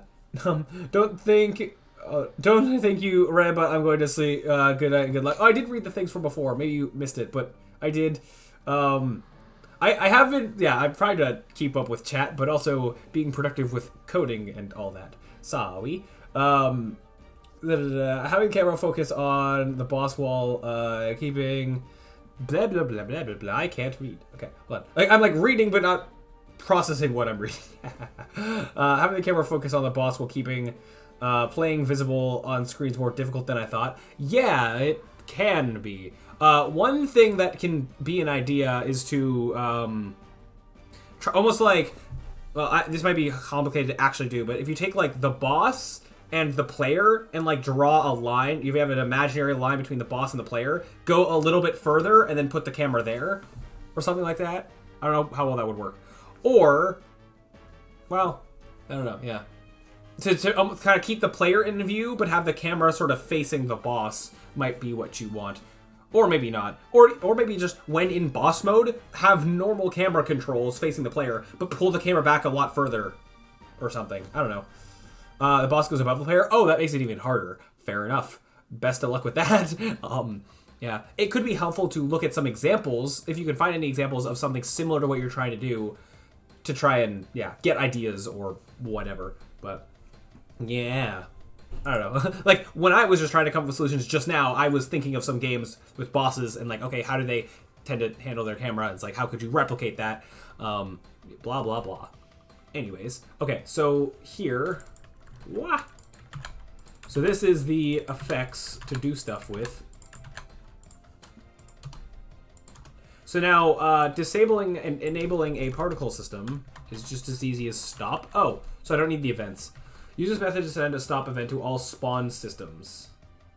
Okay. What is this attribute? I don't need you. So I didn't need the effects on the other thing. Cool. Okay. So blah.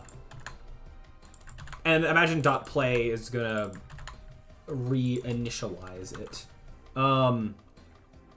The boss goes above the player. I should say 2 bosses, not all of them. Interesting. Well, cool on having different bosses be different in how they behave. Very cool. It can help, game feel more unique, or not have all bosses feel the same. You'll have some games where a lot of the bosses feel very same-y, and yeah. Sometimes all it takes is a different looking arena to have a boss feel different. Instead of the same, like, if it's like a square or like a circle kind of a thing. Just a different arena, different kind of, and more different than just like a environmental change. Like, more structurally different can make a boss feel different, I guess. Or in your case, yeah, even a different camera angle. Okay, so blah blah blah. So this one gets a little more. Actually, I was gonna say a bit more tricky, but not really. Actually, I can make this a little bit better where I don't need the game object. I can just go straight to the mesh renderer. Wait, is the mesh renderer that this works on? Oh, there's a skin mesh. I should make sure that. That's probably fine. If I have hazards that are having both mesh renderers and skin mesh renderers, I'll worry about that another time. Material. No, what? Oh, dot. Hold on. Base object mesh. Just go base object for now. It's fine. Okay. Base object. Why are you not wanting to? Oh, bleh. Material equals the off one. Oh wait, or okay. Blah blah dot off. Right, yeah. And also, now, other thing that's good is that if any of these were empty lists, that chunk wouldn't run. So those lists don't have, they're not obligated to have stuff in them. Yeah, okay. So then we need to start the loop stuff, which is going to happen in a coroutine. Wait to, or toggle, I'm just going to call it toggle loop. So yield return. All right, while true. That's not at all what I'm trying to do. I don't even know what those abbreviations were. True. Just while true, do a kind of thing where you go like yield return new wait for seconds off time.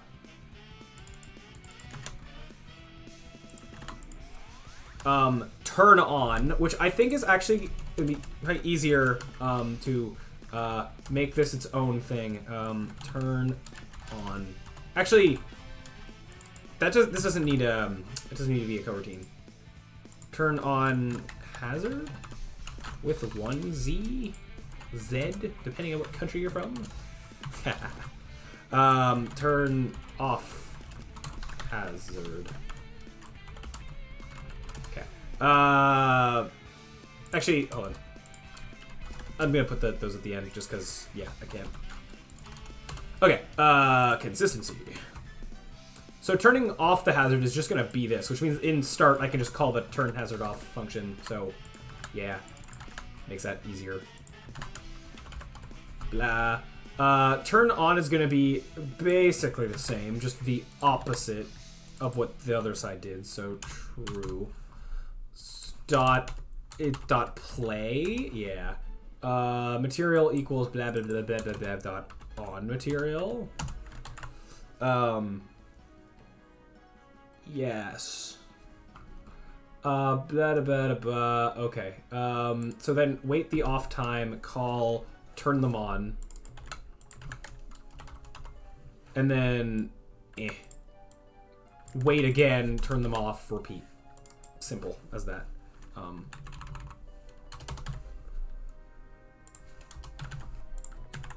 Do I need like a yield return null at the end? Unless I want to wait an additional frame. I have no reason to do that. Okay, so just do that, blah, blah, blah. I need to actually start the coroutine.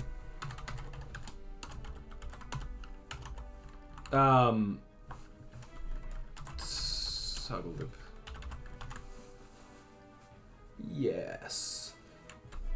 In fact, well, Or no, yeah, that should be fine. The offset percentage is going to be a little more tricky, but I have a rough idea of how I want to go about it. But let's make sure the other part works first. Okay, object to you type mismatch. You became not you. Electric floor. This. And if I apply this. Okay. When I go to play mode, they should all be off, and then they should every 2 seconds do that toggling thing.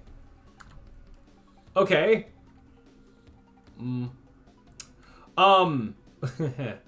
So I think more like so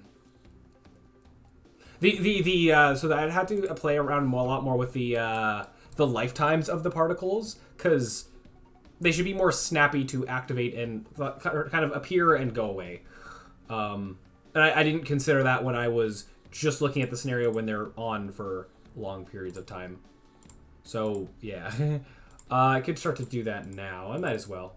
Let's see if I can do some quick fixes. Some things are going to be more tricky. Actually, I'm going to start from like more noticeable thing to less noticeable thing. Go to the floor sparks are way more obvious in that they take way longer to go away and exist. So I might have to just change the spawn rate, but also the set lifetime should be a lot less. Maybe 1. So actually, here's what I can sort of decide here is the maximum that this is the longest amount of time that a particle can continue to exist after it's done. So let's see what happens if it's like that. Oh, okay. So that's interesting seeing them kind of do that. Because the particles don't exist for as long, I am now free to spawn a lot more at once. Which is interesting. That's the trade-off. Interesting. I can see them kind of blinking in and out of existence. Yeah, cool. I think I'm hitting the max I set, or no, I'm not. I can go even higher. Interesting. So I can still, not be at the same capacity, or be at the same capacity, but being able to spawn a lot more. I could even go back to introducing like bursts with this. I'm just kind of now seeing like how high can I go. Like when is it too much? I go 300 and bring back the burst. One of them. The burst that I had on like one of the other particle effects that I copied this over from. Definitely don't need this one, I don't think. Not really noticing. Because I'm not spawning that many. Yeah, I would do it. Spawn 100 to 200 every 0.5 to 1 second. Not even really noticing it, which is interesting. I go 5,000 to 500 to 1,000. Spawn that many particles. Oh, think I'm really noticing a difference.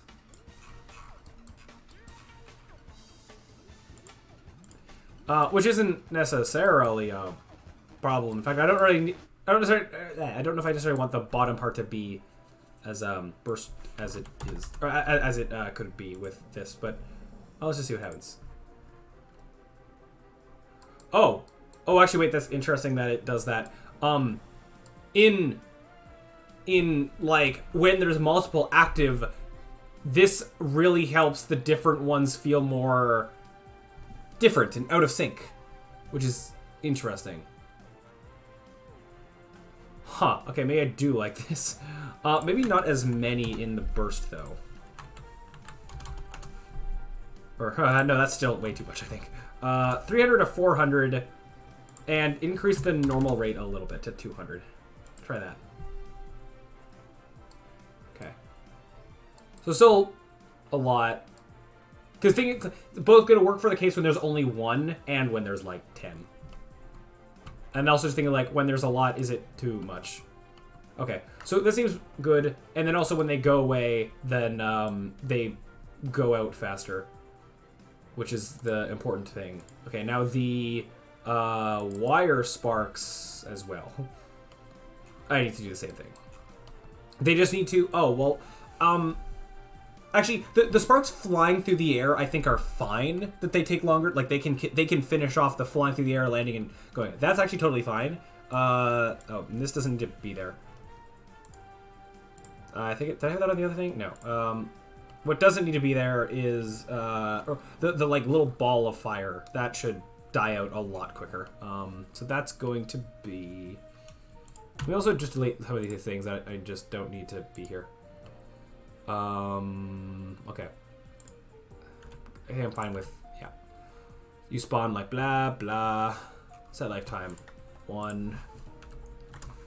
They can, you know, die out quicker than like the other things, but yeah, see, it's not even noticeable. But, go even lower. Because they don't really move, right? So, the more something moves, the more it's, I think it's more noticeable or something. Oh, now that, why is that one more like behind? 2. That's a little strange, but let me go back to 1. I don't know why that's like this one in the back is like it's being behind some of the other things. It might just be something to do with just how there's so many particles. Maybe I do tone it down a little bit more. I mean, it is a lot. Maybe I turn down the bursts to being... Because this is, like, extra on top of this. So this could all, like, be 200. So it's spawning 200 normally. Spawning, like, an extra... Just a little bit. That's weird that it's doing that. Could I... I wonder if I just took that and, like, upped its spawn thing. Is it more of a... Okay, it's not that one specifically. It's more... More what's in front and what's behind. Interesting. Let me just, for a quick test, how low do I have to make this for it to me to see a difference? I'm going to undo this in a sec, probably. No, okay, so like, yeah, interesting how that does. Did I do that whole delete, use alpha clipping? Yeah, I did do that thing, okay, okay, it's fine. I did say I want to be careful of not like overdoing it on the number of particles, but at the same time, particles be cool. Okay, let's go back to this. It's fine. It's fine. Okay, so cool. That's that. What else was I testing? Oh, just the turning on and turning off being better. Okay, let's see it now. Or being, yeah, faster in terms of the particles going away. Okay, I like that. I think, yeah. I don't know if it's a bit too sudden on things now coming into existence. But, I mean, it should be kind of sudden. A little bit. I think probably the most sudden thing is the material change. If that had, like, some smoothing to some degree somehow. Can I do that?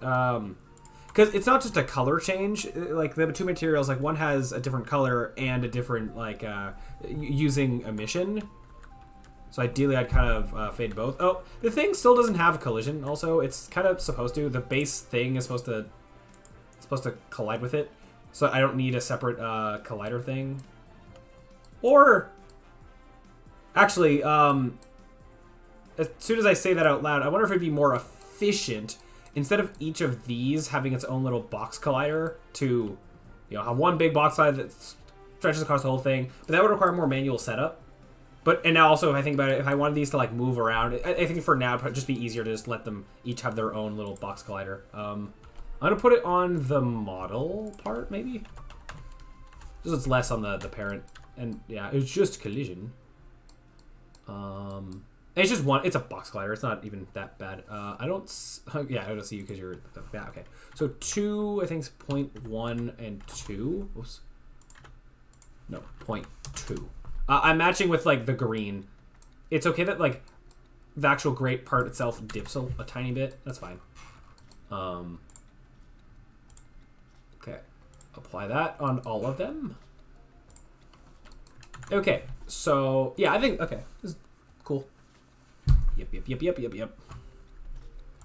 Okay. Blah. Yeah, I like it. Okay, I was like looking intently at each bit of the particle thing. Okay, so the wires take like a second to die out, and I frankly think that that's okay. It's clear enough when the hazard is on and when it's off. Oh. Interesting. If I'm not moving, I'm not getting hit by the hazard. That's a minor concern. So, okay, I'm going to fix something that's wrong with the actual hazard code. Oops. What is... I imagine it's something I did where it's like, oh, I'm going to do a thing that's going to make it better on performance to not check all the time. I'm betting it's something like that. Oh, should have checked under player stun is where that code's probably going to be. Because, again, the hazards themselves have no code on them. They just have a collider, or they just have a collider that says it's a hazard, and that's all that's needed on the hazard side of things, which is nice in terms of I can have lots of hazards and they're nice on performance as far as the actual hit detection goes. Of course, we're doing all the visual effects. That's not, but that's okay. It's okay when it's visual effects. Set of streams. Okay, so what do I... What if I do half the fight in the room, and then the second half have a trailing battle where you are automatically following the robot dragon, and you move around to dodge the attacks and defeat the boss? That sounds cool. That sounds interesting. Definitely having a boss with multiple phases where you get to change things up can have, you know, interesting boss stuff. Especially changing, like, as you're kind of changing, yeah, how you're going about it. Like, kind of changing the arena, it sounds like. That also... sounds very interesting. Yeah, I approve. Okay, so what could be going on? So this is an on-trigger stay. If I'm standing still and I activate the other thing's on-trigger stay, does this really just not activate, or it shouldn't be set to? Or is there something else I'm kind of missing here? Let me double check. I don't know, the hazard collider here. It's above the ground. Oh, wait.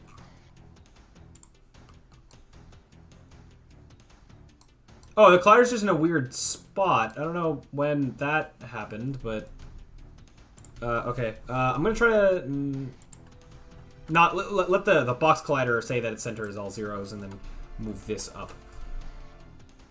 So go 2 and 2. It should basically be like the dimensions of the box, but I'm going to put it a little bit higher. And I don't want it to touch underneath. Just, I don't know. Well, actually, I mean, I guess actually it can be. If you're like underneath and you go up and hit it with your head, I guess you should get stunned. Robotic Dragon is the first boss, though. I mean, there's nothing that says that you can't have your first boss also be interesting. Why not? I don't know, you could like do crazy cool thing for even the first boss. I see no problem with that. Wait, why is this oh, because I have the base of the thing is on like the bottom of it. That's okay, that's why it was confusing me there with what I was having to set things to. That's fine. Okay, that should be fine. Your set is trigger. I don't know if this is going to cause any different behavior. I don't... Yeah, let's find out. Let's see. Yeah. Okay. Oh, what happened there? It looked like the... Oh, right. I have to have some speed to kind of get on this because I don't have it set up properly with the floor right now. Oh, what? Oh, I didn't apply it. And also, I see what the problem was. The problem wasn't moving versus not moving. I think it literally was... because the collider was off, it was standing where there's no collider to then I move and then suddenly I'm hitting a collider of the hazard. I think that may have just been what the problem was, which is interesting. But okay, so something weird's happening on start, it seems, with the particle systems, but I'll figure that out in a second. Hold on, let me just get back here. So if I'm standing still, I'm still gonna be getting hit by hazards. Okay, good. Whew. Yeah. Oh, I have to, I noticed I'm going faster on on the hazards because they're not marked as environment things. I have to do that. Yeah, and apply it. So like now I won't be like as slippery on them because it like when I was on them it thought I was in midair because I didn't set it as a ground thing. Okay, so now it should be part should be good. I don't know why though the floor sparks seem to want to exist anyways in the like on start. I don't know what that was about. I mean, if this is playing in... Oh, now it's fine. Maybe, okay, maybe there's been some weird editor thing. Okay, maybe it's fine. Yeah. Yeah, I don't want the first boss to be too difficult. Yeah, that's true. Fair enough. Yeah, don't want to do much of a difficulty spike. I mean, you could saw like cool boss arena stuff happen even if the boss itself is really easy. Potentially. Yeah, I think that more comes down to the, like, how difficult are his attacks to dodge, and how hard is it to hit him, and how long is the boss fight, and how far apart are checkpoints. A lot of that stuff goes into how difficult a boss is, not necessarily... I mean, the arena matter, but, like, you can have it, like, multiple phases, go from one arena to another, but have it still be easy, if you build it that way, I guess. And you can still have the boss be a cool robotic dragon, and still have it be on the easier side, I guess. Well, I guess you don't want to run out of all of your interesting boss ideas early, and then like the later ones are bad or whatever. I don't know. I still got to plan a lot of what I'm doing for the bosses in this game. I have ideas, but nothing completely concrete yet. Other than the fact that a lot of them are going to be circus themed, and then fit with the gameplay that we have set up. So I have some ideas of different circus themed careers, job things, people. That you could, like, type of carny type positions that I could turn into bosses, like a magician, like a lion tamer, or like other things that I have a list of, different like clown people, yeah, people in like bumper carts trying to run you over, stuff like that. Yeah. Anyways, okay, so this is all working. Awesome, very cool. I still think the border is too thick, and maybe that'll be the thing I'm gonna fix now. Okay, Blender. Actually, if I just open Blender directly, I'll be able to get to the model faster. The green border around, I think I want it to be thinner. Okay, it's still red over here. The color over here does not matter. Okay, so the thing I need to do is make it thinner without breaking everything. Oh, the boss is if you die, you start the... You start the battle from start of phase. Yeah, fair enough. That's cool. That works. I'm having to figure out kind of how I want to do my kind of restarting stuff.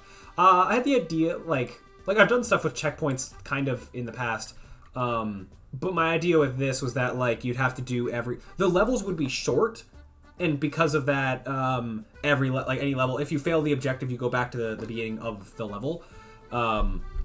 But, well, thinking more about it, like, I might not necessarily do it that way, but I'd have to kind of figure out a way of being able to kind of do it differently, because with the way that I plan on doing my levels, having checkpoints might be very tricky to physically implement, so I gotta figure out how I would do such a thing.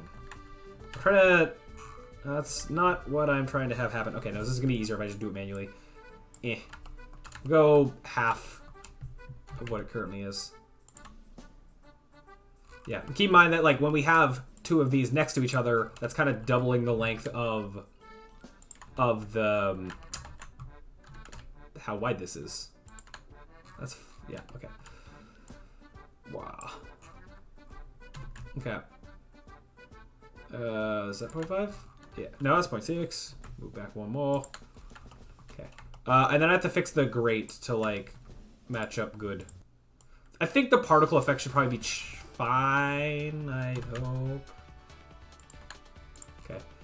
I mean, I can just scale this up, I guess. Not on the Z-axis.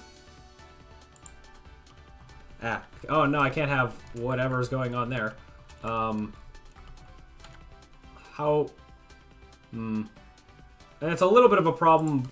I mean, I can let the edges of these be like, ah, it's spiky, that's on purpose. This is some weirdness going on because of the wireframe modifier. I get why it's happening. I prefer if it wasn't. I mean, I can apply the wireframe modifier and then just not worry about it, but... Oh, wait, no, what happened? Just realizing that this isn't, Wait, what? What happened here?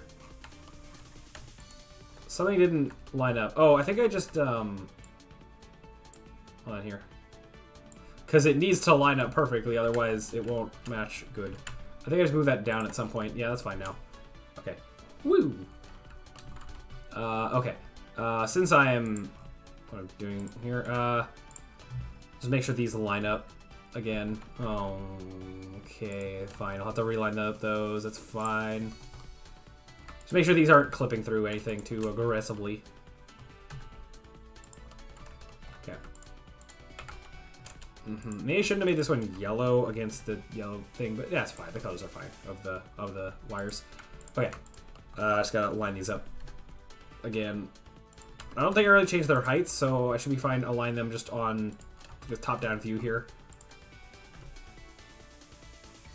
Actually, I'm gonna do one more thing. Is that I'm gonna move this one down more, just so it's a bit further away from the other one. Just a little bit. Okay. Oh, you're turned a lot more, but that's okay. I'm fine with this.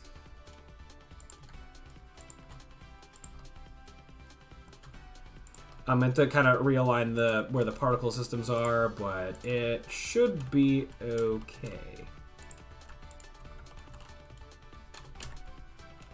Kind of go up a little bit there. Yeah, I could do more to make these better wires, but I'm not going to worry about that level of polish for right now. I say as I am continuing to do more levels of polish, but it's fine. Okay. Yeah, well, I gotta sleep. See ya, Chroma. Alright, see ya, Shazza Streams. I will inform you when my game is ready for a quick play to make a teaser with. Ooh, fun. Cool. Yeah, you know, I'm just, continuing to work on my game. But, yeah, best of luck with yours. Okay, yeah, you can see a bit of that. I mean, I could just apply the wireframe. Yeah, you know what? Apply the wireframe and then fix this manually. I think because of the way that it is just going into the thing there anyway, I should be able to just delete these vertices and it'll probably be fine. Yeah. If I were to apply the scale, is it fine? Oh, I guess it is fine now that I applied the wireframe. Aha. Yep, I'm just kind of double checking, like, everything's good. Everything seems adequate. Guess now I could just go just a teensy bit more. Okay. Good. Okay. Now, I don't know if I should have, like, to save on things, have this stuff be in, like, the off position even in the editor, but... it's fine. Okay. Okay. Oh, I just want to see, like, do these still line up? They actually do pretty well. And it's good enough that I'm fine with not modifying it. Okay. Cool. Nothing to override. Okay. Awesome. Yeah, I think the next thing I want to do now is the percentage thing. The offset percentage. Or I'm wondering if just with the way that the input is, so I can have it as a percentage between 0 and 1 of like how much through the initial cycle, or I could almost be like trying to think there's like a better way, but that's like gonna be easy for me to set up things.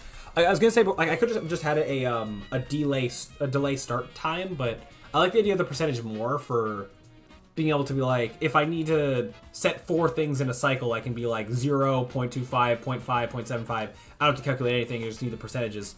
Well, I have to calculate the percentages, but yeah, calculate like 1/10 is easier than being like, okay, if I have 10 things going, like, how many seconds do I need stuff to be for things to work, blah, blah, blah. And then I can, like, take all of them and change, like, oh, okay, make their stun time slightly longer, and then I won't have to recalculate all the stuff if it's relative to the percentages. Yeah, okay, so, now how do I make this percentage work? So my idea with the offset percentage is we have our toggle loop here. I think basically in start, have like one special loop of getting from whatever the percentage is until we get to sort of 1, and then from there we can then go into the normal toggle loop, and then that should be all hopefully good. So enumerator, first loop is what I'm gonna call it. I'm gonna start by taking this, but it's gonna change to be special, and it's not gonna while true. It's going to do both of these, and then it's gonna probably start coroutine the normal toggle loop. Yes. So even I kind of have a special case where it's like if offset percentage is 0 specifically or 1 specifically, it can go straight to the toggle loop, but for now it's fine. It'll basically be the same anyway, probably. Okay. So start in the off position. That's not necessarily actually.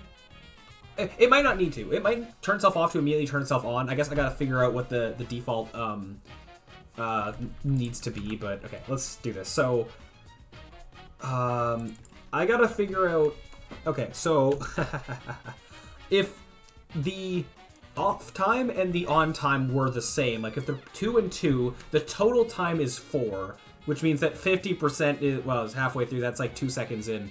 So I guess I would, I guess what I need to start with, calculate some variables that only need to exist in this function. I don't need to make them public or outside the scope here. I need the total time.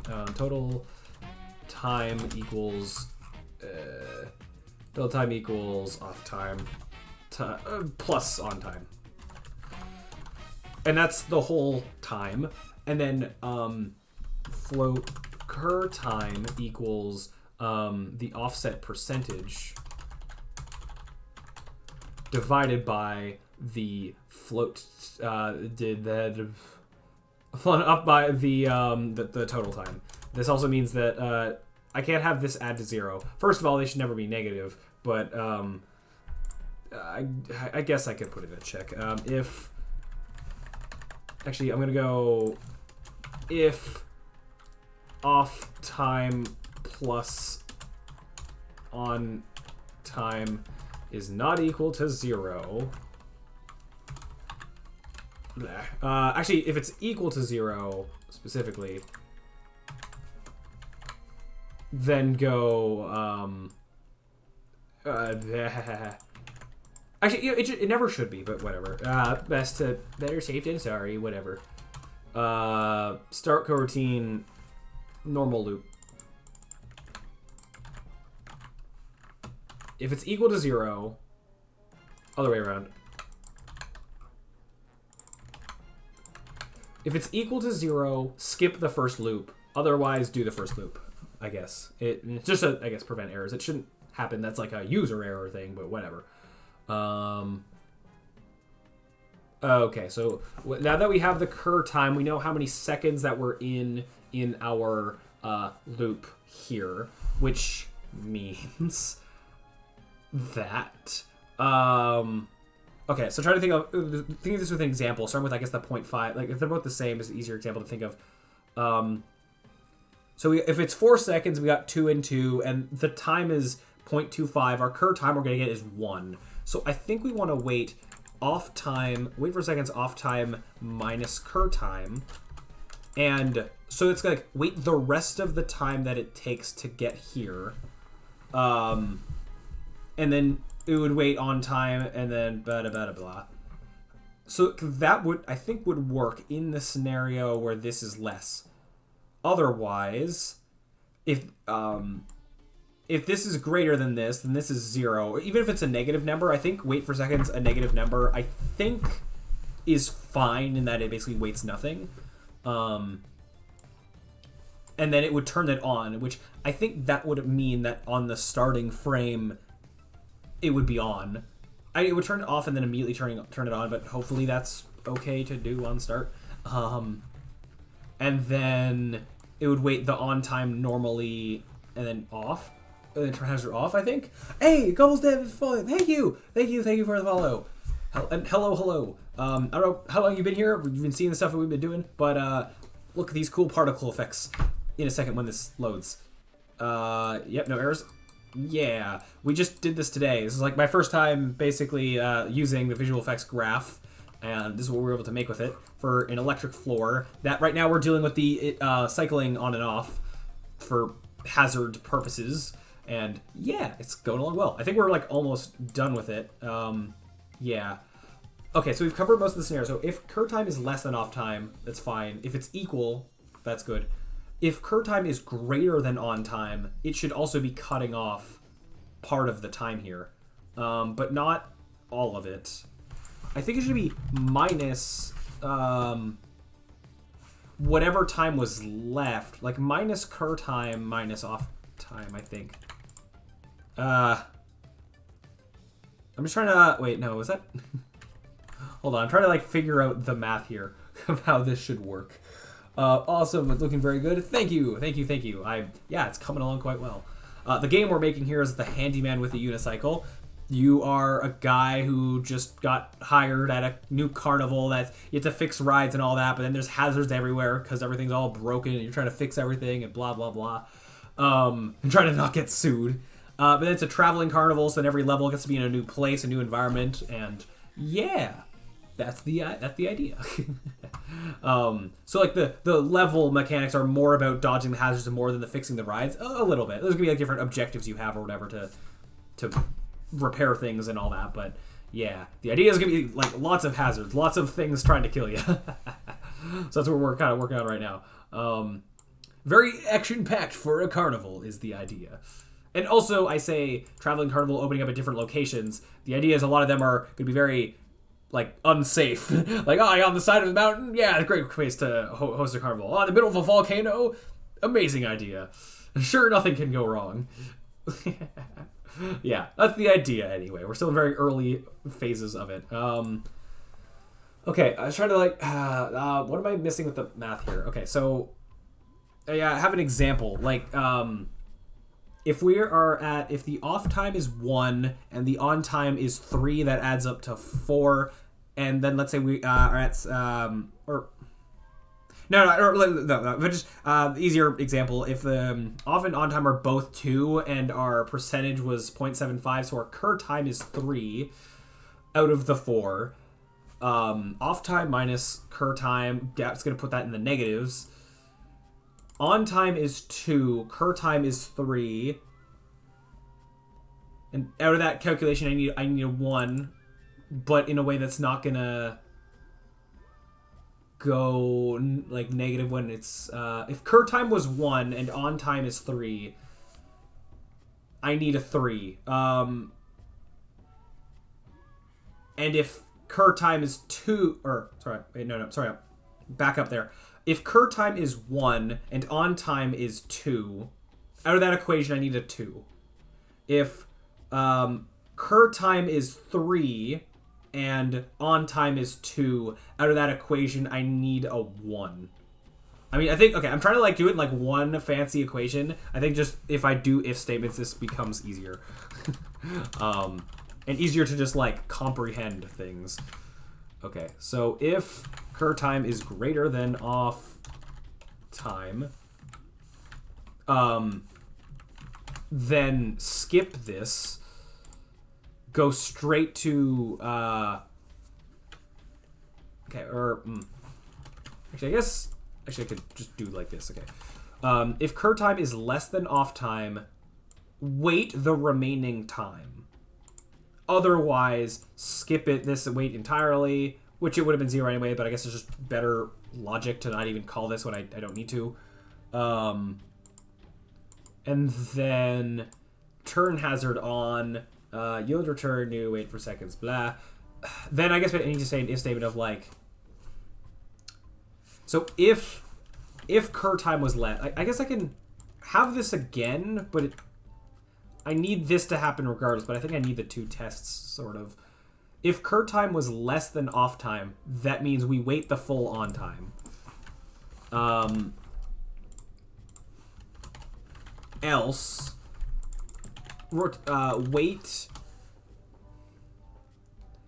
on time, subtract cur time minus off time. And this only works because we know that this is larger than this.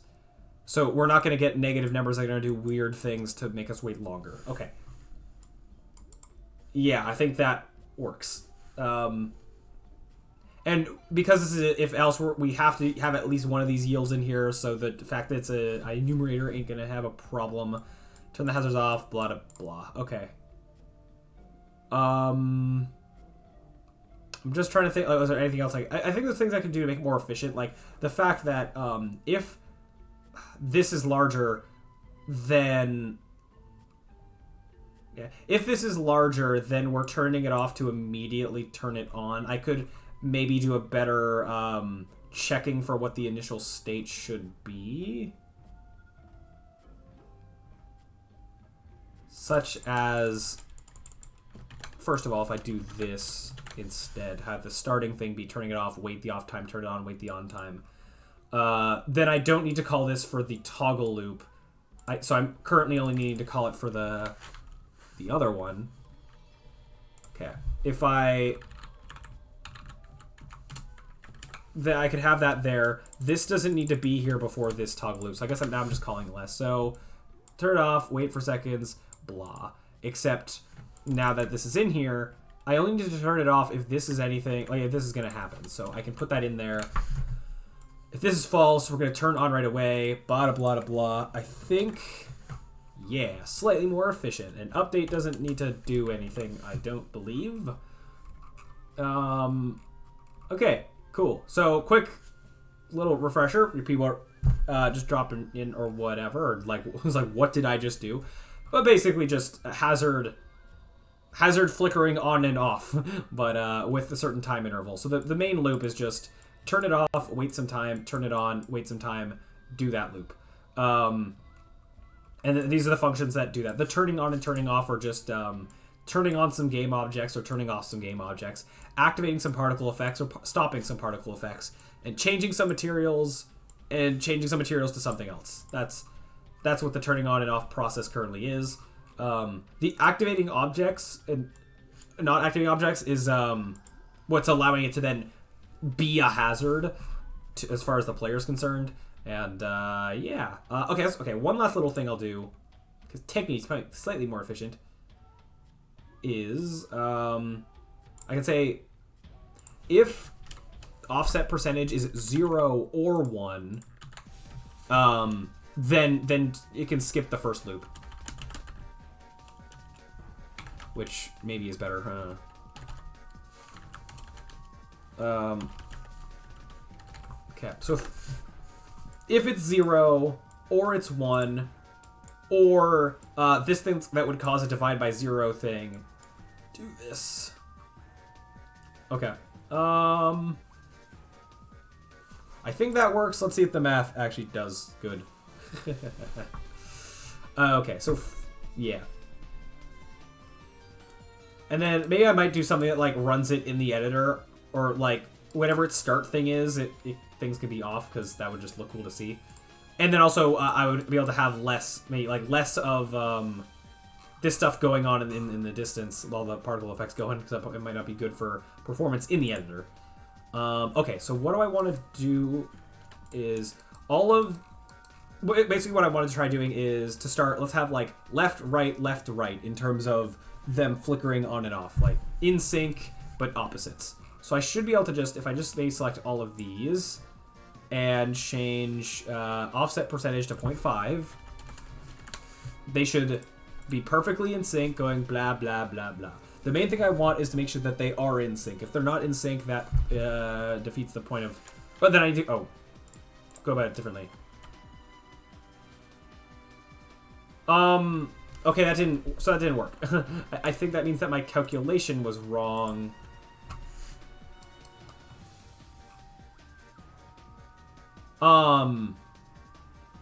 Okay, I think there might need to be a less than or equals to. I don't think I actually covered those cases. So if these are the same, that means wait 0 seconds here. If these are the same, then wait the full on time. Okay, so this needs to be a less than or equal. Which, I mean, I could just do this and swap that. Nah, it's fine. Okay. Yeah, if they're equal, wait the full on time. I mean, if they weren't, even if they were the same, then this should be on time minus 0. So, actually, that part should be the same. So I don't think that's going to solve the problem. But is technically made better on performance or something. Okay.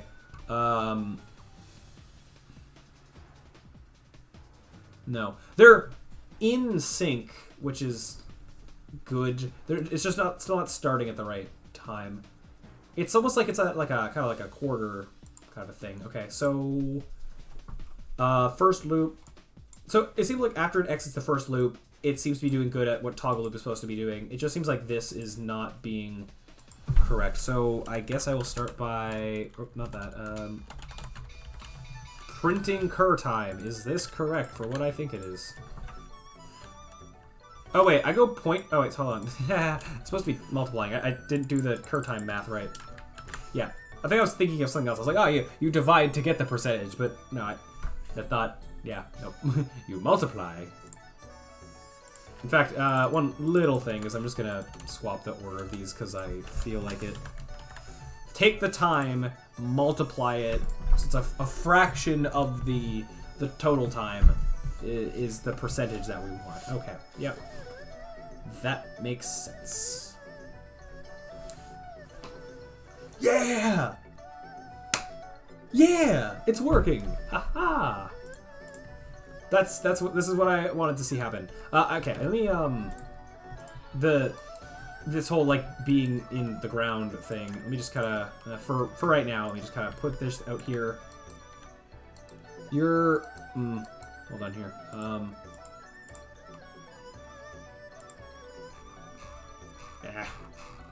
Well, okay. So I should be able to drag these out here, and ideally I want them like with a Y of 0. Right now behind my head they have a Y position of 0. A Y position of 0 should be in line with the ground, I would prefer. Which means I need to move these things down. Actually, here, let me get the Blender model and double check. Or that's over here. So this should be engraved in the floor.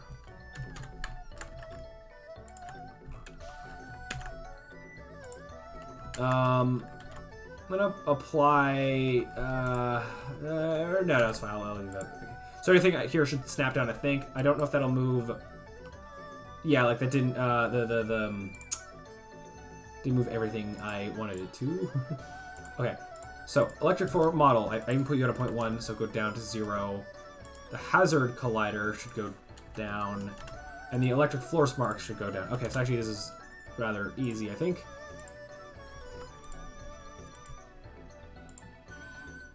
Almost. The floor sparks are still higher than they should be. Okay. Negative 0.5 or negative 0.05 or 0.1. Is that no? You were okay. Sure. Right. No, that makes sense. I understand why that needs to happen that way. Okay. Yeah. I'm trying to like rather than just change things blindly, be like, yeah, this is why I'm having to change this way. I get it. I understand how things do. Okay. So now, because yeah, it's supposed to be like I don't know, a thing that would be in place of normal floor as part of environmental things, I guess. Ideally. Yeah. Awesome. Woo. Very cool. I like this. Yeah, awesome. Oh. Okay, thing I would prefer if it didn't happen, when I pause the game, the particles shouldn't continue to move. Why do these stop, but these keep going? That's... Okay, sure. Let's do that. Deal with that real quick. Mm-hmm. Let me have a look at how things move. This whole applying forces thing, I imagine some of that I'm doing. Whoa, no, hold on. I think is probably going to be like not dependent on time stuff. Or like gravity and adding forces probably is, but the jittering like isn't. The set position probably isn't. So how do I do use... No. I use total time in the jitter, which should be scaled. Unscaled total time. This total time should be freezing, I would think. Okay, okay. It's fine if things, slightly broke as a result of me changing editor things. That's fine. Total time since scene load, time scale. I mean, not. I guess this doesn't really. These are going to effectively do the same thing as far as I'm concerned. You're doing random number stuff. Oh, it's probably the random number part that's doing it. I would need this. I want this to somehow take in. Oh, let's see here. Okay, I think I need to. Okay, put in a multiply. Just multiply it by time.delta time as I do in code. Oops. Interesting. Okay. So multiply. Take you. Oops. This should also make sure. Like this will also work the same. I think in. No wait. If I was in slow mo. Actually, I don't know. I think it would jitter less, but not. Or no, I'm adding to an offset. So. I'm trying to think of... So, okay, I think this will work when you freeze time, setting time.delta time to 0. I don't know if it would work with setting it to... setting time.delta time to... oh, wait, actually... Hold on. I'm trying to do this in a good way. Because I'm also realizing this is going to, like, throw off what this random number was, so I'm going to have to, like... calculate it again, or I'm going to like multiply stuff to be better, or to get the random stuff number back to what it was. I'm trying to think if there's a better, easier way to do this. I gotta do the same on like the small things there. Cause I don't have a. I'm trying to think of like what I need to if I wanted to for like a slow motion thing. How I would best do that. Well, speaking of random number that's being fed into the input of a sine wave, so I guess that's not really going to be affected by this level thing. Other than just if it were to like update not as often. If I do a slow-mo, I don't know if I would do a slow-mo by slowing the time scale because that cuts the number of frames. I feel like if I was going to do like an actual slow-mo thing like in-game, I would do it a different way. So actually, now, I think that way. This is probably fine. And I have no current plans to have a slow-mo thing. So, freezing time is just for, pausing the game. Okay, okay, so random number between blah, blah, blah. Multiply it by delta time. And then stick that into, all of these. No, not like that. But no, I'd rather... Hold on. I'm trying to... By multiplying it by delta time, it's like 0.002. That's going to make the random number that spits out super small. I'm trying to make it so that, like, if delta time is, like, 1... Oh! Time scale. That's the number I'm looking for. I'm like, yeah, okay, that's actually going to work better for me. Okay. Yeah, that's what I want. Okay, that makes that work. Actually... Better idea, because this is basically doing the same thing. I'm just going to go put time scale in here. In the max. That's just way easier, less to kind of to change. Ha ha. it's effectively doing the same thing. If I'm only considering timescale to be 0 or 1, it'll force it to generate a random number that's 0 every time, and that's okay. Okay. So that temporarily, yeah, okay, that's... Oh, okay, there's some other movement thing going on. What is that about? Did I not turn off when I was messing with gravity things at one point? They're like, okay, so they're being pushed like that way a little bit. Okay, wait, so I'm on the floor sparks, yeah. So you are not starting with any velocity that should be carrying you. And if you were, I think that velocity would be a,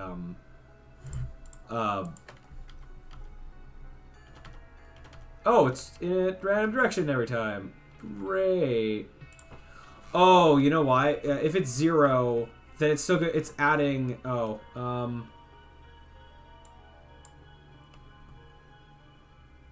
because this is how much it's adding, like it's a speed. Fine. I need a... Okay, fine. Multiply. I need to multiply the total time. I'm going to multiply it by time scale as a way of just saying, if time scale is 0, you're adding 0.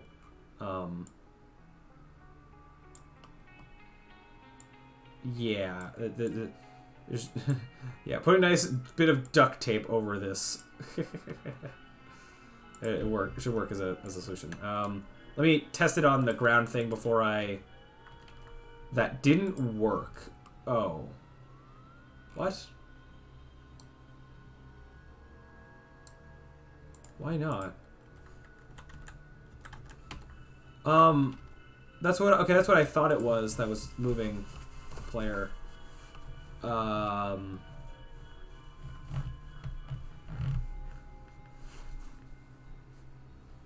Wait, is... hold on here.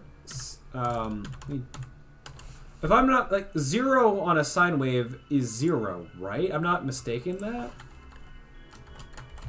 Yeah, 0... Yeah, I looked it up on a decimal calculator. Yeah, 0 is 0, so that should be adding 0 when it... Why are you... What? Unless, is there just a better way to just globally say this particle system should be affected by, like, time?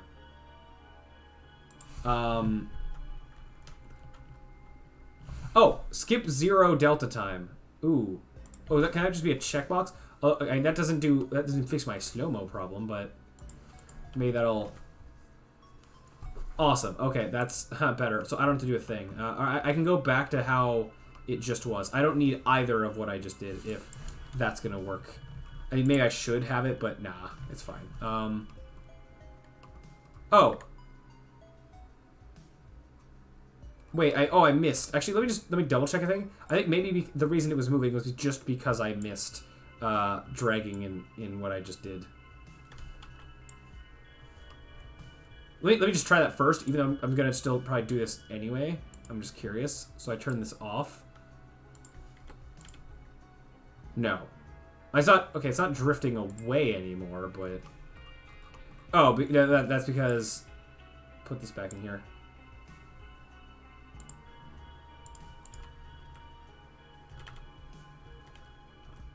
Okay, that's consistently moving down there. Okay, whatever. It's fine. I don't know why, but I don't need to. I can just do this skip 0 delta time thing.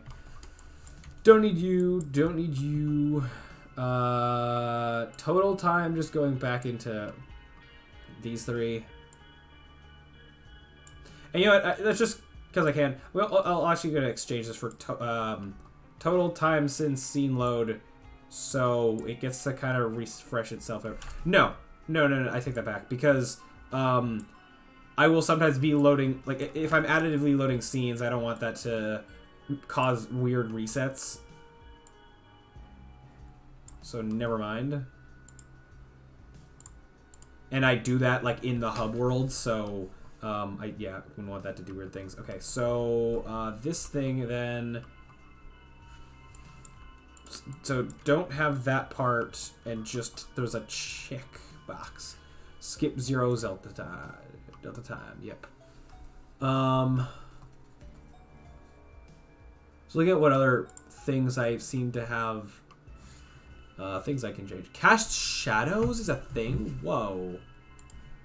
That seems expensive. I'm a little curious of what that could possibly do. I mean, okay, obviously I know what casting shadows means. I'm just like curious of what that might possibly look like. Let me do it on the sparkles. Cast shadows. I want to see that.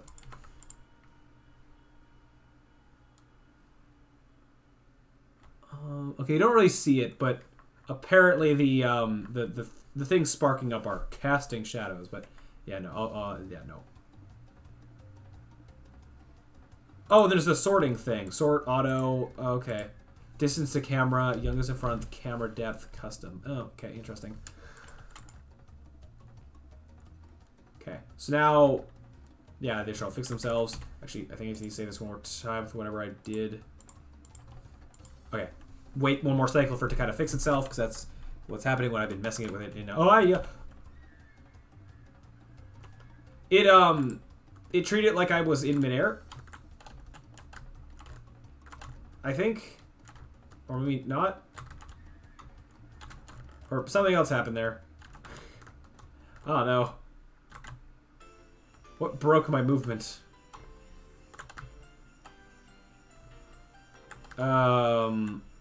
Yeah, concern. Oh, wait, what am I hitting off of? This should be, like, level ground. Okay, wait, there's something... Okay, something's weird going on with the way that the... Oh, because I moved everything down, the collision didn't get moved down. That's... Okay. Part of it. Hopefully that's... If I fix this, it'll fix whatever other weird thing just happened. Okay. Oh, even the trigger collider I think I'll have to move, now that I think about it. Okay, that,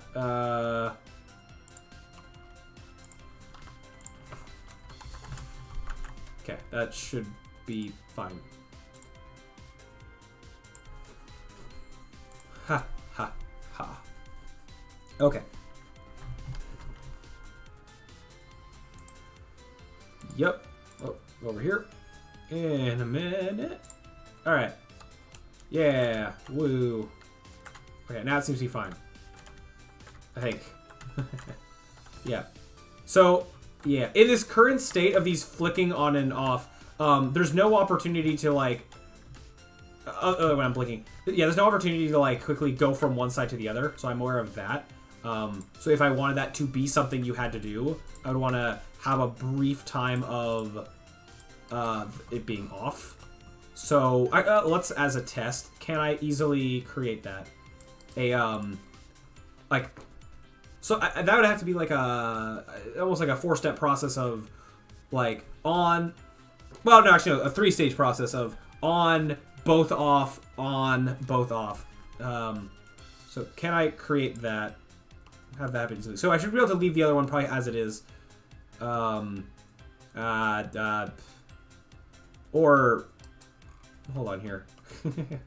They would both need the same... So they would need longer off time than on time. So let's... Wait. Actually, on all of these, go 2.5. Oh, also, so there is nothing in this to be able to go, like, to change it being, like, be on for 2 seconds, then off for 4, then on for 5, then off for 1. There's nothing like that in this currently, but I think that's a bit overkill for now. If I really need a scenario like that, then I'll worry about that. But for now, I think that's okay. So, if I set all of them, the off time is 2.5. Actually, wait, is that enough? Because now the center... Because I still want them to be a center. I want them to be perfectly out of sync. Let me see what this is going to do. So... Oh, it's... Okay, yeah, no, that makes sense. I think... It's like...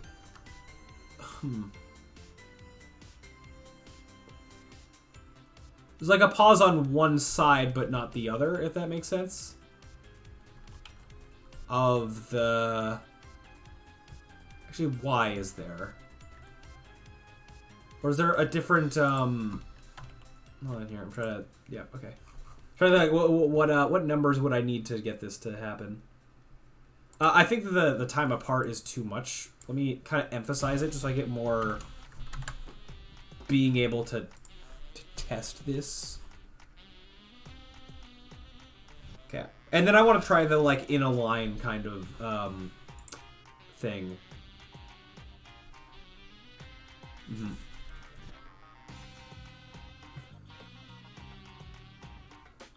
Oh, wait. Oh, wait, no, it is working. Maybe just the times were too short. It looked like they were... Like, it wasn't really... Huh. Booyah. Okay, that's that's exactly what I wanted to try to have happen. Now, as a player, how hard is it to, like, avoid these? Cool. Very cool. As an example of game things, if I had, like, a lot of this, it's like, yeah, have fun, go and cross this, get to the other side. And for temporary, I'm just gonna, So yeah, good. Just yeah, test player things. How? Oh, Oh, hold on, a little bit more. Okay. As a player, how hard is this to cross in this current configuration? Okay. Okay. Oh. Oh no, is the lag starting to kick in? Oh no. One thing I'll do is I'll close this for a minute. Maybe I will... okay, me closing the thing may have just broken for a second. Let me just wait a second. Yeah. Oh no. Yeah, maybe I'm overdoing it a bit. Okay, well, unless are on screen. Oh wow, that was actually... It's easy to cross when I go at the right time. I'm noticing that I'm kind of... Okay, this might be a... might be another thing with my ground thing. Or my player movement stuff. It looks like I'm kind of hopping on the all the box colliders that are together. So might have to look into making that better, but eventually. Or yeah. Oh wait, these didn't accidentally have mesh colliders on them or something like that, right? Let me just double check. I'm pretty sure that's a no. No, okay. Was worth it. Look.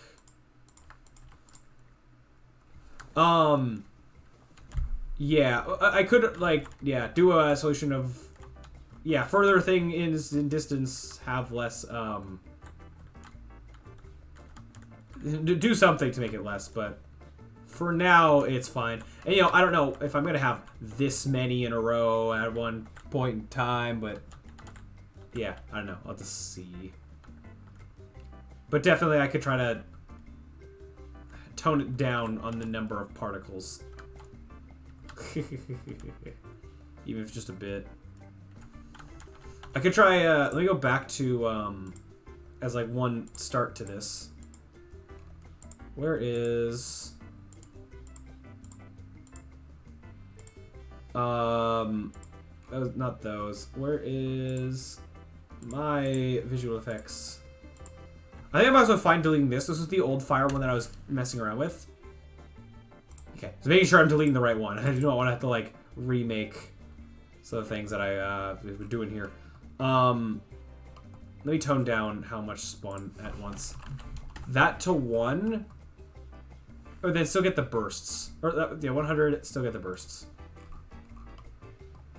You still have a capacity of 100, so this... Yeah, still... But, like, they die in, like, a second, so it makes itself work. Yeah, this has more sporadicness, which is good-ish. Just to look at the others. See if I can tone them down even just a little bit, because it's a bit much. Even... this is the fireball thing. 10 particles a second for that might be much. Especially, these are all, like, ×3. These have these bursts. This occasional burst I'm not as much worried about, but I guess multiplied over a lot of wires gets to be a lot. So I could at least just increase this time. Every 30 seconds... Oh, wait. This never gets to run if the particle system... If the thing isn't on for 30 seconds. Interesting. So this never does anything. And frankly, I think this electric hazard is something that's meant to be like on and off...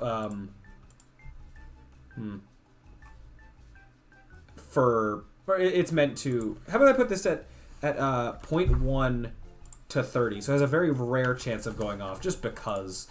And so I guess that could be a thing that happens.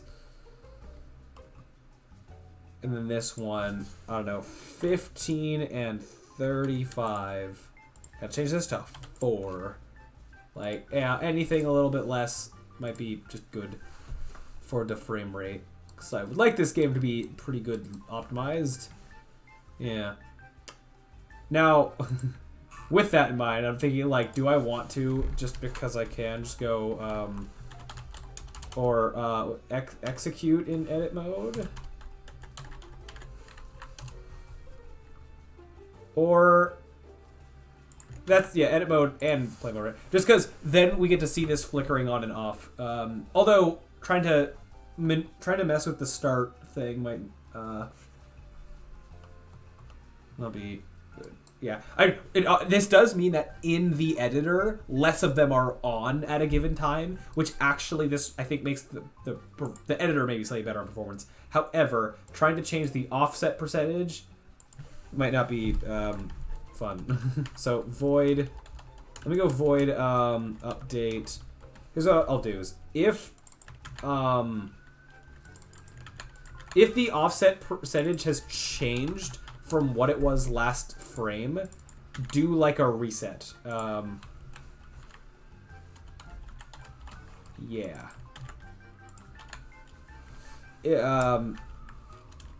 So at the end of a frame, that equals offset percentage. This will also make it easier to set up patterns in the editor, I think. So huzzah on that.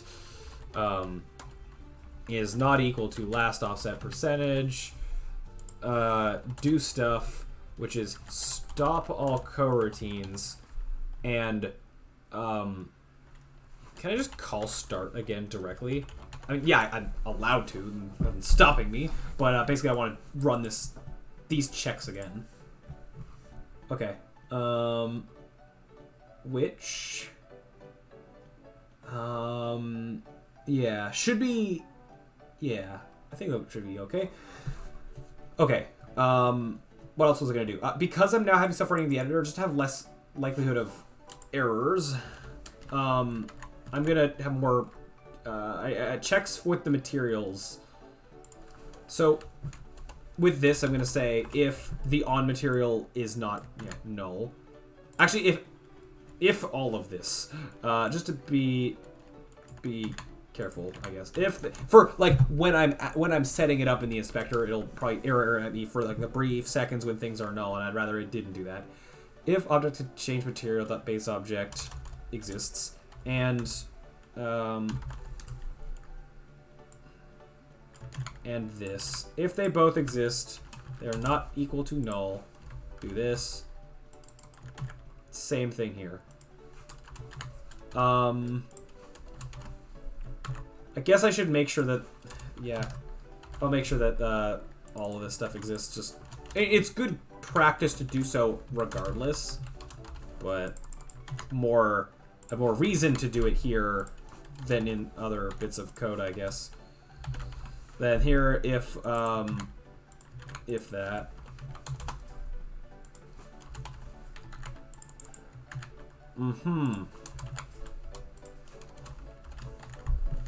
Okay.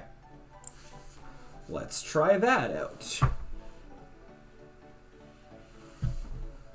Wonder if let me just do a quick Google of like Unity VFX spawn less in distance, or like distance to camera.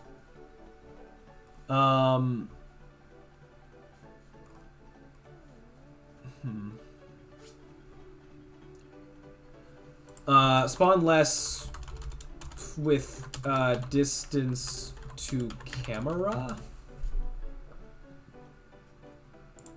Like, oh, this. Okay.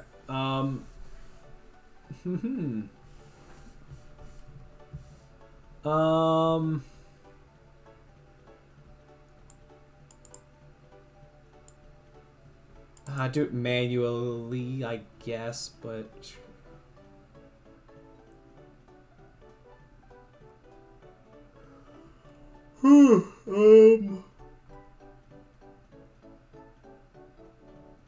yeah, but there's a lot of calculations of calculating camera stuff, which, I mean, yeah. Okay, whatever. That's fine. I won't worry about that right now. Okay. Oh. This one's not turning off. Although, because I just did that messing around with the percentages, I'll reset them. 5 seconds. And on. Okay. Now, I guess now's a good time to test. Like, what happens now if I were to change these ones? Oh. Although, right, you're not gonna be in sync, are you? Or, wait, hold on here. When I change the offset, that's not gonna change things on, like, all the patterns of everything. I'm just realizing that that's maybe, an error on my part, thinking that would happen. Unless there's, like, an easy way I could, like, or I might have to, like, if the offset percentage on anything has changed, I kind of have to restart everything. So, in order to be able to test patterns like this in the edit mode. I'm trying to think of an easy way I could do that. That's not going to be a pain. I mean, I guess I could almost like... where is it? I'm looking for update. Just say, find all. Find every other toggle hazard and reset all of them. But is that even worth it to do? I mean, this is effectively editor-only code. But... I don't know. I don't know if it's worth it to. I mean, as...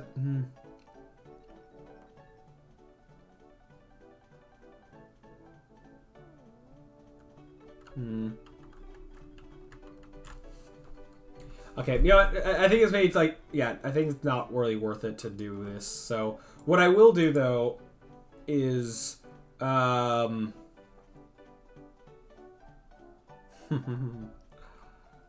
about I'll go, something like... I'm trying to just think how I want to do this. Instead of doing this, be like... I'll just do a quick, simple, if... Oh, in here,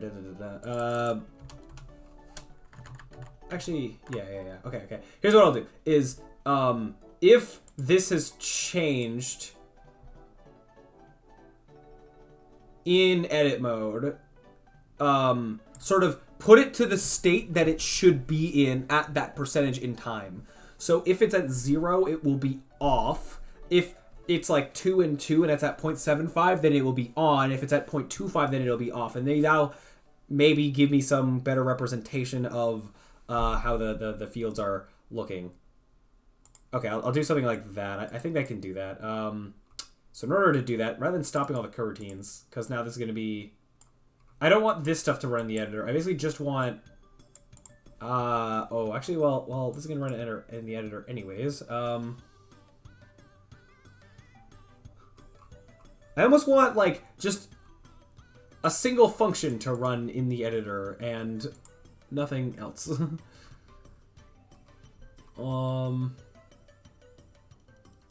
Okay, if this if this changed, stop all the coroutines.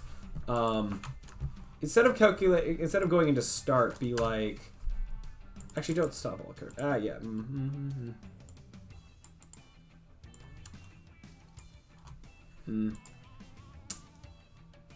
Okay, just if that go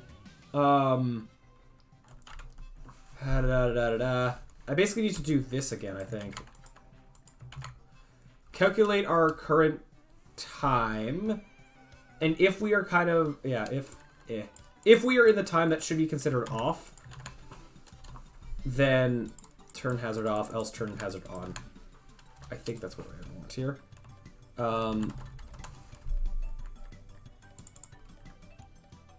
Where's on? Okay. Yeah. Wait, what's this problem? Oh, brackets B not good. Oh, no, you're supposed to be out there. Okay. So if curve time is less than off time, turn hazard off, else turn hazard on. And basically, I think there's a way to basically go like editor code or like Unity run function or basically test if in editor. If application, I don't know. Is there like the things where you go like it's like hashtag Unity editor or something, or if Unity.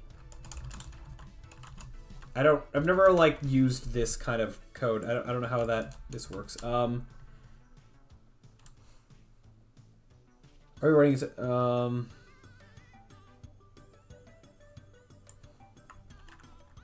Okay, there is a if app click. Oh wait, no. So there's if application dot is editor. This is to test if we're in the editor or not. However, this goes in a build. There's a certain like thing with hashtags and stuff that's like it won't compile and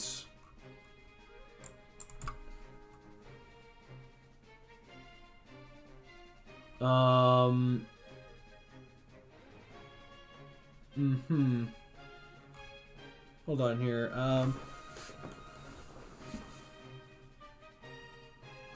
Here's return if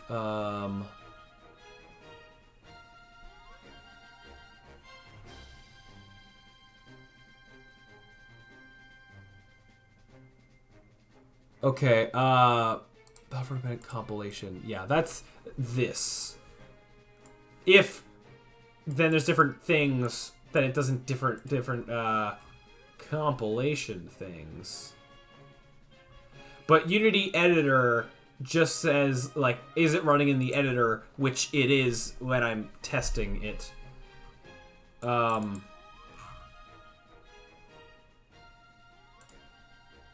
mean, I guess I could do both. So hashtag if Unity, it's Unity underscore edit tool, right?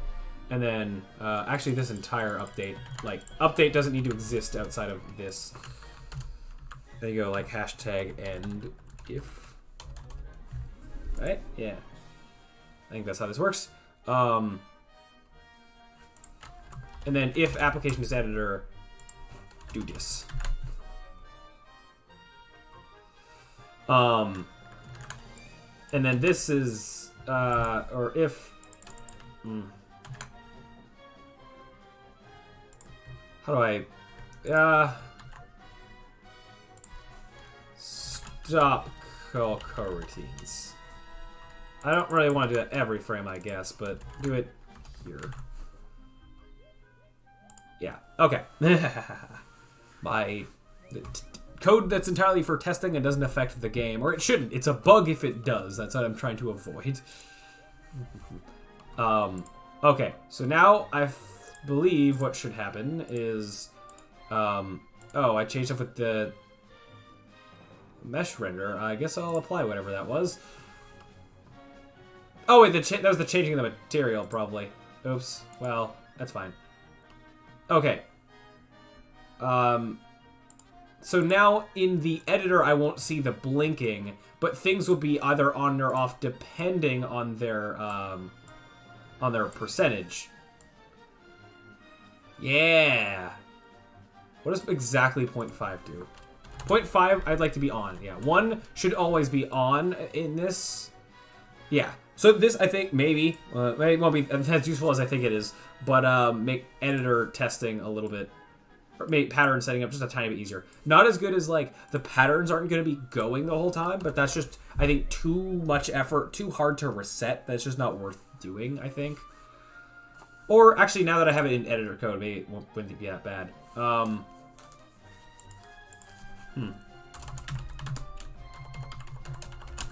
Because... if I basically went, if blah blah blah blah, this means then go reset, but then it's only editor code where this code goes, find every other toggle hazard and reset it. But then every other toggle hazard would, well, no, I guess if things get reset multiple times, I guess that's fine in theory. Find objects of type toggle hazard.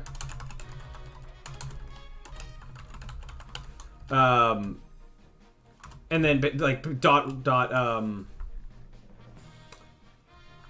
reset. Well, actually, don't do it like here because they're going to recursively call reset forever. That's not what I mean. Up here, for each.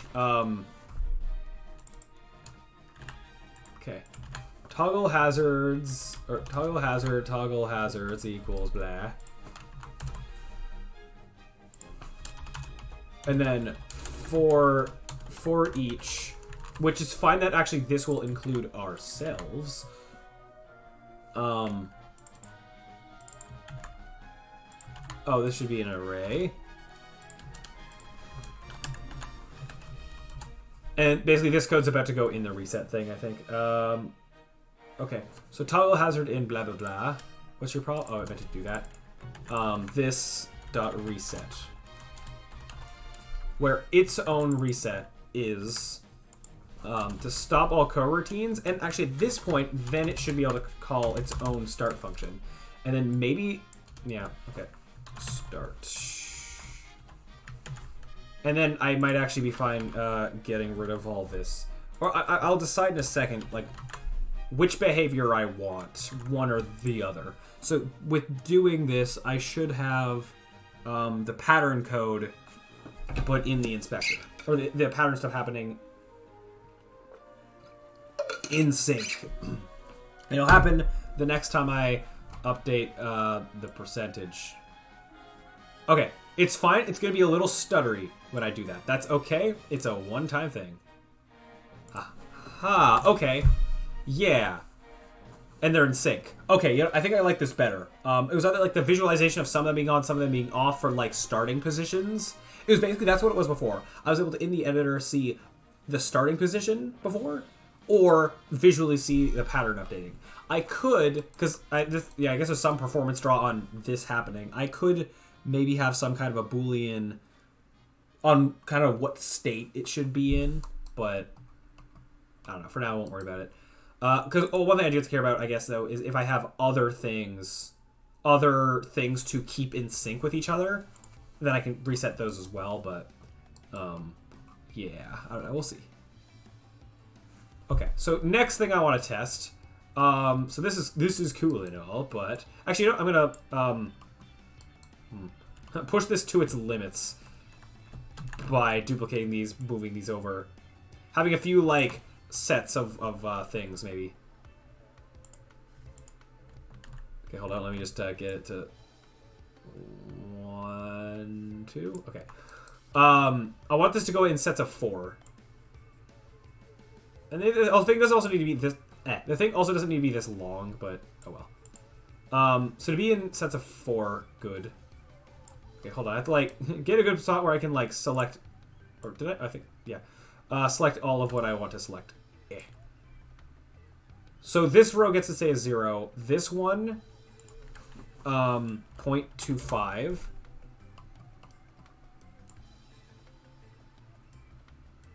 This one gets to be 0.5. And then this one should be 0.75. And then let's see what happens. Okay. So now these all reset. Oh, that's actually not the behavior I was thinking, but that makes sense given what I asked it to do. So now we got this kind of like wave pattern. In my head I wanted it to be in the other direction, but I guess this is fine. And I want it to be like 1 1 1 1.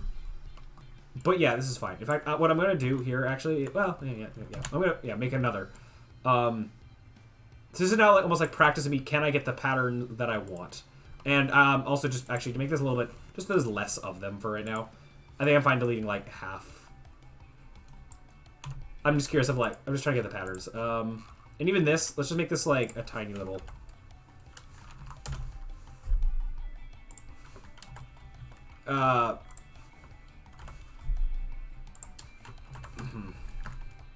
Just a little, yeah. Yeah, you see what I'm doing? And I can, well, yeah.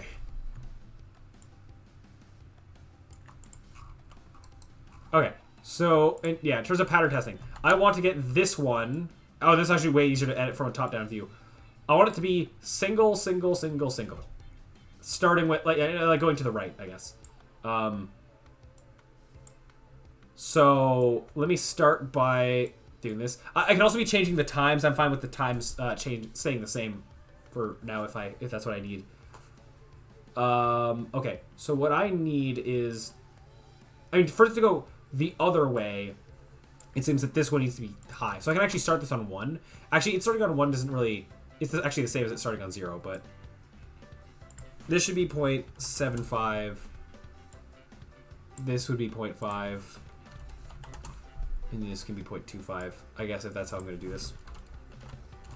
But, well, yeah, 1 and 0 are the same. Okay, so now it's doing this, but in the other direction.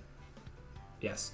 But then we got the double being on. So now I think what I need to change is the on and off time. Which I should actually make so that if I change the on and off time, it also resets. Although, actually, I think it's still, I can't tell. I think this is throwing things out of sync. Oh, sorry, this should be the opposite. 1 and 3, I think, is what this should be. Just to work the way I want. It, yeah, they're out of sync. Okay, so if those are not the same, or, yeah, I'm going to just save references to the other things. In fact, what I'm going to more so do is, because the only things that use those are after Unity Editor stuff, I'm going to... Normally you don't do this with your variables, but I'm going to do it here because I have good reason to. Unless I had 2 separate, like, if Unity Editor things, but I think I like it being one thing. Okay.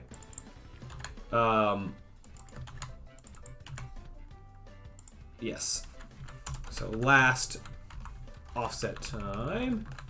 Last on time. And also, remember that like this code that we've been writing has been it's been generic enough that I think we can apply it to a lot of hazards, which I think will be cool. Like imagine we have a thing that like spews fire and we can have like a row of those.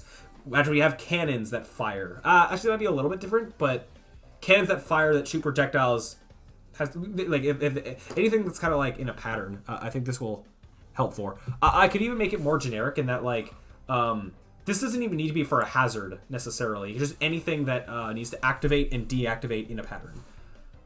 For now, I'll let hazard stay in the name until I use it for something that's not a hazard. I think that's how I'll do that. So I don't need to like write code for things that I'm not sure will even exist. Yeah, okay, yes. Okay, so, I think I'm fine getting rid of this code. So if that is different from that, oh, let me get all the last things first. And also, this is just nice that, yeah, I don't, it's still, I'm not wasting performance when I'm in a build, is what I like about this. Oh, that is not the things I meant to change there. Ah. That one there, that one there. Okay. Okay. Getting those, and then doing the same kind of a test. So if any of them are different. Yeah, it's not going to wait until all of them are different. or if, okay, off time is not equal to last off time, or last off time is, or on time is not equal to last on time. Yeah. If the whole how much time it takes to reset does become a problem, like when I change things, if like the editor, oh hey, that's working. If it were to become a problem, what I could do is make it so that what am I trying to say? I could make it so that rather than the checking every frame if the stuff has changed, just have like an editor button that when I click it, it resyncs everything. So it only happens once when I click the button or something like that. But what I've done already has been overkill. That's like more overkill. I'm not going to worry about it for right now.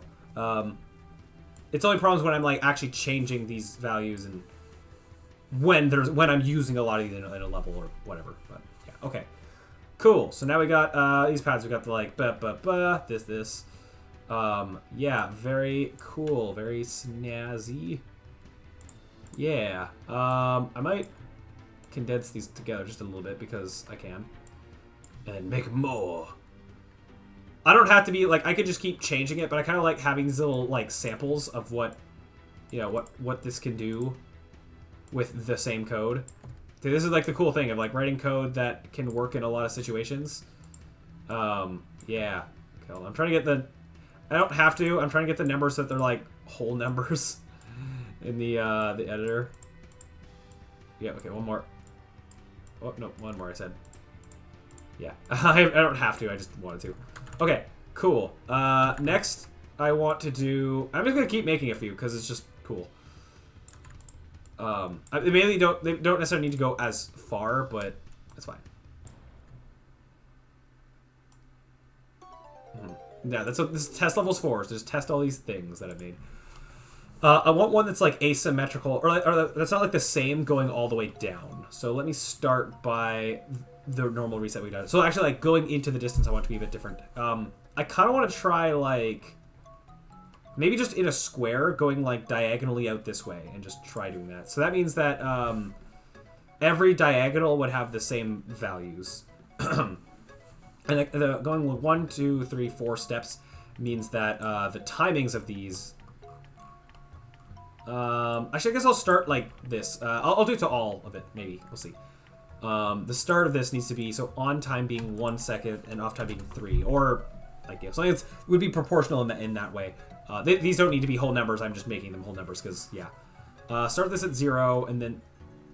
So having the percentage go down makes it go to the right. Having it go up makes it go to the left is the way this happens to be. So sure. So these 0.75. These get to be 0.5. These get to be 0.25. These get to be 0. These get to be 0.75. 0.5. I guess I'll just keep going to the end because why not? 0.5. 0.25. Only like a few more to change anyway. 5. Wait, are these even moving how they're supposed to? Yeah, look at that. Look at that. How that's doing. Oh, it's awesome. That's 0.25. This gets to be 0. 0.75. And yes, 0 and 1 are the same. That's fine. Like that's not a problem. And then this one being, oops, I think I just moved those slightly or something. Okay. And this is, I think, 0.25. Yes. Look at that. That's so awesome. And the whole seeing it in the editor thing is very cool. Ah, oh, awesome, awesome. Okay. Yeah. Got the diagonals. And, like, this is, yeah, proof enough that, like, there's a lot of, yeah, crazy cool things I can do with it. Like, I can... It seems very, like, this is a good test that, like, it seems very versatile in, there's a lot of patterns I could make with such a system. I even applied it to, like I could make different, oh, no. Oh, yeah, the frame rate. Oh, the frame rate is, oh. Okay, yeah. Maybe it's a bit much. And it's, when I look away, it's fine. So it is very much affected by how much is like on frame, or in frame of the in view of the camera, whatever. But oh well, for right now. Yeah. Okay. So yeah. Also, I imagine, for the record, me streaming is probably affecting it a decent amount. I might, check, how good is it when I'm not in the middle of streaming, just to see. It also usually is a thing that, in a build, things tend to run a little bit faster than in the editor, with all editor calculations and stuff going on, so there's things like that. Although, ideally, it would be nice if, these weren't killing the frame rate this much. However, one interesting thing is, I said, it's like this with whatever's in view. I don't know if in the real game we'd have this many of these things in view at one time. This is, I would say, a lot. And if we were to do something like having a bunch of these in a row, we could do it in like an indoor area where you keep going around corners and stuff. So that gets to like mask some of it. So in theory, like there are ways to get around it in a real gameplay scenario. And then also stuff like the ones way in the distance. Like, if I could look into the further things are away, the less particles they show or stuff like that. I could look into, doing that.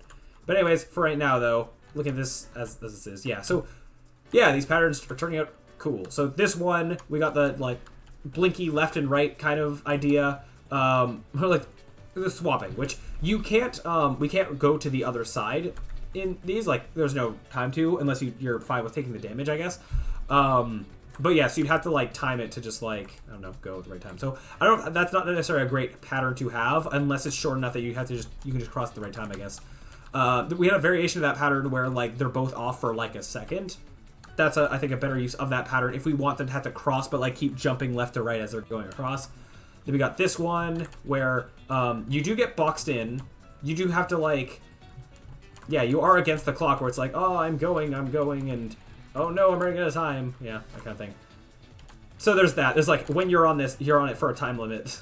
Unless you take the damage. Yeah, just like, thinking like, the ways of how, how the stuff can be used. That'd be that. I do notice that, like, we go, because of our move speed is so high, we do go across those rather fast. Not that I'm going to slow down the player move speed to make that better, but just something I noticed, that if we really want this to be like a challenge to the player can't just speed across the whole thing without having to, I don't know, worry where they are, it's either going to have to be pretty long or, well, yeah, it's just going to be pretty long. In which case, maybe I could make some of, if we have a really long stretch, I can change the size of these and mess around with that being a thing. So I also got this where it's like 2... Because also, again, the whole we can't jump is a thing. Unless we do something with that. Like you're going across, but then some tiles are like springs to launch yourself in the air. Or something like that to get you like over and over. Yeah, stuff we can play around with. And then we got these. This one, which I think is cool. Yeah, the whole, like, this one you have to sit and wait. That's interesting about going in the direction you're going. This also, damage aside, like, would become, like, a one-way path to a degree. So that's also an interesting thing that this opens up, is that having a thing like you can only cross the one way if you're trying to not take damage. So that's a thing. And you can't, the colliders are the way they are. Like, you can't go, like, diagonally in between. I mean, I could make that be a thing if I really wanted to. Oh, actually, that is a thing I do have to concern myself with. If you're, like, here, you're gonna get damaged early. Because you're, like, the tire, like, peaks over a little bit. Huh. Trying to decide how much I care about that being a problem. Maybe what I could do, usually it's good to have colliders be in favor of the player as opposed to the other way around, unless you're trying to make a really hard game. So I think I'm actually okay with, where's the collider here? Yeah. Going like 1.9, 1.9, I think. And I'm gonna, So, okay, let me just apply specifically what I want to apply rather than everything. Hold on here. Apply. Which does mean that there might be a little bit of a gap on the diagonals, but that's fine, I think. If the player's that skilled, sure. I'll allow it. Yeah. Yeah. So, yeah, now there should be just a little bit more wiggle room with not getting hit by hazards. It's not, like, nothing, but... Yeah. It's just, yeah, as I just said, having the hazards be a little bit more in favor of the player, and the player's intentions. And then, you know, it's slightly more likely to get that little bit of like, oh, yeah, I just narrowly missed the hazard, blah, blah, blah. Yeah, that kind of stuff that's good for player experience and blah, blah, blah. Yeah, alright. Cool. There's also, like, the hazards work and they're totally functional from below. So that we I don't know if there's something that we could do with that. It could be, like, you go off a ramp and have to not go at the wrong time to, like, hit your head on a hazard. Or, like, a wall or something, you know. Because that's the other thing. We can stick these on moving platforms and do stuff with that. There's just a lot of combining things to... Yeah, we can get a lot of gameplay out of it. So that's cool. We don't actually have moving platforms yet. I've made moving platforms many times in the past. We haven't done it yet in this game. So maybe we'll do that soonish. I kind of want to make more hazards first, but that is a... Moving platforms tend to be a very vital platformer game mechanic thing. Although, I don't know, maybe we should do something about this first. This frame rate dropping tons. I'm curious of... I want us to see, to get a better idea on particle effects in the distance. It's still just as bad when I'm this far away. Fair enough. Oh, what about when they're not in frame? Oh, okay. Okay, that's important to know. Even if you can't see them, they're still a problem. It's like, are they in the camera's frustrum? Is that the term for it? Maybe? Oh, yeah. Yeah. See, so the fact that I want to be able to, like, have this overview of a level... yeah, that's a problem if that's going to be lagging that much. Also funny that I am kind of capable of... Can I land? I can totally land. This isn't supposed to happen. You're not supposed to be able to fall off the hub world and land in a level like this. It breaks me wanting the player to spawn in a specific place for a level. Yeah. So, falling off the hub world will have the same, like, Lakitu style respawning thing as Mario Kart. We still have to implement, but we shall get there. Yeah. One thing that's also nice, I'm just kind of acknowledging, is that I haven't noticed too much of an issue with the fact that all the these tiles are the same. Like, that hasn't been a... Like, okay, I think the main giveaway of it looking maybe weird is the wires. The actual grates themselves and the particle effects, like, they help it be random enough that it's kind of fine. So, that's a cool thing. There's no particle effects going on with when the thing's completely off. I could do that in that, like, the wires could, like, occasionally, once in a while, do a single spark or something. That could be an interesting way just to have the off versions still have some kind of stuff going on, but I won't worry about it for right now. I guess what I could... Last thing I think I'll do, and I think it's time to wrap it up for the stream for today. Because we've been going for a while. What, 6 hours? Yeah, been a while. But we made a lot of good progress. I'm happy with, yeah, what we've done. So, yeah. I can have a quick look. I'll move myself to this side of the screen of kind of what options I have in regards to VFX settings. Actually, let me look on the actual... where they're being used. Over here. So we got, like, reseat on play. Oh, yeah, this is stuff I could do to, if I wanted... it to look the same every time. I don't, but I could. Surrender light probe related things. Property, yeah, sure. Okay, so nothing really there. Okay, so spawn rate. This whole spawn thing. Loop duration infinite. Loop count, yeah. delay mode. Okay. That's things. Do I have other... Let me just see. I don't know. Do I have other spawn things? Create... Whoops. Create block. Spawn... Variable spawn rate. I wonder if... I mean, one... So, I mean, I could try to...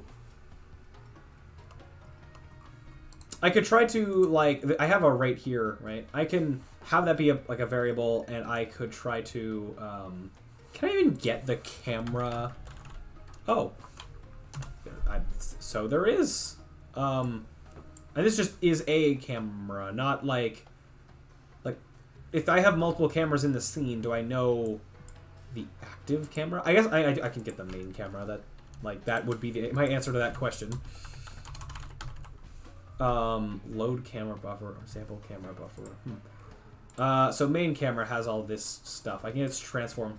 So I could, at the very least, this could be a start, is that I have the spawn rate be affected by the camera distance. And, you know, maybe that's actually, like, would be a good thing to do. Especially on the floor sparks. But I'll do it on, like, everything. So, main camera, so I take that transform. I guess I need some, like, distance of... I don't want it to be, so two things I could do. One, I could have it be, like, a variable, like a flip switch of whether to spawn or not to spawn.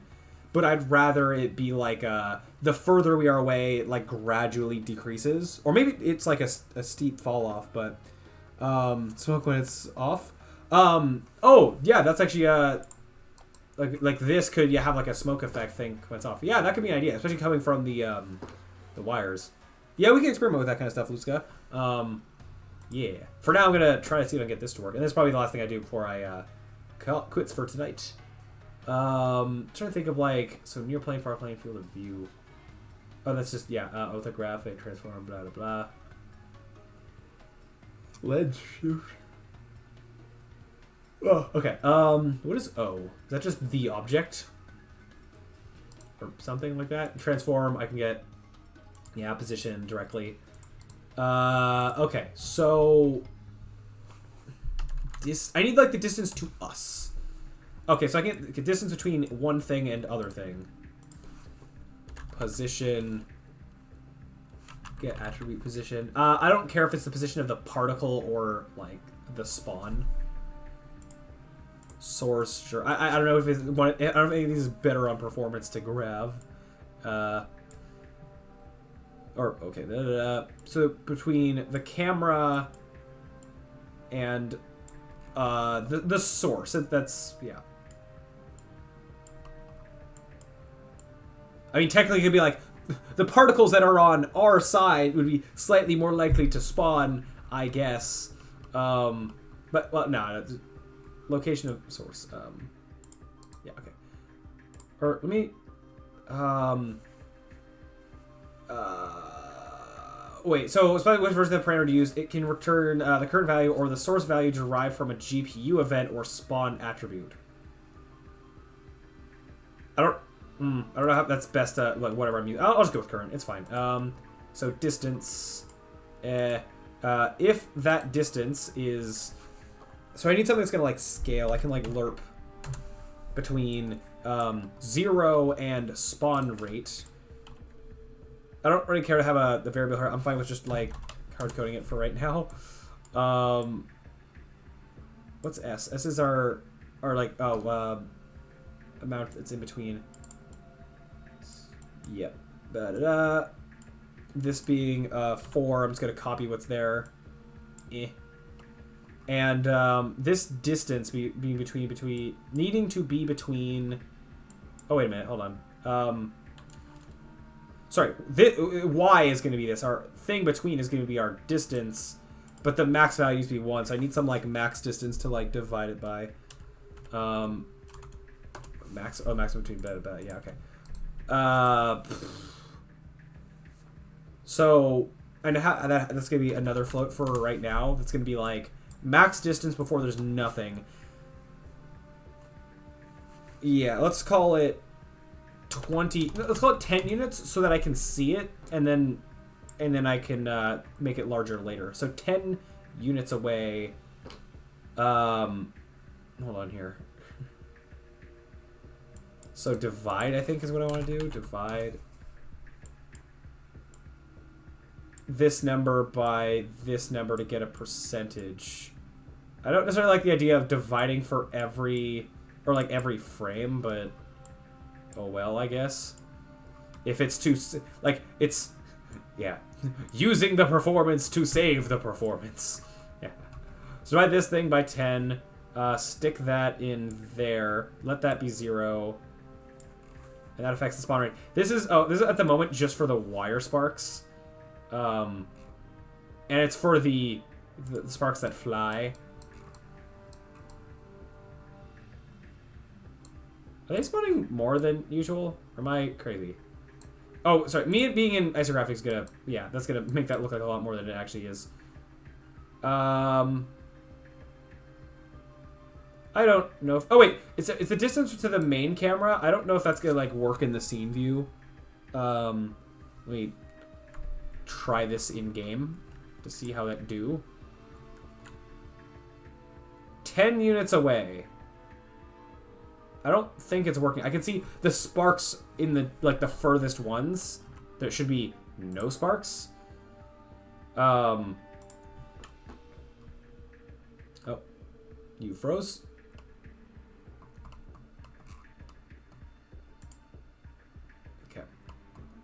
I am like... Oh, right, I'm an idiot, of course, sorry. This is going into the few that are constantly spawning, so it's probably spawning less, but that's not doing anything. Before I, like, put this into all this, I'm just gonna try this on the thing that's way easier to kind of see a difference in, i.e. the floor sparks, the thing I meant to put this on. But it will be on everything in a minute, so... Okay, so rate here is 100. Hold on here, let me just drag this up a bit, because I'm gonna want multiple of these. This divide is just, yeah, percentage to use in TS here, I guess, but so this was going 200 to 300. This count is like harder to like get between. Have the rate there though. Oh wait, well, or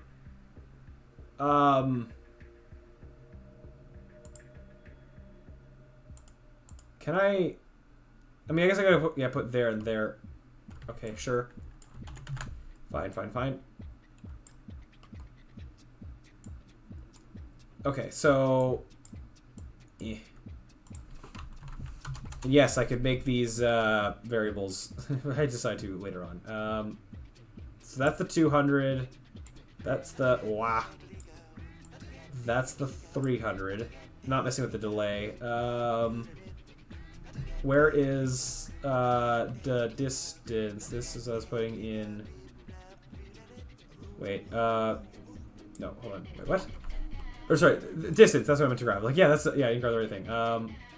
This. Yes. For right now, that, yeah, that's a good test, okay. Now, I guess it doesn't really work with the scene camera, which is maybe fine. Okay. But, let me just, because I think this is going to work, and let me just kind of put on everything on once real quick. I'm gonna no, I was gonna well, I'm gonna delete this and then put this back in. And I get the like the additional stuff. Okay, so I need it on everything because that's gonna make this work how it should. Okay, 4, 15, 35. Yeah.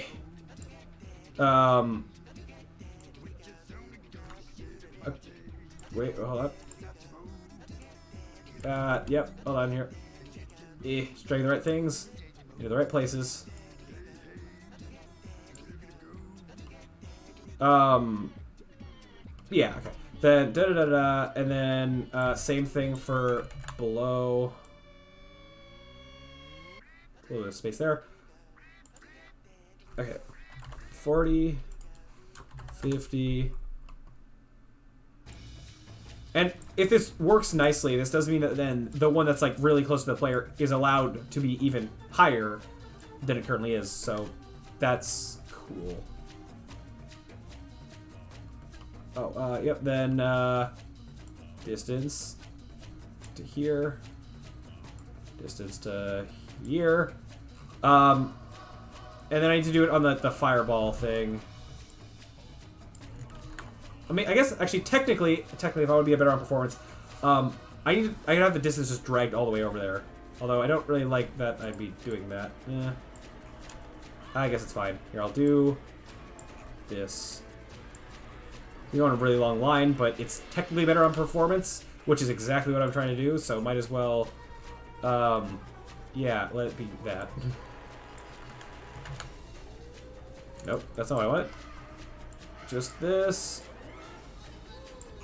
Okay. 5 into there. And then I just need S to be this distance. Yeah. Okay. Will this work? Or did I do all that for nothing and then I'll have to, like, redo something? No. Should be fine. I'm expecting it won't work in the scene thing. Oh, no, wait, it didn't work? What? No, why?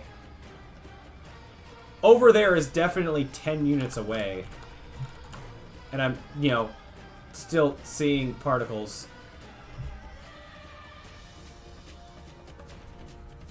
Why? Oh, wait, sorry, I'm just realizing I'm using that distance wrong. It should be, actually, the larger it is. That's... Wait. Oh, wait, am I doing it the closer to the camera, the less particles there are? I think I've actually just done that. Because if it's higher, if this is 1, then it's got... I'm an idiot, yeah, of course. I just did the closer to the camera, the less. Actually, let me just double check that I'm right in that. If I go close, they're going to disappear. That's funny.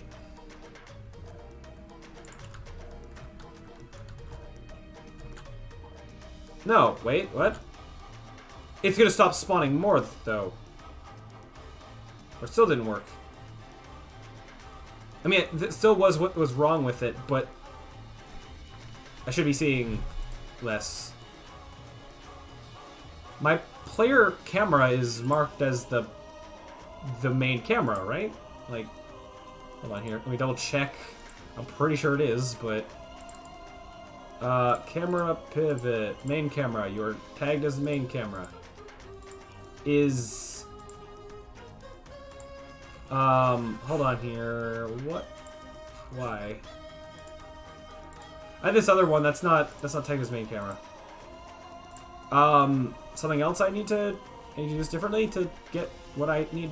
I mean, I still have it wrong in that, I think I have the math wrong where the further away it is, the more it's doing. Well, I'll just do that, I guess. So, I'm just trying, easiest way to do that, I'll put by that. Take the by that. At 10, it's 1. At 0, it's 0. So if this is 1, it should be a ha. Or,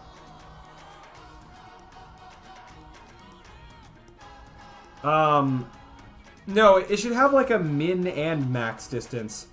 A min distance where it's always doing all the particles, and a max distance where it actually stops that, I think.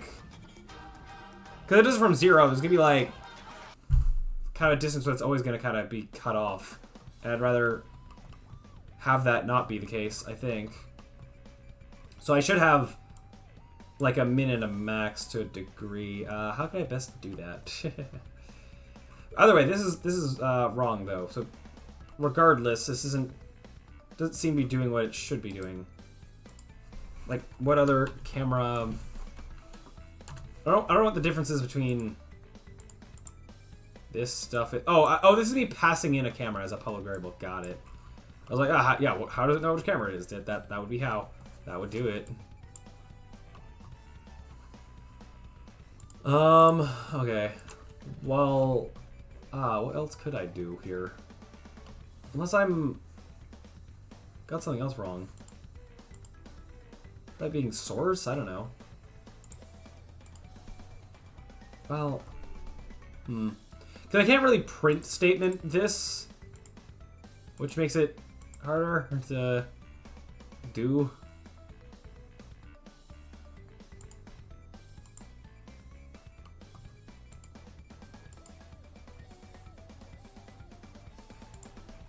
Yeah. Wait, this vector 3, what is that? That's being what? Like, that's for the inputs, right? Not like the output. Because the output should be a float. Yeah, divide float. Yeah, it is.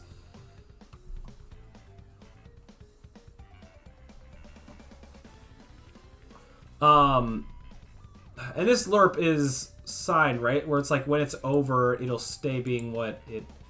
like, it'll clamp to the max of value, I think.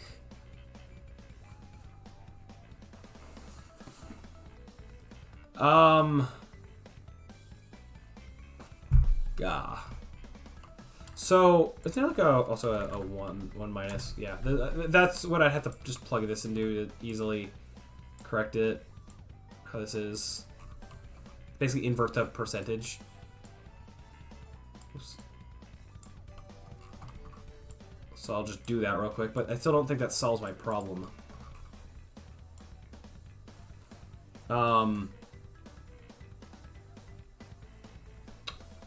What am I pulling this into? All the S's, yeah, that's it.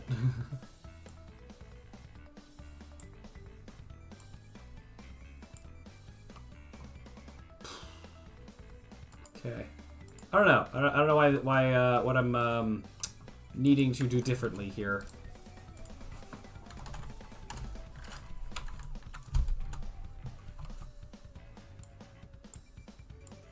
Because this is supposed to be spawning less things, but it seems to be spawning just the same amount. It makes sense that like the ones that were already in existence get to stay doing their thing. And also fair that it doesn't... like, it still will do the same thing in, like, the scene view. That's fair, but...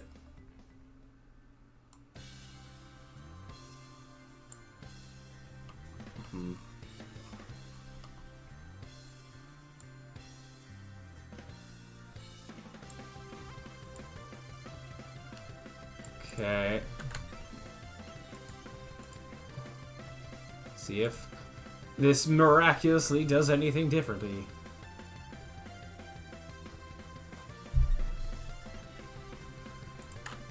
Oh! Hey, what? Oh, what? It did? Okay, wait, so the camera information might be... or it's like always being one value or the other, it's not changing. Visual effect requires the main camera, but there are no active cameras with the main camera tag. Using scene camera instead of main camera for VR effect. Okay, so it is capable of using the scene camera. Interesting. Okay, so that's good to know. Okay, so it's using the scene camera. Then why is it doing this? Why is the percentage always being... what?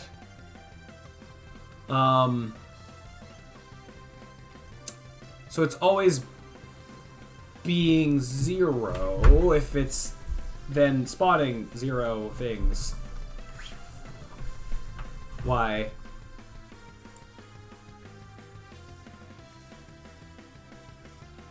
I don't know.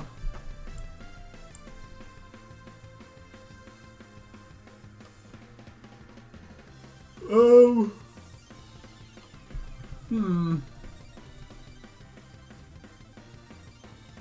What am I missing?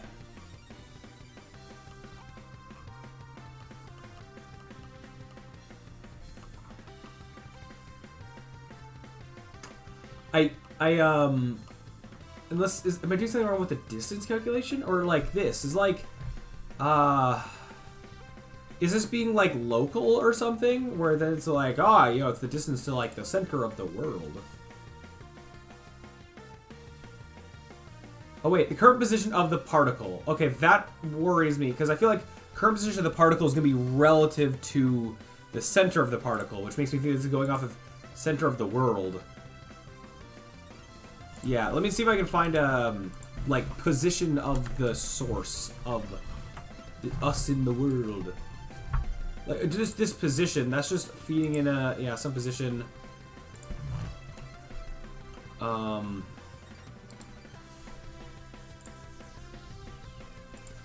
What other position things can I get? Depth, compass, transform. Oh, transform is just a, or that's to take in a transform. That's not the transform that we're on right now. Unfortunate. Can I get that information? Can I get like game object or what else? What else could I get? Attribute. All these attributes I think are all of the particle.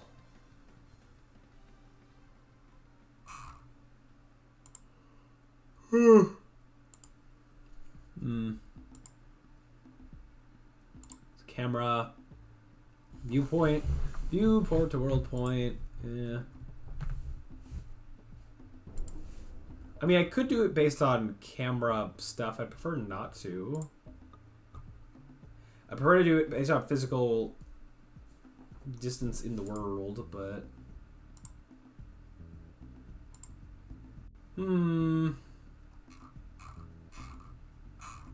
position, depth. Oh, yeah.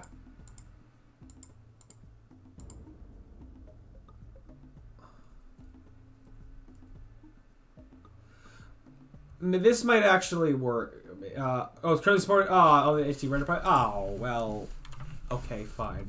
Right as I'm like, this could maybe work. It's like, nope. No, it can't.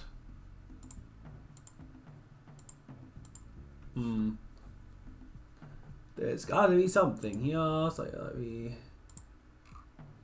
do what I'm trying to do.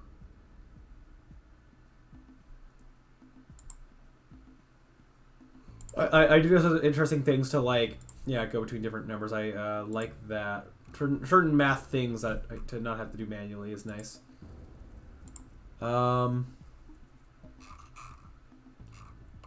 Yeah, I'm just trying to get the distance between this particle system, the game object or the transform that this particle system is on, and the camera. I just haven't been able to. Let me do some googling. See if I can find anything about this. Unity get position. Or hold on, let me go back up. Unity VFX get spawner position in the world.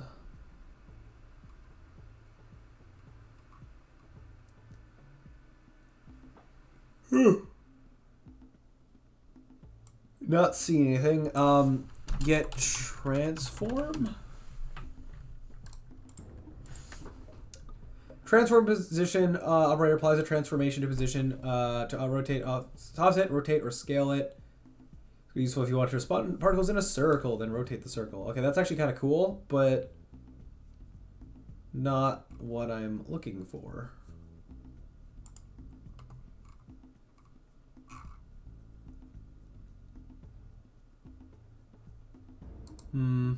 Property binders. Property binders are C# behaviors you attach to a game object with a visual effect component. These behaviors enable making connections between scene or gameplay values and exposed properties for this visual effect instance. For instance, a sphere binder can automatically set the position and radius of a sphere exposed property with the values of a sphere collider that is linked in the scene. Okay, interesting. How do I set one up? You can write property binders by adding new C# classes to your project and extending the class Unity Engine .vfx utility.vfx binder base. Said binder base class will require you to implement the following methods. Bool is valid. A component that validates that the binding can be made. And then yeah, okay. Is this really necessary? That seems like a potential option. I just want to do a quick bit of other looking around first. Just because if I can find a simpler solution, that would be great. I just want to get how close are we to the camera, roughly. It doesn't even need to be that accurate. I just want something to scale based on how far away we are.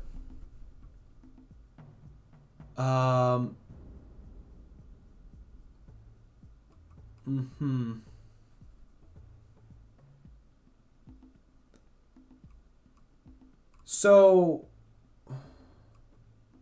I have the camera. I'm just trying to get the position where we are in the world.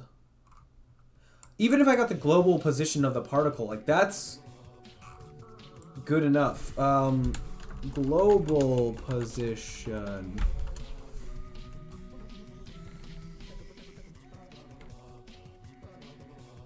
There's a local to world thing, yeah, a converter thing. So I get our local position, then they convert it, maybe.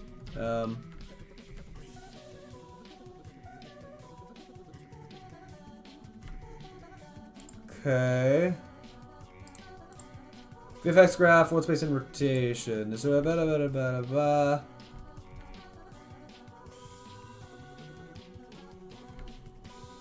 Ooh.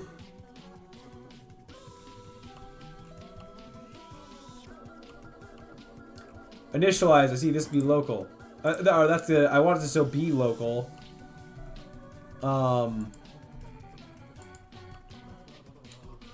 Yeah, setting position all that locally. Yes, I just need to acquire that data of.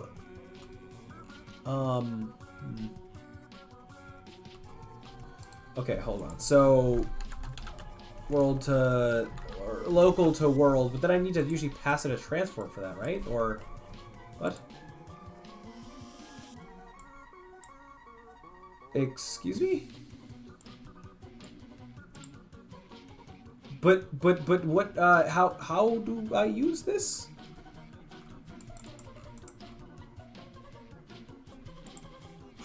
It doesn't take any inputs. Okay, local to world position. Okay, I found the thing for. Yeah, this is the thing for this, but can I get an example?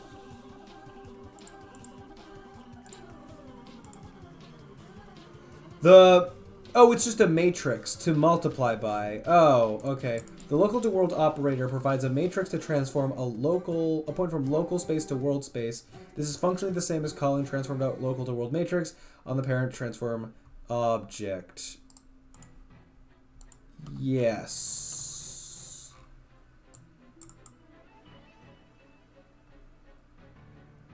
The read-only thing, yeah. If you're not familiar with using matrices for coordinate transformations, use transform out transform point instead. I can't at the moment. If you're setting shader parameters, you must use render to local to world matrix instead. Can I get an example of how to use this?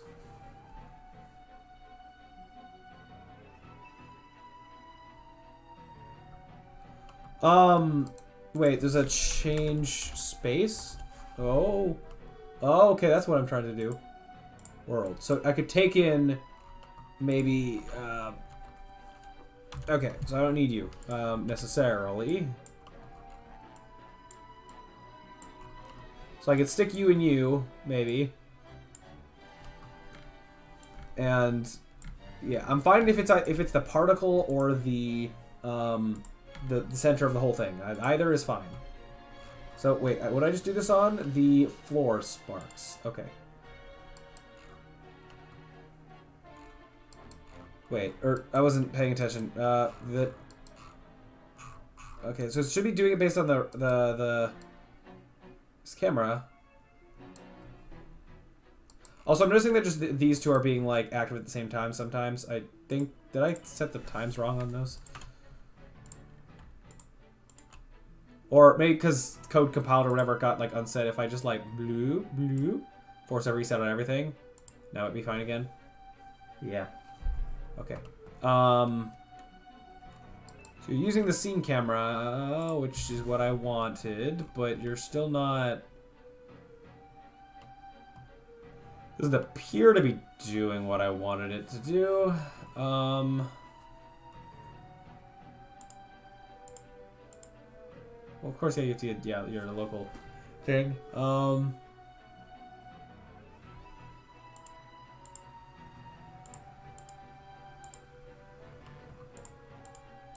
Current? I don't know.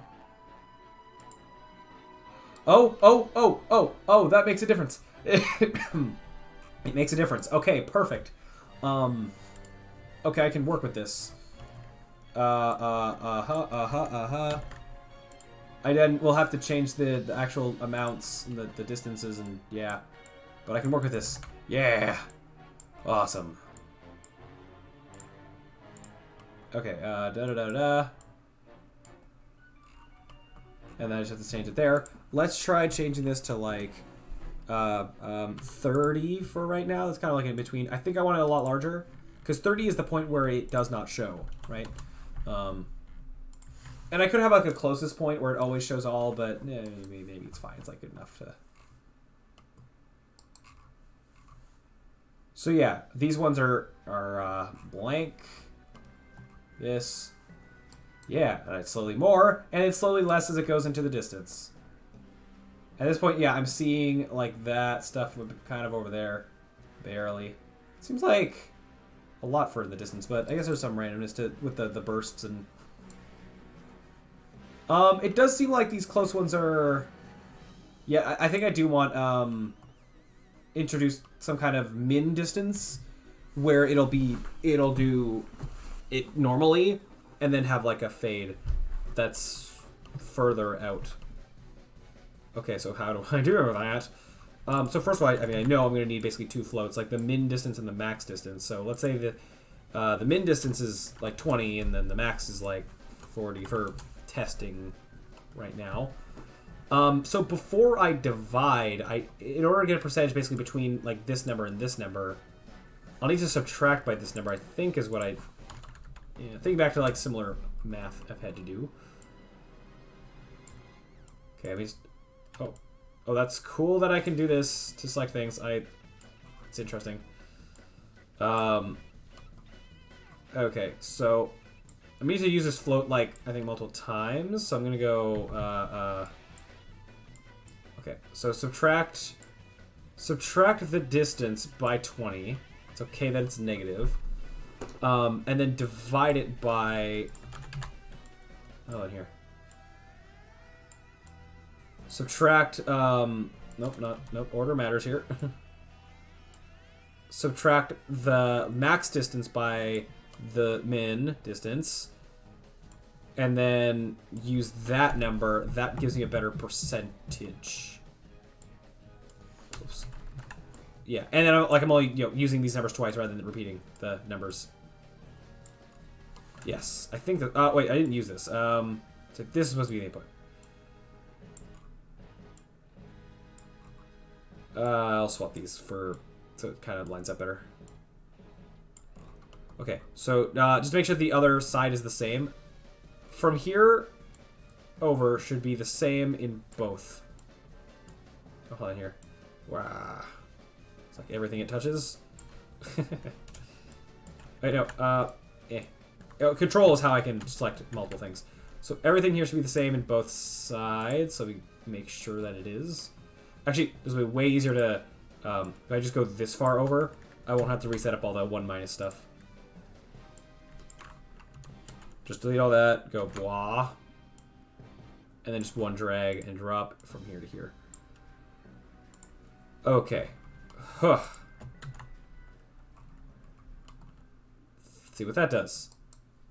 So now, up close, we get everything. In the distance, we get nothing. Awesome. Very awesome. And then the going to nothing doesn't just immediately cut off. There's a fade in it. And I can control how much the fade is. Awesome. So that should really help the performance of these. Yeah. Very cool. We got our frames back. Seems a little choppy, but... I mean, I do want to care about, like... I would like to see some particles kind of into the distance a little bit. So I could, like, widen just maybe a little bit more the lower bounds of it. Or I'll mess with both numbers now real quick. I'll try, let's go 110. It's a very gradual fade off, I guess, is what we're going to try. 100 might be way too much, but I'd like to see some particles kind of into the distance. In theory. And of course I can lower what the max is as well. Like just how many particles do spawn at a maximum. Okay, I don't think that actually... there's more particles into the distance, so I don't think that actually helped. I think it just made it worse. Okay, let's find, in a current configuration, what numbers are okay.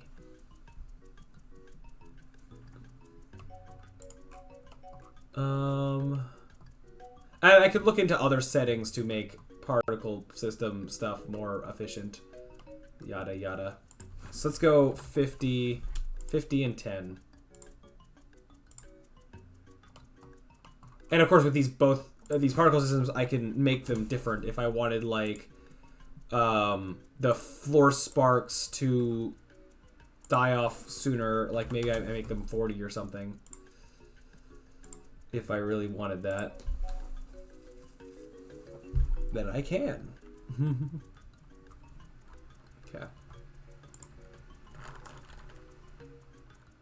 Okay, so yeah. Actually, I feel like if anything, I'd want the things on the ground to die off faster than the sparks.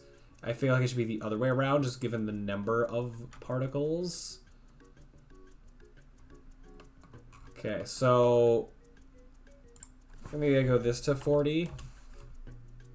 Save. And the wire sparks, let them be 50. Even 60. Like these particles are, yeah, a lot less. But I'll go 50. I'm already like pushing it. Okay, so the floor sparks. Let's see here. So then we got the numbers of how much I'm doing at any given time. I think I'm gonna lower the bursts. And maybe I even lower this thing's maximum quite a bit. I'd rather... I want my game to be good on performance. I don't want... Yeah, be that terrible. As like the lagging that we've been kind of having. Especially as I continue to add more particle effects for other things. Okay, is that fine? I mean, because of the material change, you can at least see that the floor is changing in the distance, and that's at least good.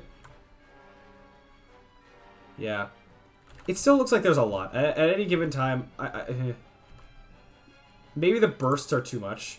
Or how about the little bursts, I increase the times. Could do that.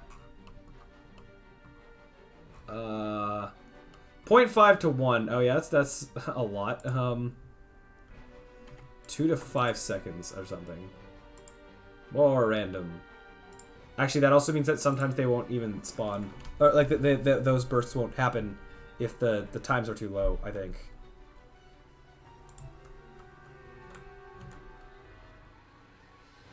Yeah, still even pretty random, even. But yeah, so then is... I'd like, okay, maybe... Here, let me adjust the times more. Okay, so, where are you?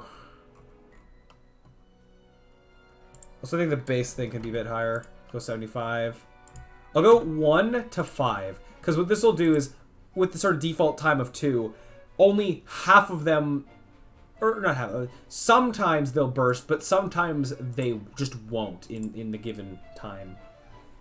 So, yeah. And they will never, like, burst twice. Unless it happens to be one both times, but, like, yeah, it should be okay. Okay, I mean, that's, like, better.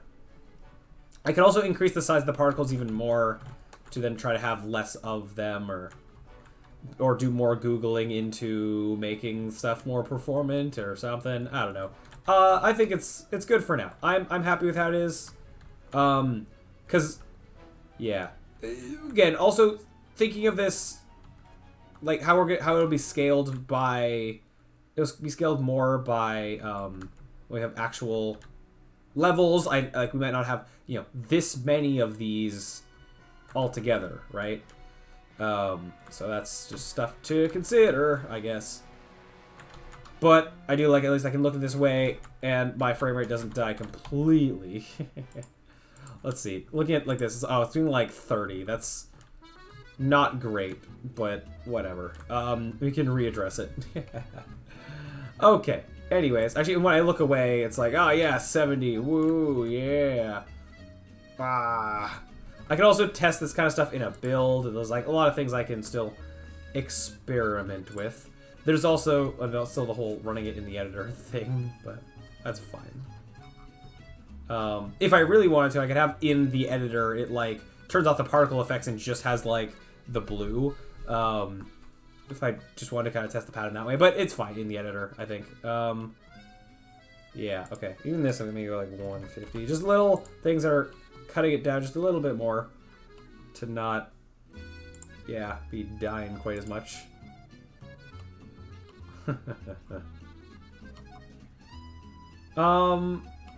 40.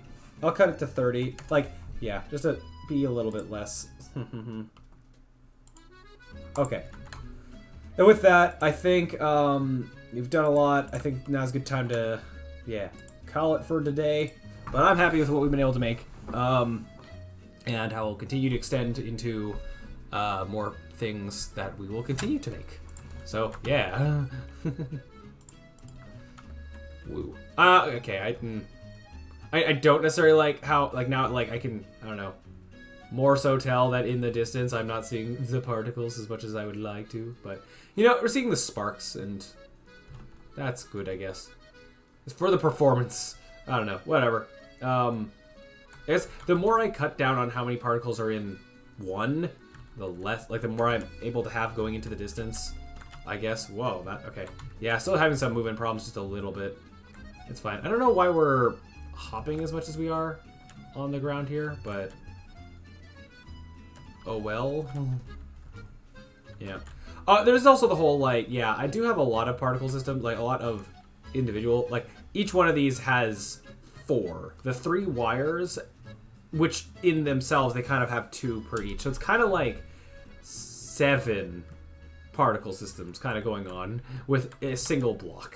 So yeah, multiply that by a bunch. I can see why the performance is suffering a little bit, but yeah. Anyways, whatever. I think enough rambling for me. I've been going all day on what we've done here, but long story short, it all very cool, and we will continue to make cool things. Like, this is our first example of like a more polished hazard. I think in the context of more level stuff, we could polish things more, yada yada. But I like where this is, how this has gone. Next time, what will we do? I think just continuing to make more hazards. I think that's kind of the direction I want to go for now. Might either, if I want to do more VFX graph stuff, we could try making like a flamethrower type thing, like just a fire, like a thing that spews fire as a hazard. Or we might go more towards projectiles and do like a cannon shooting cannonballs. Oh, I've been on the other side of the screen for a while. I don't know how long that's been. Oops. Hopefully I wasn't blocking anything important. Ha ha ha. So either like, more hazards in some sense, I think. Either like more taking this code and making more potential hazards out of it and just be able to test them with how they are kind of with the player. That kind of stuff. And then, or maybe like projectiles, and then we can make different kinds of projectiles out of that. Another avenue of hazards I want to experiment with at some point is way over this way with our tightrope. Like, getting hit with hazards, like, on a tightrope and making hazards that can, like, work well with that. I still have to redo the tightrope movement at some point. That's something, not completely redo, modify kind of the input of how you interact with balancing on tightropes is more how I, yeah.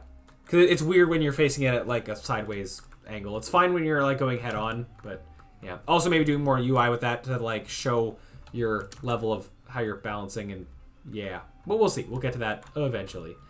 And also moving platforms is on the agenda. That's something I'd like to get to do at some point. But that's going to involve doing more messing with player movement stuff. That might be tricky. We'll see how that goes. I don't know how it's necessarily going to go. I made moving platforms before, but not with a player as complicated as this guy. So, yeah. Anywho, yeah, I think that'll call it for today. That's all the stuff that we'll be doing in the future. So, yeah, I don't think I have anything else to say. So, I think that'll do it for this live stream. If you liked it, look forward to more. Thank you all so much for watching, and as always, I'll see you around. Yeah. All right, bye.